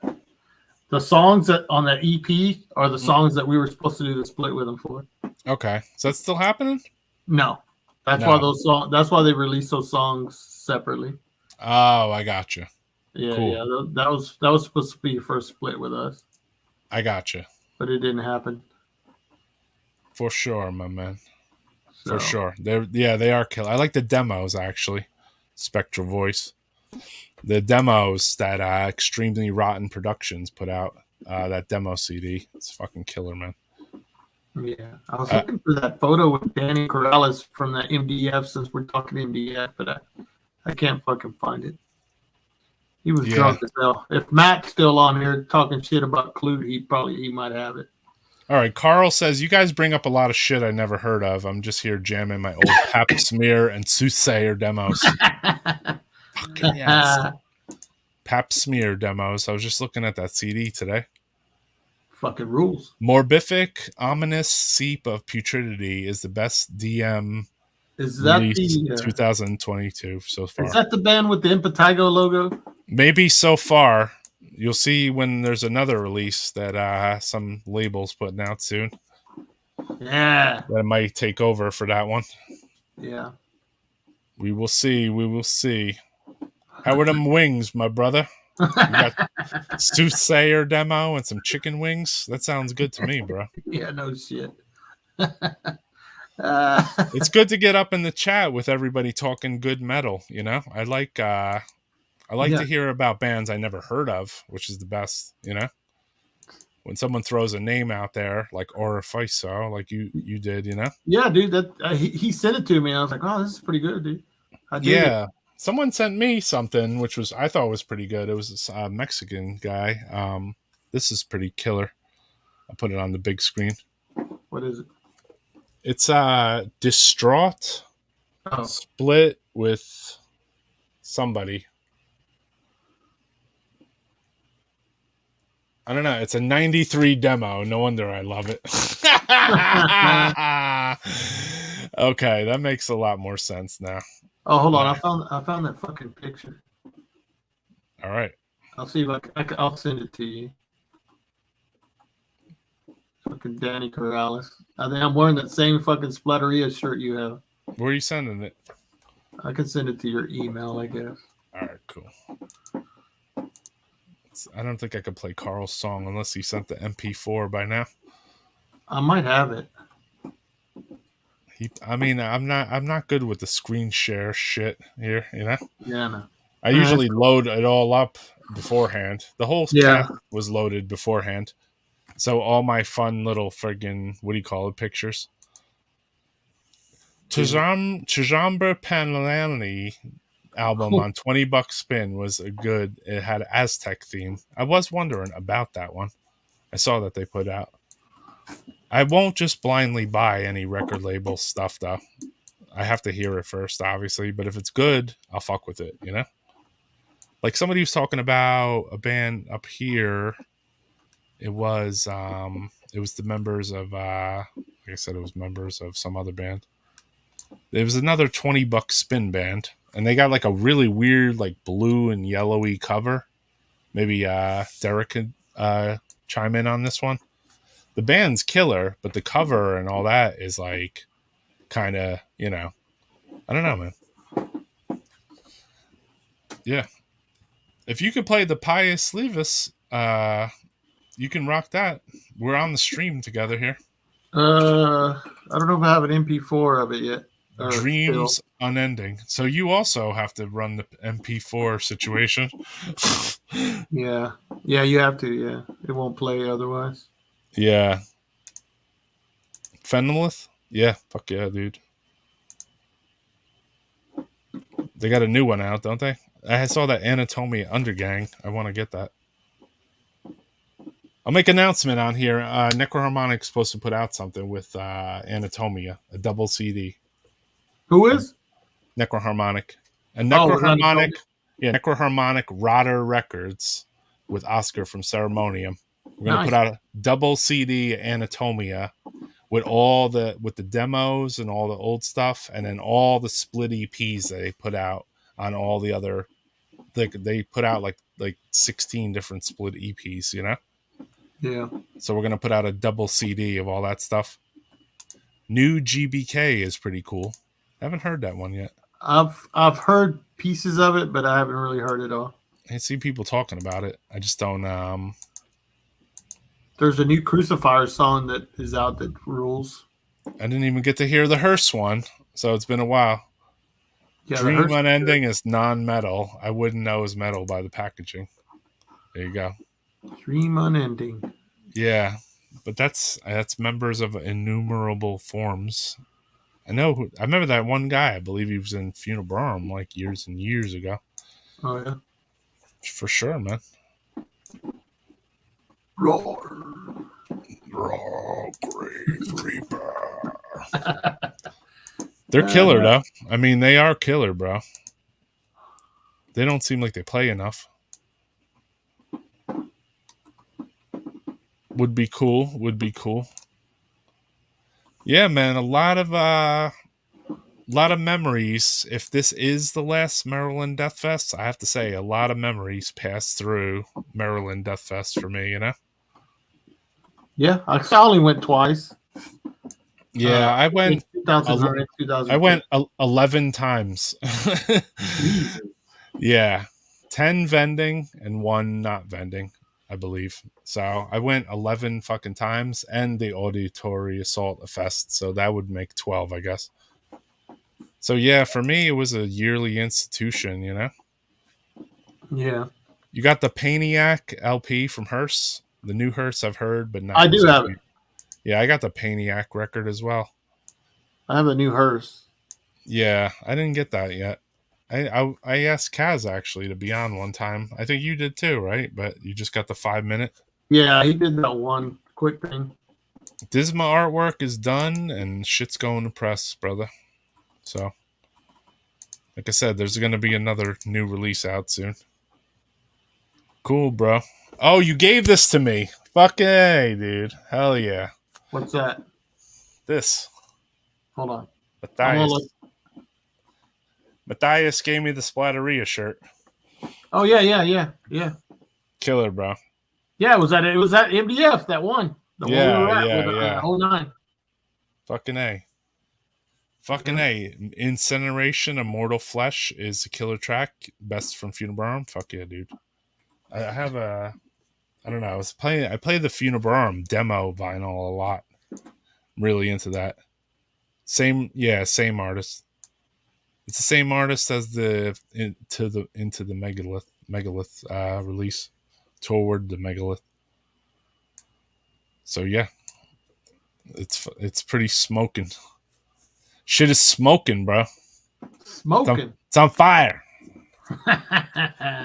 There's other releases in the Necroharmonic pipeline too. You know, I'm not talking about all of them yet, though. There's a fucking bunch of them, dude. You know? And like Jerry said too on here, CDs are coming back. So Necroharmonic CDs are coming back as well, you know? If those can be put out faster than records, then it's time to repress some old stuff, bro, you know? Yep. Let some people know about, you know, who will step up if MDF is stopping. I would say smaller shows, probably. Yeah, probably. You know? I mean, with such a huge lineup, I mean, I knew.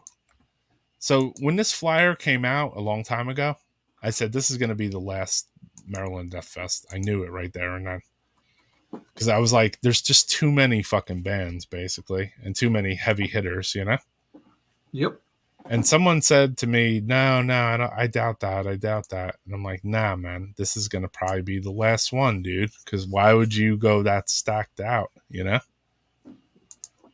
That's my opinion. Maybe they could still have another one. You never fucking know. Never know. Who will step up? Aaron is ready to kill it. Okay. I don't know. I mean, I don't really go to too many of them. I'll throw some money into something for a big festival for bands I love. I'll send you my PayPal after this, and we can set up a $50,000 festival if you want. Yeah, I know a bunch of bands, and they'll each take 5 G's. Some will take nothing.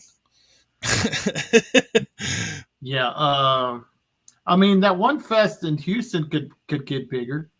The Hell's Heroes, if they maybe branched out more with different bands. Is that the one that just passed by? Yeah, it's mostly like heavy metal kind of bands, but it seems to be getting bigger. So, they could do something. Yes, Master Destruction Fest in Atlanta definitely having some cool shit. I mean, for the Maryland Death Fest, level, you got to go multiple day. You know what I mean? Now, I can say from experience, I threw a multiple day festival. Okay, and it is and I threw it at more than one club as well. So this was the festival right here. This was a 3-day festival. Oh yeah. So when you jam this many bands into one festival, it's hard. Man. It's hard to coordinate this much stuff going on. You know what I mean? So you take a Maryland Death Fest, right? This was the New Jersey Death Fest because I figured, well, they got a Maryland Death Fest. So in 2009, I'm like, I'm throwing my own festival, New Jersey Death Fest, because I want to throw a fucking festival too, a fucking 3-day festival. So we booked it. I booked this. Maybe Gutter booked a couple of the brutal death metal bands. I booked most of them though. Yeah. And then I threw the show over 3 days, and it was at the end I gave up show throwing basically. I appreciate that, bro. Yeah, it was this was quite a lineup. I try to go all out, man, I couldn't do that. Fuck that. Yeah.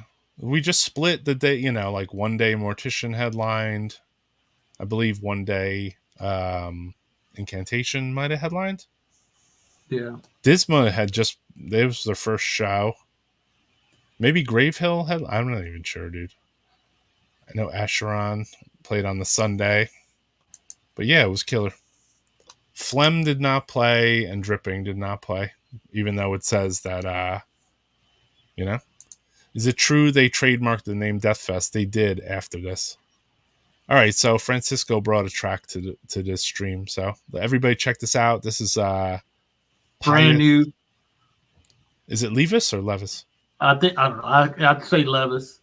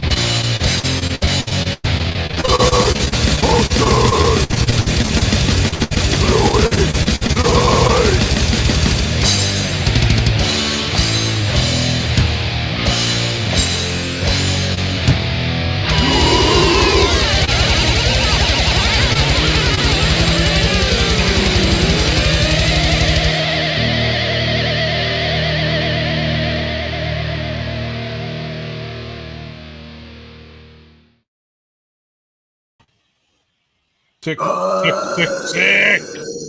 at that logo. Pius Levis. That's the name of the band. Pius Levis from San Antonio, Texas. Cult logo. Yeah, dude, they're badass. I got that logo on the shirt. So, Coming soon, says yeah, Goat. that's from a split LP coming with Omega Vortex. I stuffed chicken in my face just for you, Carl. Yeah. So that's one of the songs. I think it's like 5 or 6 songs. That's good. What's up, Radical Gambino? Radical Gambino. I stuffed chicken in my face because that's what Carl from Pius Levis said he was eating earlier. Wings. Oh wow, I didn't know Equitant designed their logo. That's cool. Oh, let's talk about that because obviously I haven't been podcasting for a little while. Your interview with Absu was amazing, dude. Yeah, you liked it? For some reason, I really was feeling it. That's cool, man. Postscriptor in particular. yeah, super detailed. Very. So if there's a story, he starts it from the top and he gives all the detail, dude. Yeah, that's good. That makes for a good show, right? And the story he told about the Mexican thing when he left the stage, having all his earrings pulled out and everything. Yeah, dude. That was probably the most amazing part of the whole. I was like, really, dude? That is fucking amazing. Dude, yeah, that's the show. That's the show where, because Chris Gamble was playing with him at that time. He was like playing a show. They were like trying to take his boots off and shit. Yeah, while he's playing. I also watched the Absu interview twice as well because it was just so much to take in, dude. Yeah, it was just like it was. Yeah. It was a really cool one. I mean, it's tough. It's like, when you talk to somebody who's just been around and done so much, and sure, there's a lot of it's hard to like, what are we going to talk about? Because there's so much to talk about. Or also, do you feel like you're in a time constraint that you have to do the interview in 2 hours?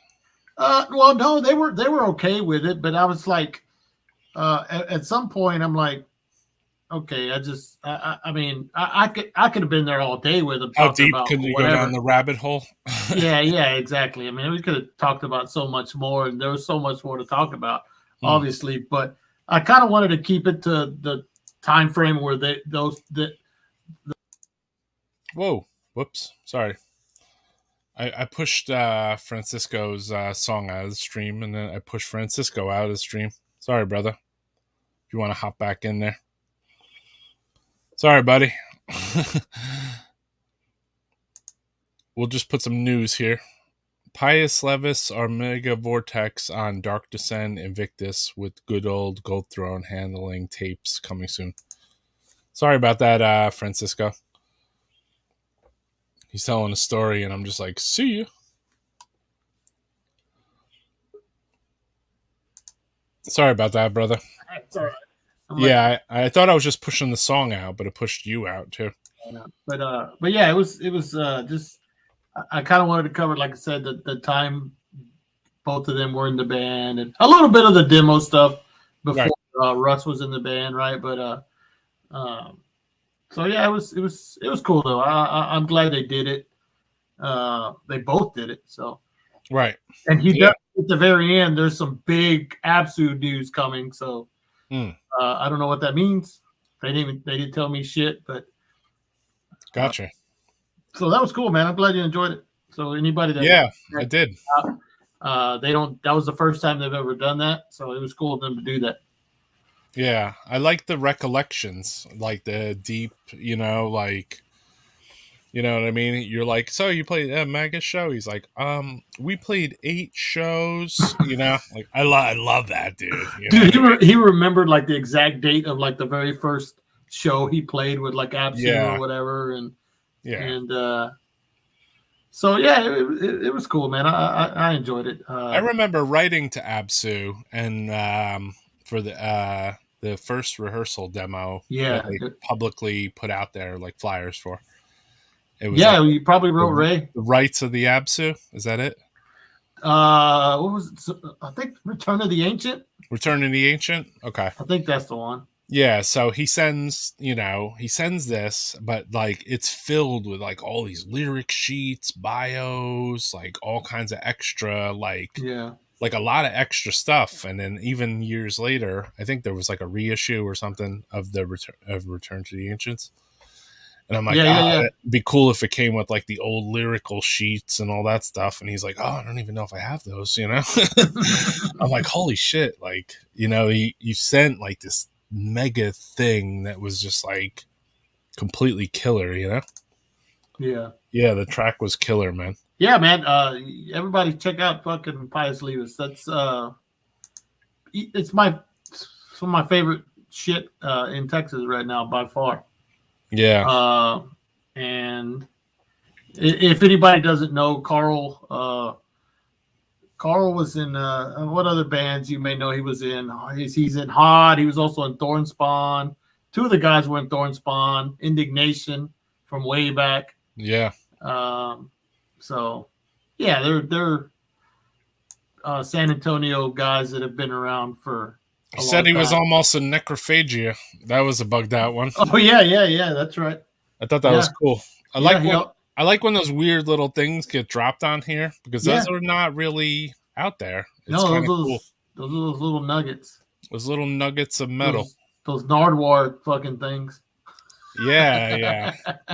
Oh man, am I in a box with Nardwar now? Damn, dude. Shit. Yeah, for a hot minute. It got killed quick, but it would have been brutal. I enjoyed Son of Tiraf, but Via Beatrol was I like that. The Enrique put that out too. Yeah, the original release was on Gothic. Yeah, I remember. I had I think I got it, or I don't know. Maybe I got the CD version. I like this. He says about how they didn't want the reissue to be like the photo of them because some bands had already done that, or they're like, we don't want to fucking do that too. They didn't want to like a bunch of copycats, like Immortal, I think, had done that already, right? On Osmos. So, and then they got the record put out with a photo of them anyway, right? yeah, the one they didn't want to. Yeah, it ended up happening. That's so weird. Yeah. Temples of Ophel and Baratharum are my favorite. Yeah, I'm a Temples of Ophel guy too. Yeah, it's just brutal, man. Ray had taken me like extra live tracks or something at the time too, so I was like, Yeah, dude. I'm trying to get that Proscriptor. He was in a band called Osherist, like before he was an Apsu, and it was, he has it, so I'm gonna see if I can get a copy of it, but it's hard to get. But it was total like grinding death shit, like early on, like 90, 91 or something like that. Yeah, so, I remember at the time too. There was a distribution outfit. It was called Monstrosity Distribution. It was run by this guy Stan, and he used to help push the Apsu stuff. Yeah. And if you look at all the old Apsu ads and everything, it either has the Monstrosity thing stamped. Remember when we used to stamp our names on the back of the ads with our addresses? Yeah, I had an address stamp. Yeah, so everything that came in, if you were sending a bunch of shit came in, flyers from just say it was Mike from Ruin, and he sent you all these flyers, Yeah. Like you took your stamp and you stamped the back of every fucking of everybody else's flyer, and you sent that shit along with it, There you go. Oh, look who's in the chat. Richard Santos in the house. I'm going to see Sanguisugabog on May 28th. You should interview them live for the podcast. I was going to go tonight and do that, actually. They were playing tonight, but they were playing with a bunch of hardcore bands like Terror. So I was like, I don't know if I want to go to that, basically. They were playing locally in Albany tonight at the same club I went to the Gruesome Obituary show. So I really contemplated for a second just to go there, just to see them, just to try to interview them there. I think it was 200 stab wounds in Sanguisugabog. But I'm like, you know what? I don't know, man. I don't have it in me. I hate to blame gas prices, but gas prices. And just, long work hours this past week. Yeah, man. Fucking killer. Again, man, props to the Absu. Yeah, man, I'm glad people enjoyed it. If anybody hasn't seen that, just check out my channel and you'll see the Absu show on there. And the last one with so it's cool, man. For sure. It was when we spoke on it, you're like, you really like that? I was like, fucking dude, I just loved it. A lot of times I never know, because you know how it is. I'm sitting here like doing 5 things at a time, so it's kind of hard to sometimes you kind of get lost.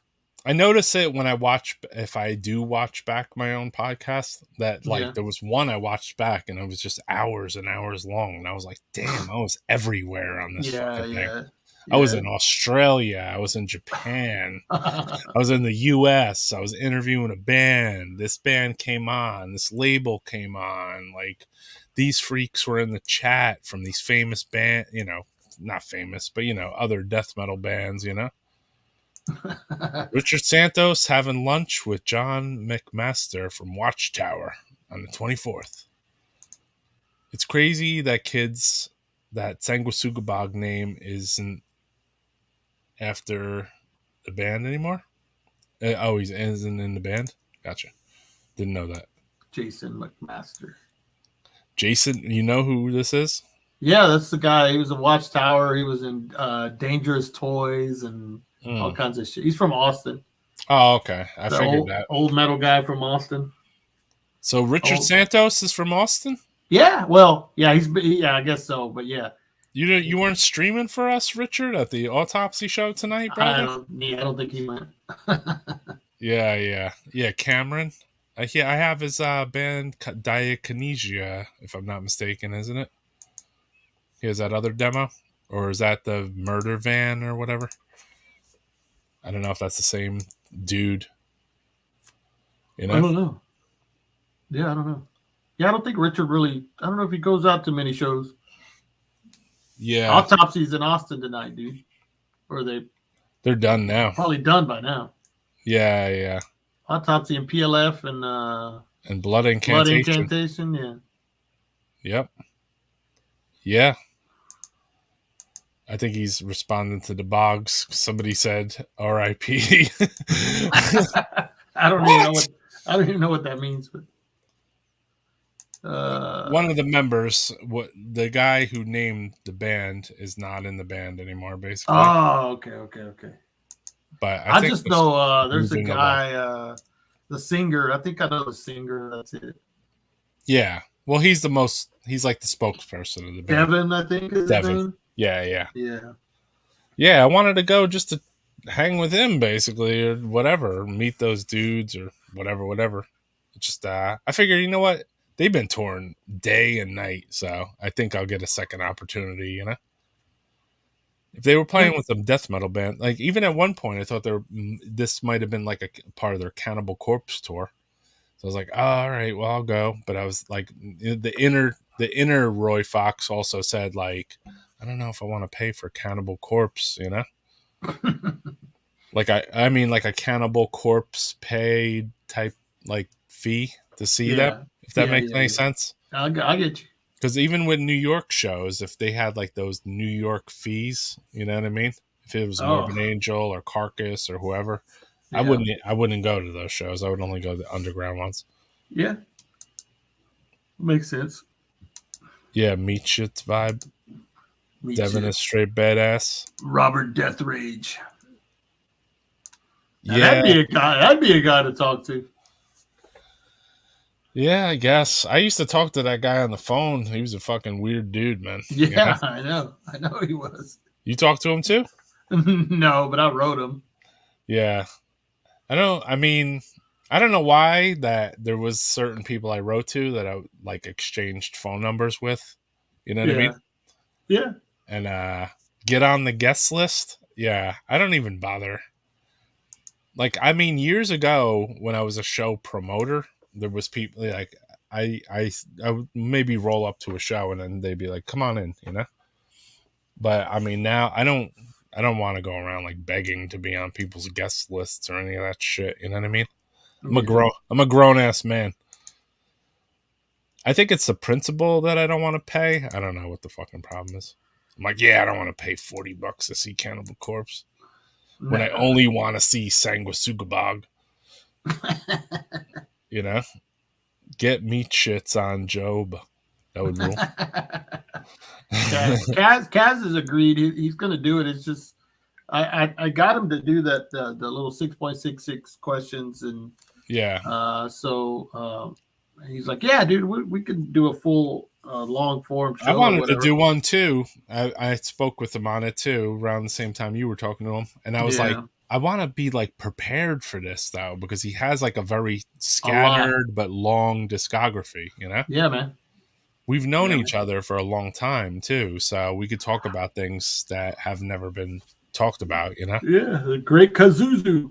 I feel like I'm holding back some of my Kaz information on this podcast because I'm like, I want to tell it on his, you know what I mean? If that makes any sense. How do you get involved with being promoters or even throwing death metal shows or fests or something? Just do it. Yeah, I mean, all right. You start with a show, basically. That's what I would say. Like, you know, you start with just, you know, you go to a show, actually, and then you talk to the bands and say, hey, how's it going? I want to throw a show like this. Can I get your number? Can I get your message? You know, can I get your contact?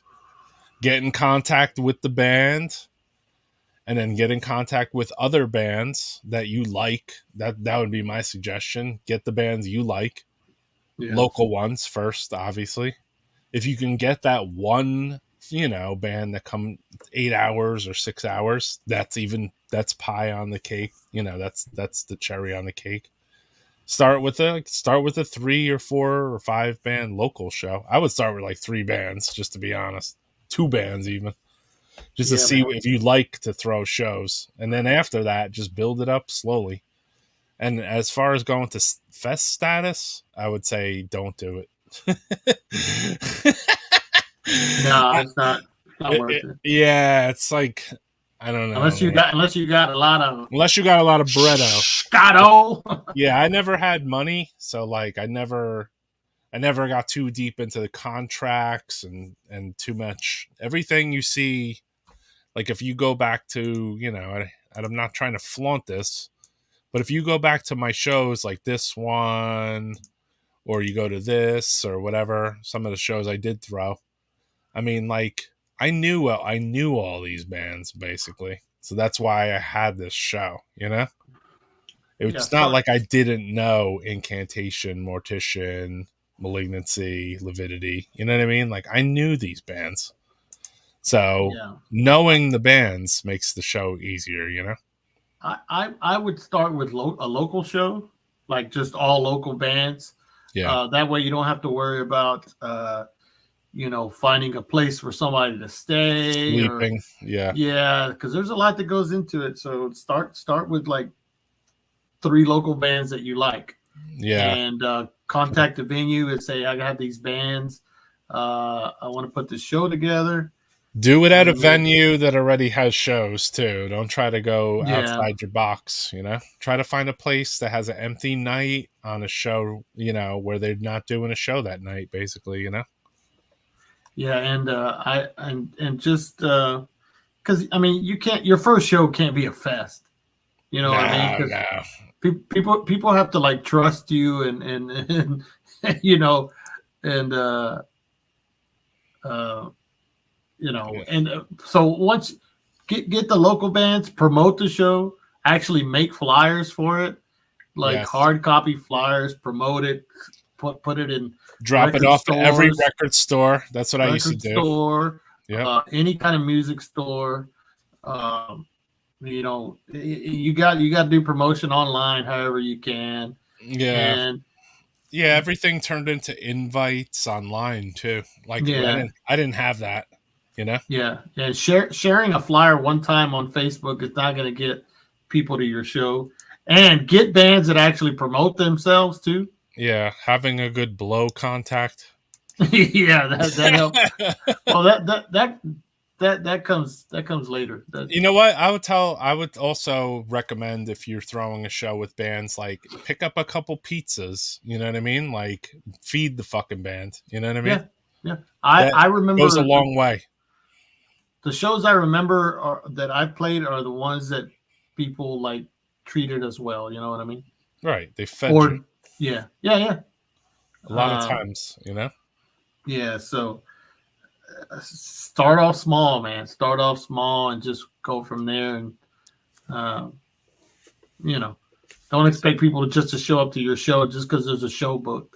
Yeah, there's a guy that runs. Okay, let's go back to Jet Fuel here. There's a guy that runs all the metal stuff, but would like to get more brutal stuff. I mean, also talk to the guy who throws the fucking shows and be like, "Hey, you want to co-op on a show? Let's do a small show." You know, I got a couple bands that. I got a couple brutal bands. You bring a couple bands, and then you know, if you can get along with the guy, just to see if that works.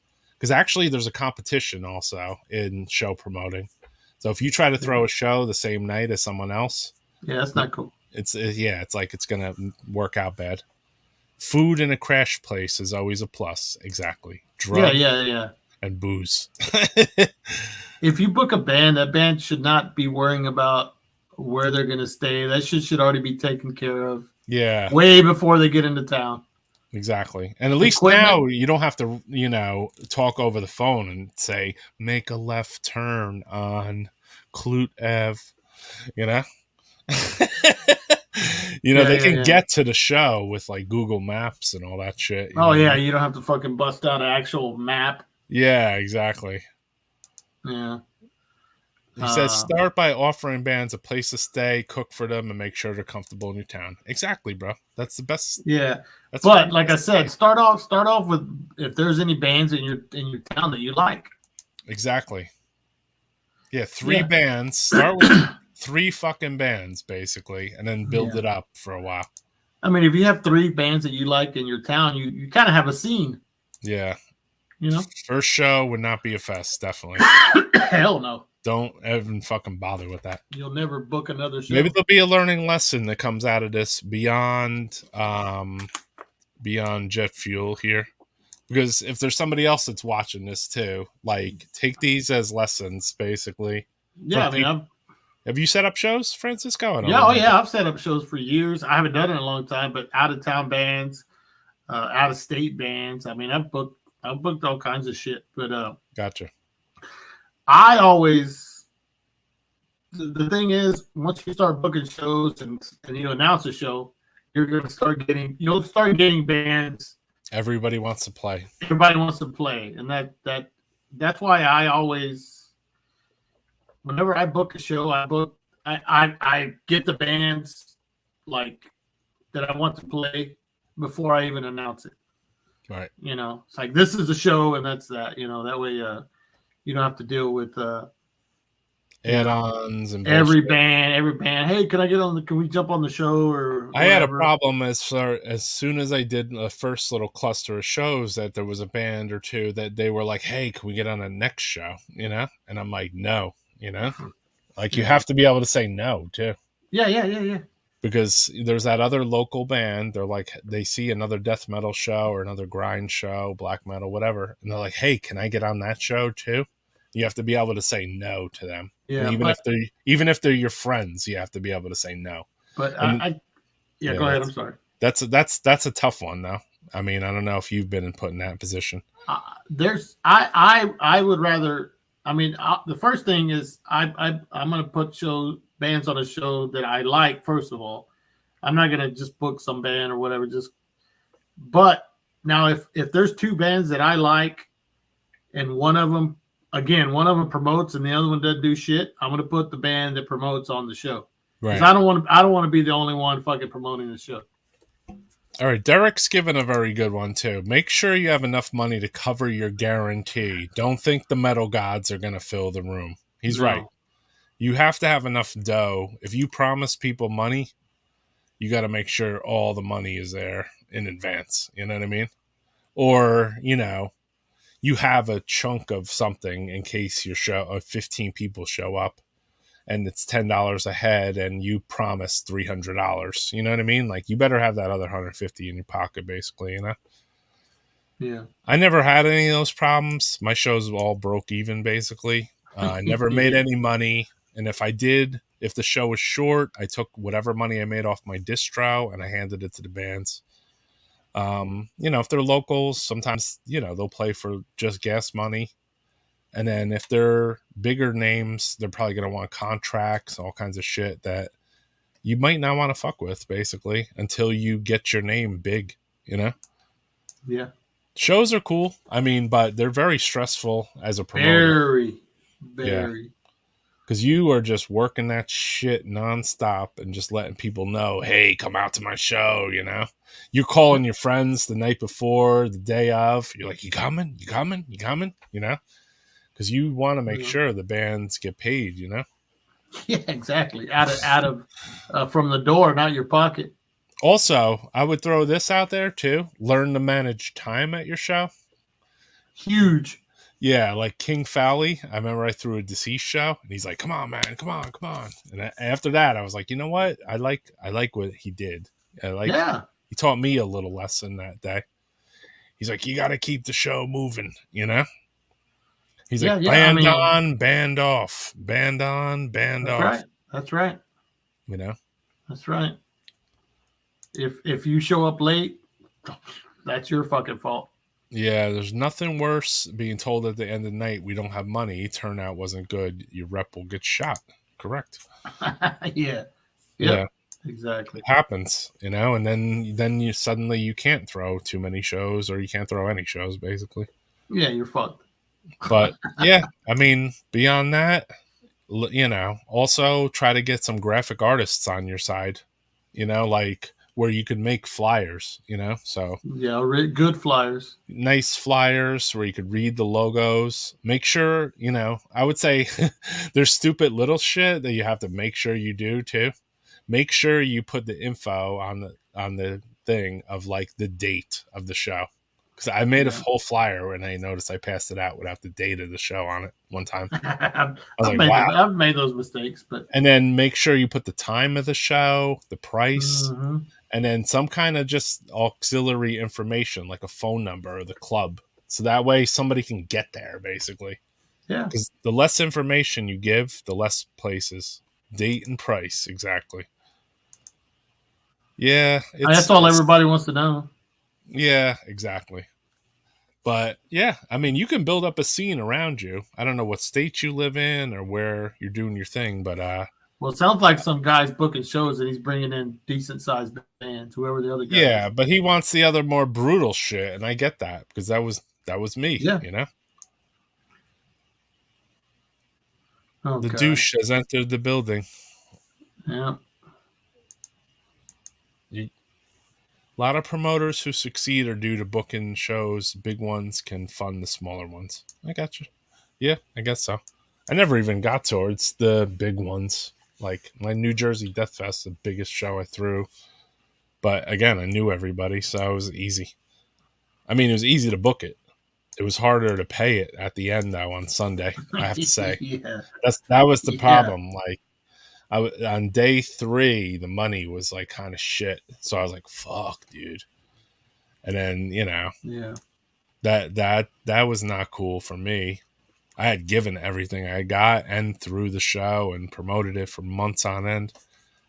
And that's why I stopped throwing the shows, because I said, I'm putting too much effort into this, you know, and I'm not that I was trying to get paid at any point, but I wanted to just sell my own merchandise at the show. And maybe I would get paid from just selling merchandise at the show. You know what I mean? Yeah. Yeah. Yeah, I mean, if you're too stressed out, then it's not worth it. I tried once, but pretty big band, everything fell through. Not too much because of us, but rather the band drink antifreeze or whatever. Yeah. What? I get it, though. I felt that way about a band one time that didn't show up. I was like, you fuckers, what the fuck, man? You know? Like, how dare you don't show up, headliner band? You know? Yeah. It's kind of fucked. Especially when you only live 3 hours away, you know? Yeah. It's like I promoted your shit for a month and a half, and then you don't show up. Like, come on, man. You know, fuck out of here. Yep. It happens, though. Yeah, that's happened. It happens. You got to get local bands to start. Yep. Start with local bands. And Derek said it well. Flyers. You got to go fucking pass out flyers, dude. You got to do the groundwork. Go flyer the show. One of many things. You got to put a lot of groundwork on that fucker. Yep. It's a lot to it. There was a fest once at a New York venue with the Polish mob owned the building. They decided to take all the money from the promoters because they could. Man, it was a crazy situation. I think I know. Okay, it was called Warsaw. Polish promoters. Badass. Don't come back to Warsaw. We take your money. That's funny. There was, the shows that some of the shows I threw in New York City were also run by some Polish, like, underworld. But interesting. That's funny. We're going to hit 6 hours, but I'm going to kill this soon because you're here. Yes. So I want to say thanks to anyone all the guests that came on, and all the bands we played.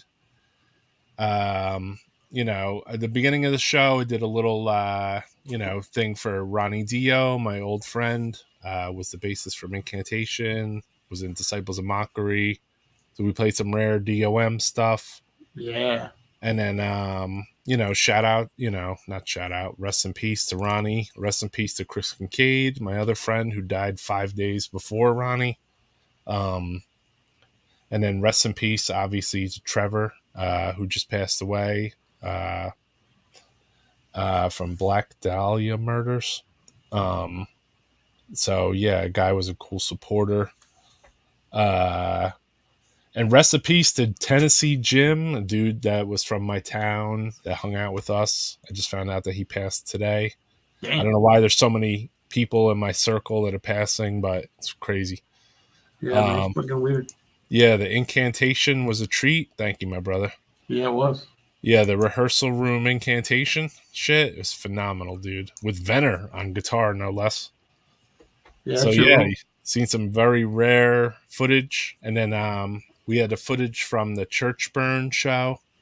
So we had the Ancient Torment footage and then the Ancient Death footage. Those were the other two bands that played that show. So I decided to, I didn't do Death Metal Podcast live. I just went there and I just, filmed a few songs of each band and ran it on here. So I figured it would get better traction if I gave the show a little promo beforehand. But I obviously didn't promo the show hard at all. I did it like I said last night. Does anyone want to see Death Metal Podcast? Like I obviously, I just felt last night like it was due, because I see Maryland moving in quick. I'm going to be busy. I'm going to be at Maryland. Hell yeah. I'm going to be at Maryland with Mortician as helping them vend or whatever. So if anybody knows my face, I don't know yours. You guys are all screen names to me, except if you're like Carl or Derek or somebody.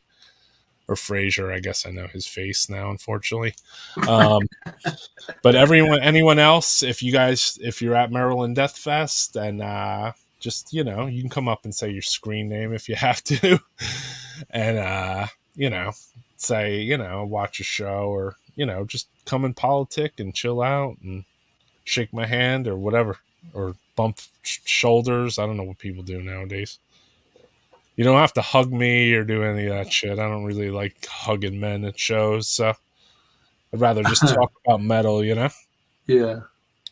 I'm going to be there to help Mortician, and maybe I'll stay for a little while, extra days or two. I'd like to check out a few bands.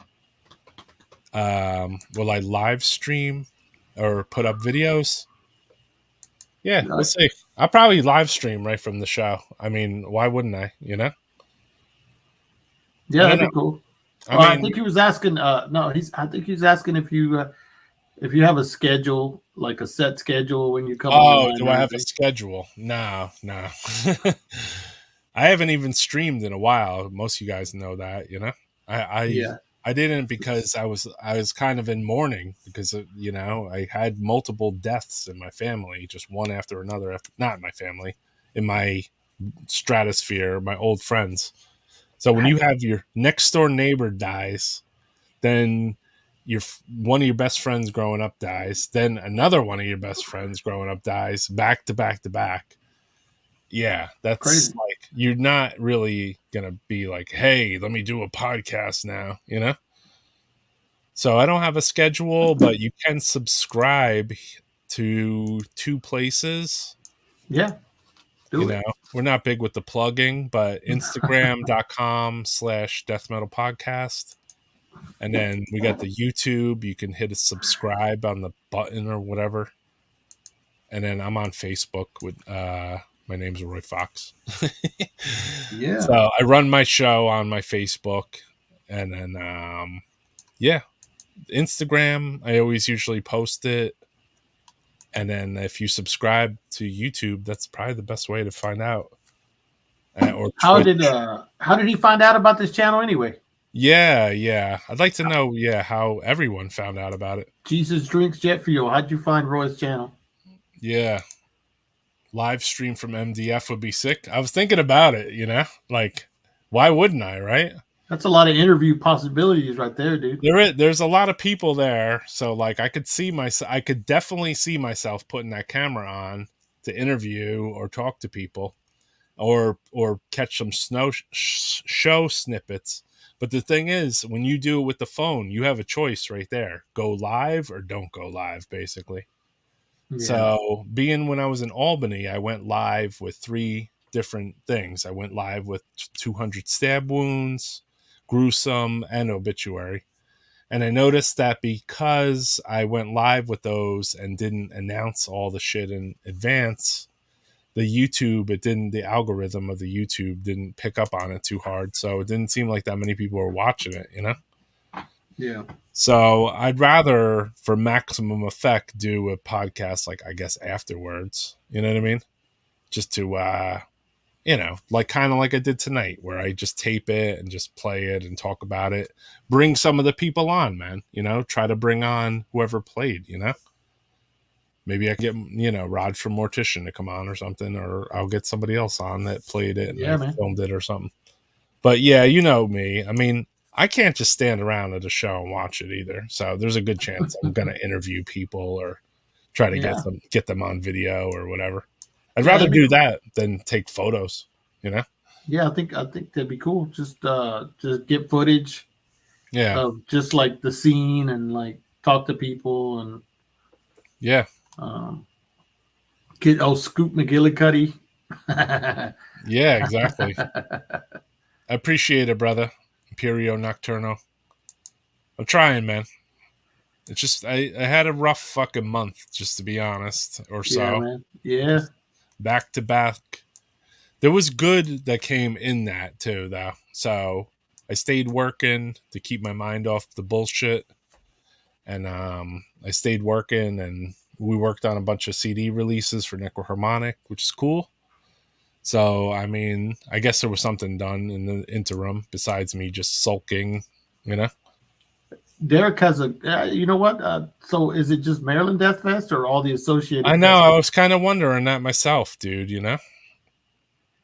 Yeah. I was wondering the same exact thing. I wonder which ones they're doing and which ones are not. I think they're shutting them all down, but I could be wrong, dude. They could just be saying we're shutting this down. This is the last one. You know what I mean? Doing a kiss. Yeah. Yeah, brother. It's old. Yeah. But I mean, if anything, my daughter had a child. So, I mean, good things happen too, Hell yeah. So good things happen too. Grandpa Sleazy. Yeah. I mean, I don't feel old, but whatever. I mean, my daughter's older, and I'm old enough to have children and have children. So, I hope that me and Francisco brought some knowledge to everyone if they want to throw a show, you know, and then. Yeah, dude. Oh, Jesus, it's cool seeing like you said, different people chiming in. So. Yeah, I enjoy that too. I definitely enjoy that. Fraser. Yeah, I'll put that too, man. 2022 sucks donkey ass. There's been a lot of bad. Yeah, it's a short. Yeah, it's sucked donkey ass for a while in a weird way. Seems like it's getting worse. I don't know how much worse we get. You know, $25 a gallon for gas, or got to heat my house with like fucking flame throwers. Ridiculous. Or, you know, like, why does electric price go up once gas goes up? That has nothing to do with each other, you know? Just stupid shit like that, you know? Would it suddenly electric become more expensive to come into my house? Not, you know? Yeah, fuck if I know. It's confusing shit. What show are you going to, Fraser, on Wednesday? Yeah, talk to us, brother. What show are you going to? It better be not some weak. You know, it's Hellstar and just probably some weak shit. Some Annihilator new lineup. No, hell no. It's probably like fucking. It's probably some shit. D.D. Vernon's side project. Yeah, Psycho Billy band's coming to town. What?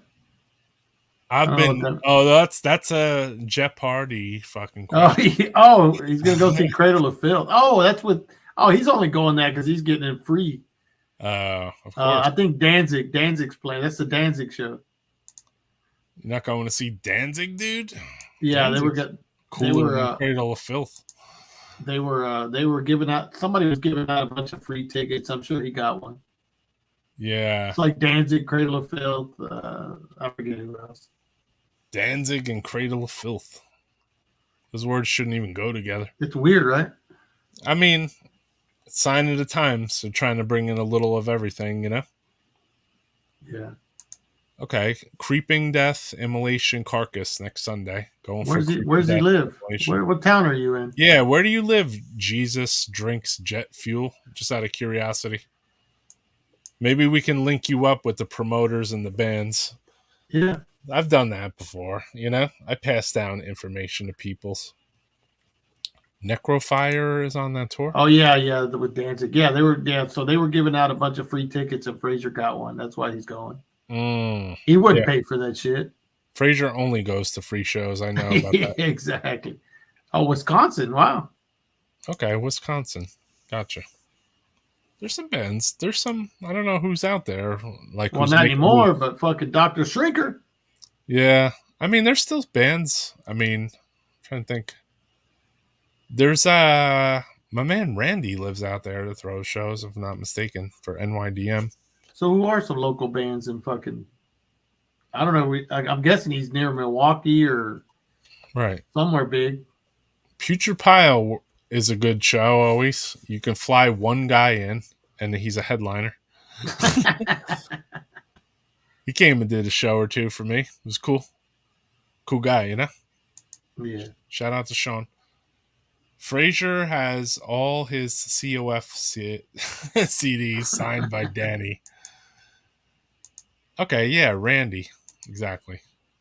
Yeah, Randy does kind of go to a different subculture. Dying Fetus coming up this week. All right, bro. Awesome. Not really interested in tours right now. Maybe start something of my own. Would love Suffocation, Atheist, New York. Maybe Pathology, Stabbing, and Decrepit Birth. Stabbing. That's right. Texas. Feeling that Stabbing, bro. Yeah. Good shit.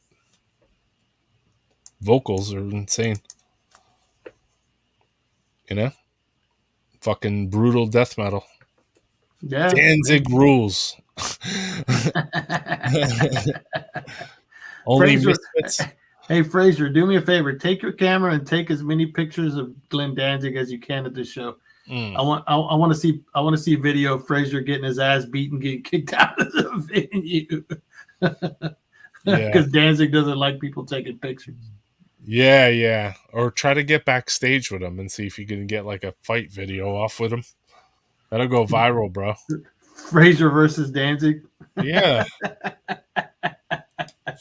Danzig just like smacks a friggin' slaps the shit out of him. Slaps the shit out of Frazier. Danzig kind of jacked, no? Yeah, man. He seems a little jacked up, you know? Frazier's jacking the boxed up. Yeah. He don't drink either, so he's not going to get belligerent with Danzig. He might ask for autographs instead. Glenn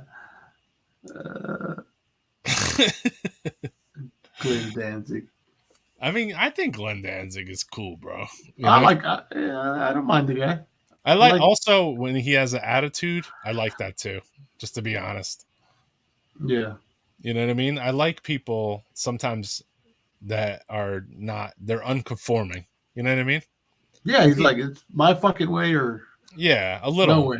Exactly. So it's like those unconforming asshole types sometimes are kind of cool, you know? Not if they're in my face telling me that.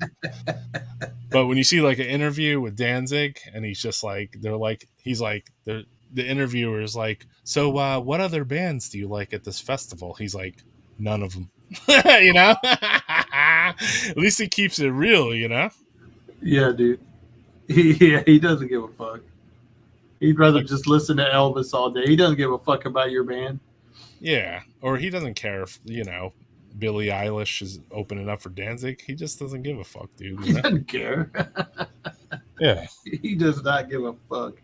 But but hey, if you go to his show, there's not gonna be fucking just people just doing this all fucking show long, you know. It's like people are actually have to watch the show. There's one other additional thing we should add to the Danzig saga right here. This is a guy who promoted the fuck out of his band, dude. Yeah. This is a guy who made 7 inches and gave them away. This is a guy who had his own fan club. This is a guy who printed his own shirts and posters and promoted the shit out of his band, the Misfits. Fan club. Yeah, so that's why he is where he is now, too. You know what I mean? He promoted the fuck out of his shit. So he's an underground legend, you know?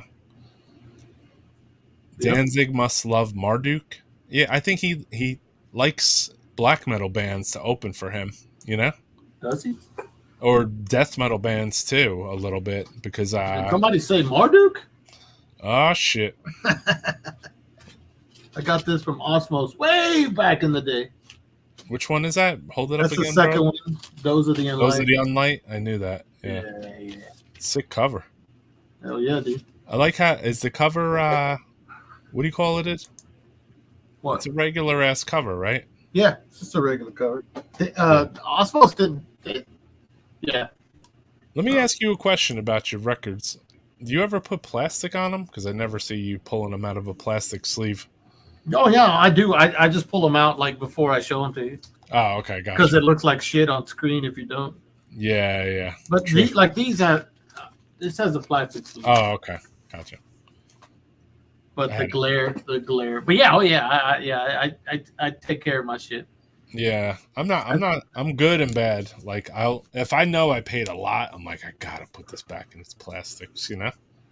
But then if I didn't, sure. I'm just like, who cares? Like if I got it on like a trade, I don't trade it. I don't treat it as well.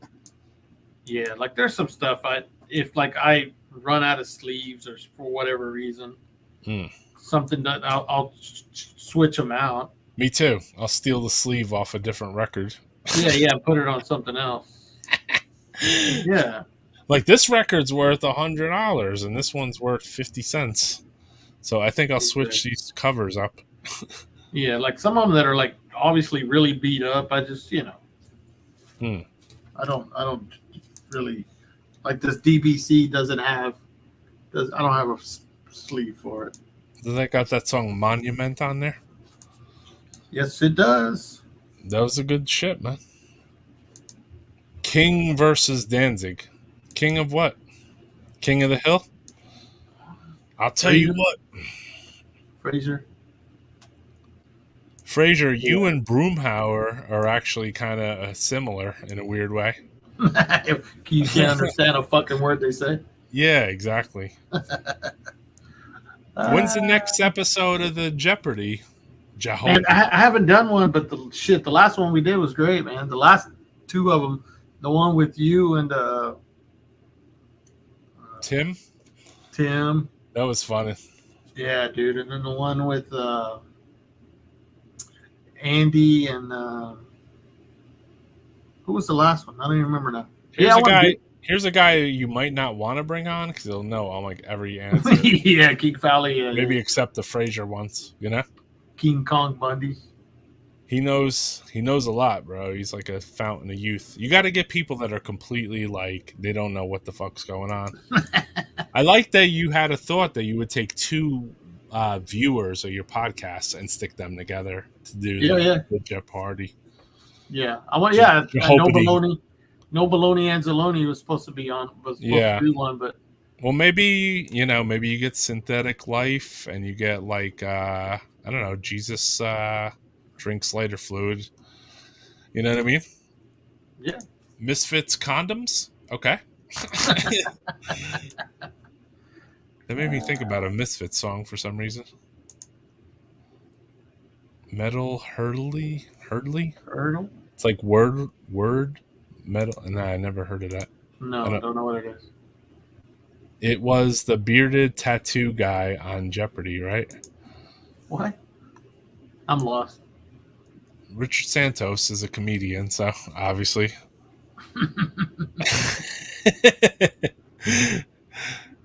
Maybe you. I was gonna say maybe you shaved your mustache off since then. You should get J-Dog. Yeah, because you could see if you could stump J-Dog on the non-musical questions, you know? Nobody gets the Fraser questions, right? Yeah. You know what, though? Every time we did it, I was like, I'm taking the Fraser questions. I know. Because I thought they would be the most fun to do, you know? They're fucking great. Tim actually got one or two of them right, dude. Yeah, he's been hanging around Fraser a while, so. Yeah. You guys should get Gut here on for an interview. I spoke with Gut to be on here, so that there's a good chance. Do it. There's a very good chance of that. Right now, one of the dudes from Gut's on vacation in the U.S., but I spoke to Tim, who plays in Gut. He was also in Pyogenesis in the early. Oh yeah, the guitar player. Yeah, so he said they would do an interview. Maybe him and Ollie. Yeah, Ollie does Chaos Cascade now. Yeah. It'd be cool to get him. It would be. I don't think Joe would come on, but I think we could probably get Ollie and Tim to come on at the same time. You know, we'll see. Dude, I don't know if Ollie's into videoing or not. Tim would do it though. Yeah, good Gut interview. I could do a Gut interview without even writing down. I mean, I don't write down anything. Ollie's on. I think he's on Instagram. Oh, I know. I mean, I already asked them to do the interview. Yeah. I mean, you've known Ollie forever, so. Ask Tim. That's what they all say in the band. Ask Tim. Oh, okay. PLF interview. Yeah. I think Francisco had. Watch the. I did. I did something with Dave. It's on the channel. There's a 6.66 questions with Dave, and the old drummer Frank is on there too. A little more, attuned with PLF. Well, yeah. I mean, I want to really think of some out of the box fucking shit to do. Like my dream interview now would be to try to get like, I think I talked about this already. Get like Frank Stover and get like, like get the oldest death metal heads there are basically, and try to get them together to talk about like the origin of thrash to death metal. Yeah, that'd be cool. Would be actually, I might be working on maybe somebody from Morpheus Descends. Cool. And they're playing down in they're coming Texas. down here. That's why, yeah. So cool. I might do something with them because I think the lineup is like the old lineup now. Like when they were Morpheus, I think that lineup that's now is those guys that were in the band way back then. Yeah, I guess minus Jeff Raymer though, because he's passed. But Well, yeah, but I'm saying, but yeah, I think their lineup didn't deviate too much. Maybe it gained members over time. Somebody should stream the Morpheus Descend show. That's the bottom line, so I could play it on here. I'll talk to Sam, but I don't think Sam will make it. Sam's in the Sam and Yinch and. Okay, Internal Bleeding. I spoke with them about doing an interview. They're 100% down. We'd probably do like a daytime type one, but I know. Actually, I got to look at the timing. Yeah, because I kind of was in my slump. Like I didn't jump, but I was trying to do Internal Bleeding live jam and an interview too, because those guys can rip it up.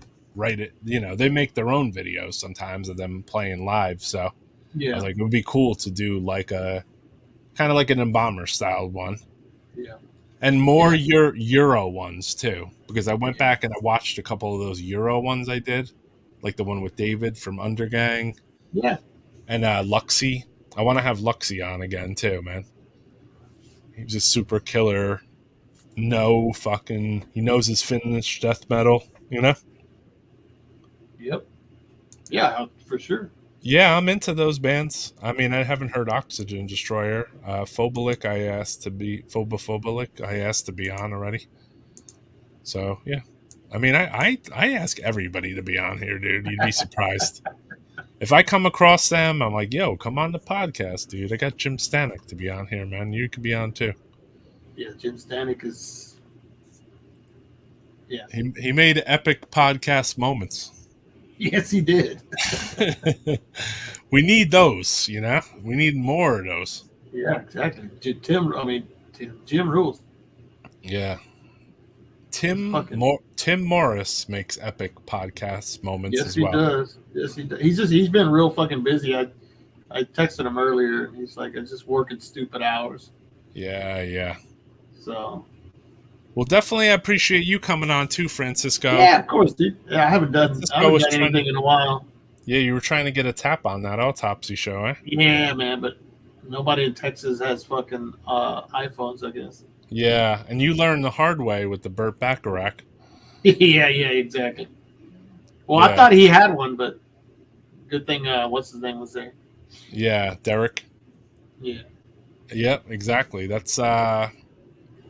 For some reason, I Android phone at a show, like the music, it just doesn't come through. You can see all the audio. All the video looks great, but not the audio. Yeah, it's really weird. Yeah. Actually, I've talked to, somebody mentioned the Blood guys. I've talked to Martin about doing a show from Blood, but it's just hard, them being in Germany and all that shit. You got to do it during the day. Yeah, on a weekend, yeah. That's kind of how how I played those other ones. I just did. It felt weird though, because I was like drinking coffees and shit beforehand, and usually it's my whole day has passed. And then I was like, all right, I set up for the podcast for tonight. No, I'd like to have like a Germany show with like Danny from Dead, Byrne from Ulstra's Phlegm, fucking Martin from Blood, and wow, that'd be cool. Be killer. Yeah, that'd be killer, man. Yeah. Lee Dorian. I don't know if he does interviews. I don't think he does. Yeah, I wouldn't mind talking to him about Rise Above, obviously, but I don't know if that's a complete death metal thing. Yeah. Mick Harris would be fucking awesome, dude. Yeah, well. We always talk about who would be on the podcast at the end of this podcast. Have you ever noticed that? Yeah. People throw out all these names, and then me and you always go, yeah, I talked to that guy. Yeah, I talked to that guy. Yeah, I talked to that guy. Yeah, it's hard. It's hard to get Wagner Antichrist and you on the same schedule. You know what I mean? It'd be cool to get some Brazilian people on the show too, but most of them are like really rough with their English. DD crazy, Yeah, dude, it'd be crazy, man. Yeah, this guy would be killer. Be like, so when you brought that bomb into the show. Oh yeah. So Kevin, Yeah. caller Jet, of the storms. caller to storms. He's I mean, sick. I mean, my man Damo from Australia had mentioned offhand that he might be able to get me an interview with Black Winds. So That'd be badass. that would be fucking killer, dude. Yeah. If we can get him up on here and see, talk, Dude, that'd be killer. be fucking amazing. You should get Vince Neil to say, "Why did you get so fat?"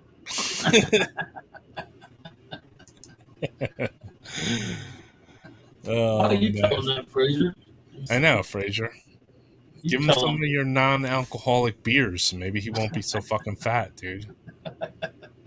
How many signed Vince Neil items do you have? He's got everything. Yeah, exactly. Fraser busts out his friggin' penile and he's like, "Can you please write your name on here so I can get it tattooed, bro?" Thanks. I know you're only the roadie for Overkill, but you still mean something to me because you run a rockabilly project that has one song on it. Can you sign this, please? You know what? It's because I'm lacking my own clown. I have to use your clown, which is kind of interesting, Francisco. Shit. He takes a lot of shit and he doesn't say anything. So he doesn't. It doesn't phase him whatsoever. That's good. He knows we're only joking anyway. So Anthony Neal. Who's Anthony Neal? What's up, Anthony Neal? How's it going, Anthony brother? Neal? Rat interview. Rat. Yeah. Out of the cellar. Out Vince of the Neil rules these days. Yes. Yeah, he rules. I'd rather do a Tommy Lee, actually. Tommy Lee. Eric Rutan interview would be cool. Yeah. I saw part of his interview with Jamie Jasta. It was kind of cool. He was talking about ripping corpse. I thought that was cool. Oh, was he? Yeah, a little bit. Talking about the early days of ripping corpse a little bit. And, yeah. That dude hit the jackpot fucking thanks for the joining support. Cannibal Corpse. Yeah, thanks for the support, Anthony. Yeah. Oh, awesome. Thanks, Anthony. Yeah, Seattle. Seattle rules, dude. Fetid. Maybe they're from Washington. Are they from? I think they're from Seattle. Yeah, they're from around that area. I saw a witch. What is it? Witch Vomit, Fetid, bunch of fucking sick bands playing out there. Oh God! Damn, terrible. No ripping corpse, so you couldn't. I wouldn't be able to get that. Mark and Steve-O, that would be dope. Yeah. Nick Mark, I've asked Mark for a long time, and it's just he's it's kind of like a Jim Rowe thing where they're not really technologically advanced. You know what I mean? I'm bummed about this because the guy was cool as fuck. If you go back to the beginning of the interview, beginning of the show, sorry, this is a tribute to everybody like Trevor, my boy Ronnie, DEO from Incantation. A couple other of my friends passed away. My death metal friend Chris Kincaid, and anyone else we lost. We lost Ruben from Imprecation. Yeah, and there's a couple other cats too, man. That it's tough to lose cool death metal warriors,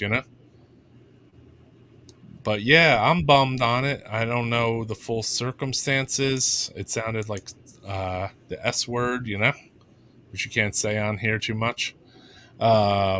Basically, yeah, I mean, I don't know. I don't know the guy. I feel horrible that shit happened.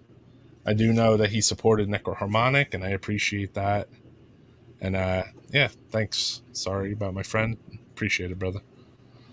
I hope you like, the interviews. If you go back, if you just got home now and you go back to the beginning, we played a bunch of rare Disciples of Mockery stuff with Ronnie and some rare Incantation stuff with Ronnie, Will, and Bill Venner. And then we played we played a Church Burn with Dave Suzuki, who was in Vital Remains and Deicide and shit. We had Derek on here, and then we had a Ancient Death on here, and we played Ancient Death. We played Ancient Torment. So yeah, man, I came with a pretty packed interview, I guess. A packed death metal podcast. I didn't think it was going to go this long, as usual. I was like, I'm just going to go on for 2 hours and get off, you know? Yeah. But it just keeps going and going and going. But I stay on because the chat, basically. Yeah, yeah, exactly. It's like the chat fucking drives the cast, you know? If I see 30 or 40 people watching this or whatever it is, I'm just like, fuck it. I might as well just keep talking, dude, you know? Yeah. But expect more European interviews from me. Probably when I'm at MDF, I'll hook up additional interviews for this, you know? That's the game plan. To meet some of the people I know through their records and then try to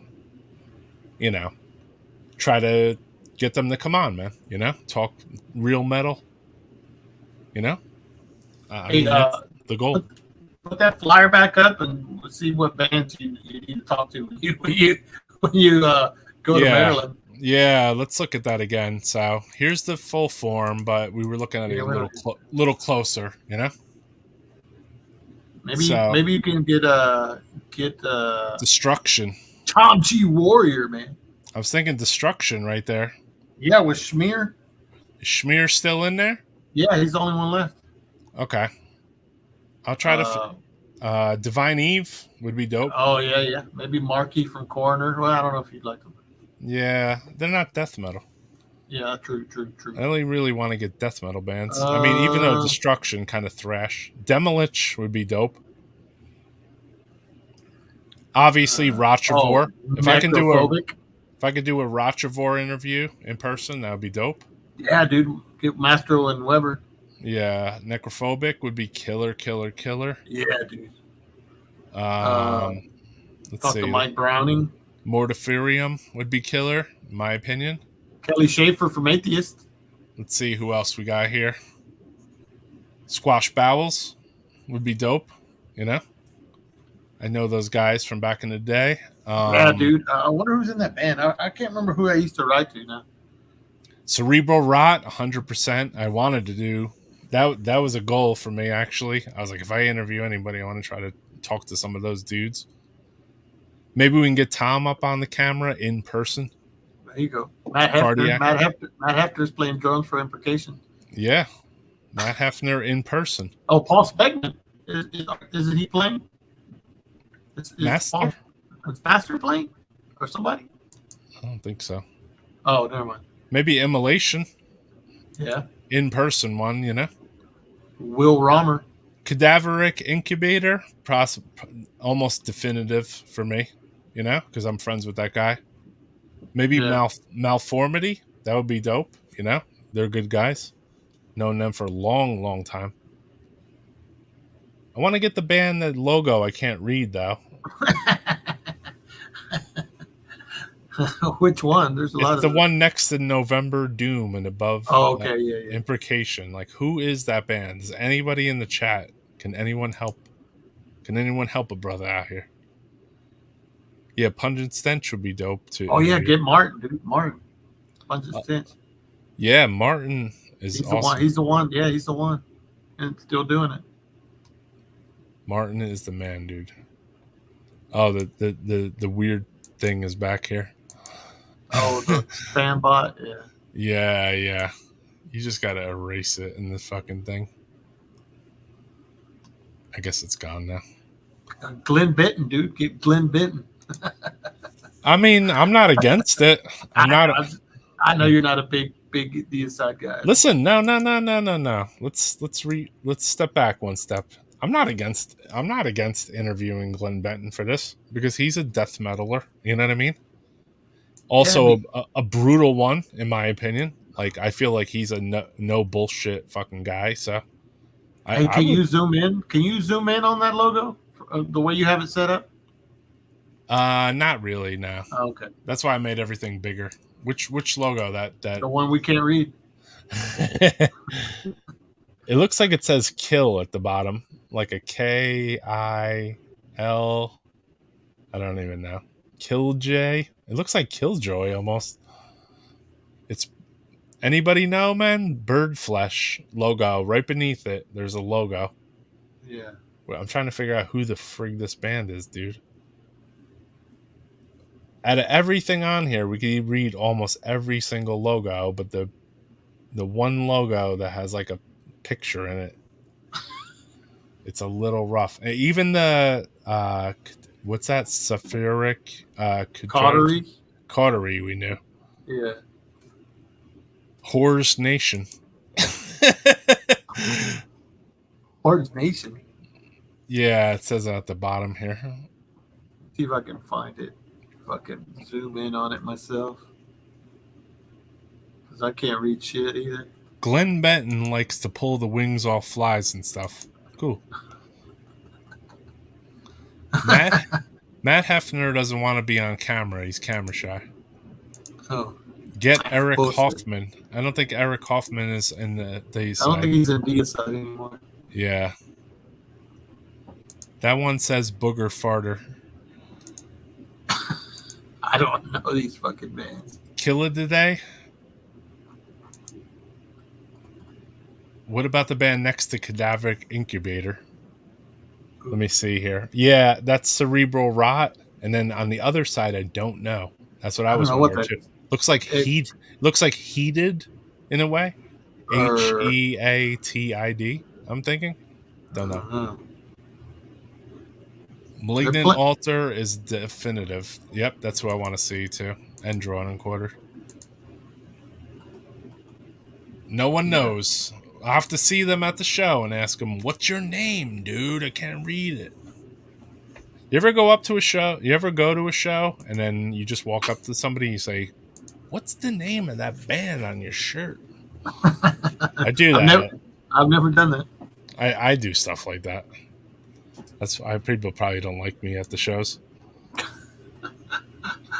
You know? I don't really talk to. You could see, obviously, when I go to Maryland Death Fest, it turns out something like this, you know? We have like Schlack, a guy with a black eye, you know? Me with a red cup, all drunk. We got the Night Stalker with us, fucking bunch of maniacs, basically. That's when I drank, though, so I would probably... I mean, I wouldn't be into Frasier levels of, weakness, but... That's hard to do. Yeah, I can't... Is Frasier not going to the Maryland Death Fest? That's a freaking signature... he can get a lot of signatures there. Yeah. He could. Yeah, I'm in a blue shirt. I know. Now that I think of this little photo, like I'm not even wearing a death metal shirt, huh? No, dude. I totally do not give a fuck, right? Like my fucks are not given, basically. I got two wristbands on right there. Like one wristband wasn't enough. I had two. Well, one was probably for drinking, actually. That's yeah. Fun. Yeah, I was rocking the blue shirt. Blue shirt? I mean, I guess it goes with the old school where at Maryland Death Fest 1, I was rocking this shit right here. Green shirt. A green shirt. With there's a Necrophagia Cannibal Holocaust record in the background there, 10-inch vinyl. Damn.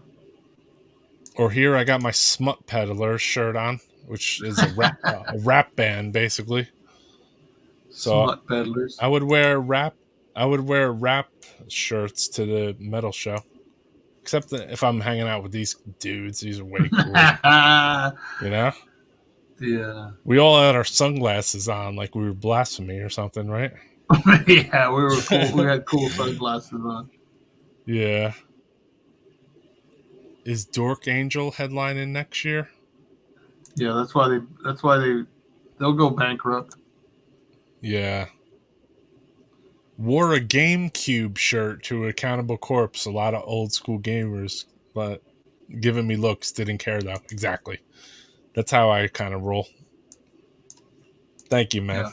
Yeah, these were like in the beginning of this, I showed some of the old like festival photos of like, if this is the last Maryland Death Fest, I had to go through like some of the old memories that I had, you know, like taking my first photo with Chris Reifert after knowing him for 25 fucking years. Here's one I didn't show, actually. This is a crew peeps I were hanging out with. Christine, Marcy, and Liz, and Bridget. They were chilling, and we partied in my man Ryan's room, and it was a good weekend, you know. Hell yeah. A lot of cool people at Maryland Death Fest. You know, you go out to eat breakfast with them or chill out, or you know what I mean. Yeah, I was staying in a room. I got my Avicium shirt on in this one. Thick. Fucking A, dude. What were you saying, my brother? Oh yeah, I was staying in a hotel, like within walking distance. For that, I forgot what the hotel was, but just walking back, like if I needed to leave for a minute, I guess. Oh, okay. Yeah. We used to stay at like a crack motel that was like out like a 15-minute drive away. So I was kind of like landlocked to the fest. Well, I mean, usually. It is Baltimore. It's fucking crack bad, you know? Yeah. I was always locked to the fest once I got there. You know, it's like I got there in the morning and then I was vending too. So like I was locked to the fest no matter what. Yeah, exactly. No, I could barely leave my table, much less leave the area, you know? Yeah, it's only when I went as a fan I could actually like move about. And then I remember leaving and being like, oh, Carcass is on or Morbid Angel or something. And I was like, just like, I went back to the hotel and I was like sitting outside at some lounge talking to some black guy about like chess. You know what I mean? I could hear like just an echo of like Morbid Angel in the background, you know? Yeah. Totally ungiving two fucks about the show at that stage, you know? Hell yeah, I know exactly. I was like, yeah. Yeah, Baltimore is a fucking mess. That's right. It is. Yes, it is. It's a rough place. I can't even imagine what it's like now. Maybe that's why they're not having the fest too. Think about it. There's a lot of lawless areas now. Well, now don't you have to like drive a pretty good distance between venues now or something? I don't think it's a drive though. I mean, maybe it is though. I would assume that it's a walking distance thing, you know? I would hope so. I would hope so too, or else why the fuck are you throwing a fest? You gonna drive to each location? Yeah, well, I heard something about a shuttle or something. They were having a shuttle people or something. Okay, interesting. I don't know. Maybe I'll just get one of those little scootery things, you know, like that little 2-wheel little. Think they would let me in the front door with that thing? Yeah. Yeah, I'd be like, Just say I know Fraser. Also, you know, I'm going to tell you, anybody that hasn't been to the Maryland Death Fest, it's a fucking endurance test, basically. Like, if you want to see all the bands you want to see, it's a pain in the ass, dude. And that was when everything was on the same campground, basically, or showground. Now, they've put it in different clubs, you know? Yep. Everything was like, it was indoor, and then you would go inside. Hey Roy, how much is gas out there? For me, $4.79 a gallon right now. Damn. Yeah, that's how much. It's $4.79 a gallon in my town. Yeah, boy. I don't live in Texas. Why do you care what gas prices are over there? Because he wants me to come pick him up to go to Maryland, dude. He's like, hey Roy, drive down here. Pick me up. How much for a whole chicken down there, Roy? Yeah. How much for a fucking chicken? Huh? Yeah. Fucking, wow, $6.49? Holy shit. Where the fuck do you live? That sounds like Cali. Must be West Coast. Yeah. Damn. $6.49. God damn, dude. I thought it was high where I lived. Because I live in fucking... Yeah, I guess it's Cali, huh? Yeah. Gas prices. Are we going to talk about the weather next? Yeah, no shit. You know? Maybe you know what? Johnny Depp. 2 words we forgot. Anyone following the Johnny Depp situation? Like every video in my fucking feed is Johnny Depp or that girl. Yeah, she did scat porn or something. She left a dookie on the bed, you know. All right, you know what? I think we had enough of this. Yeah. Once you start talking about fucking Johnny Depp, it's time to end this. I'm gonna leave this off with a video though. Let me see here. You go into my death metal archive here. I might just have to push the video forward a little bit though. I appreciate everyone that tunes into this. If you didn't catch it from the beginning, go back and watch it. Yeah, you could watch it all week at work. You could watch it all week, bro. We're gonna I'm gonna end this with we'll end it with a little bit more incantation. Sweet. Enjoy, brothers.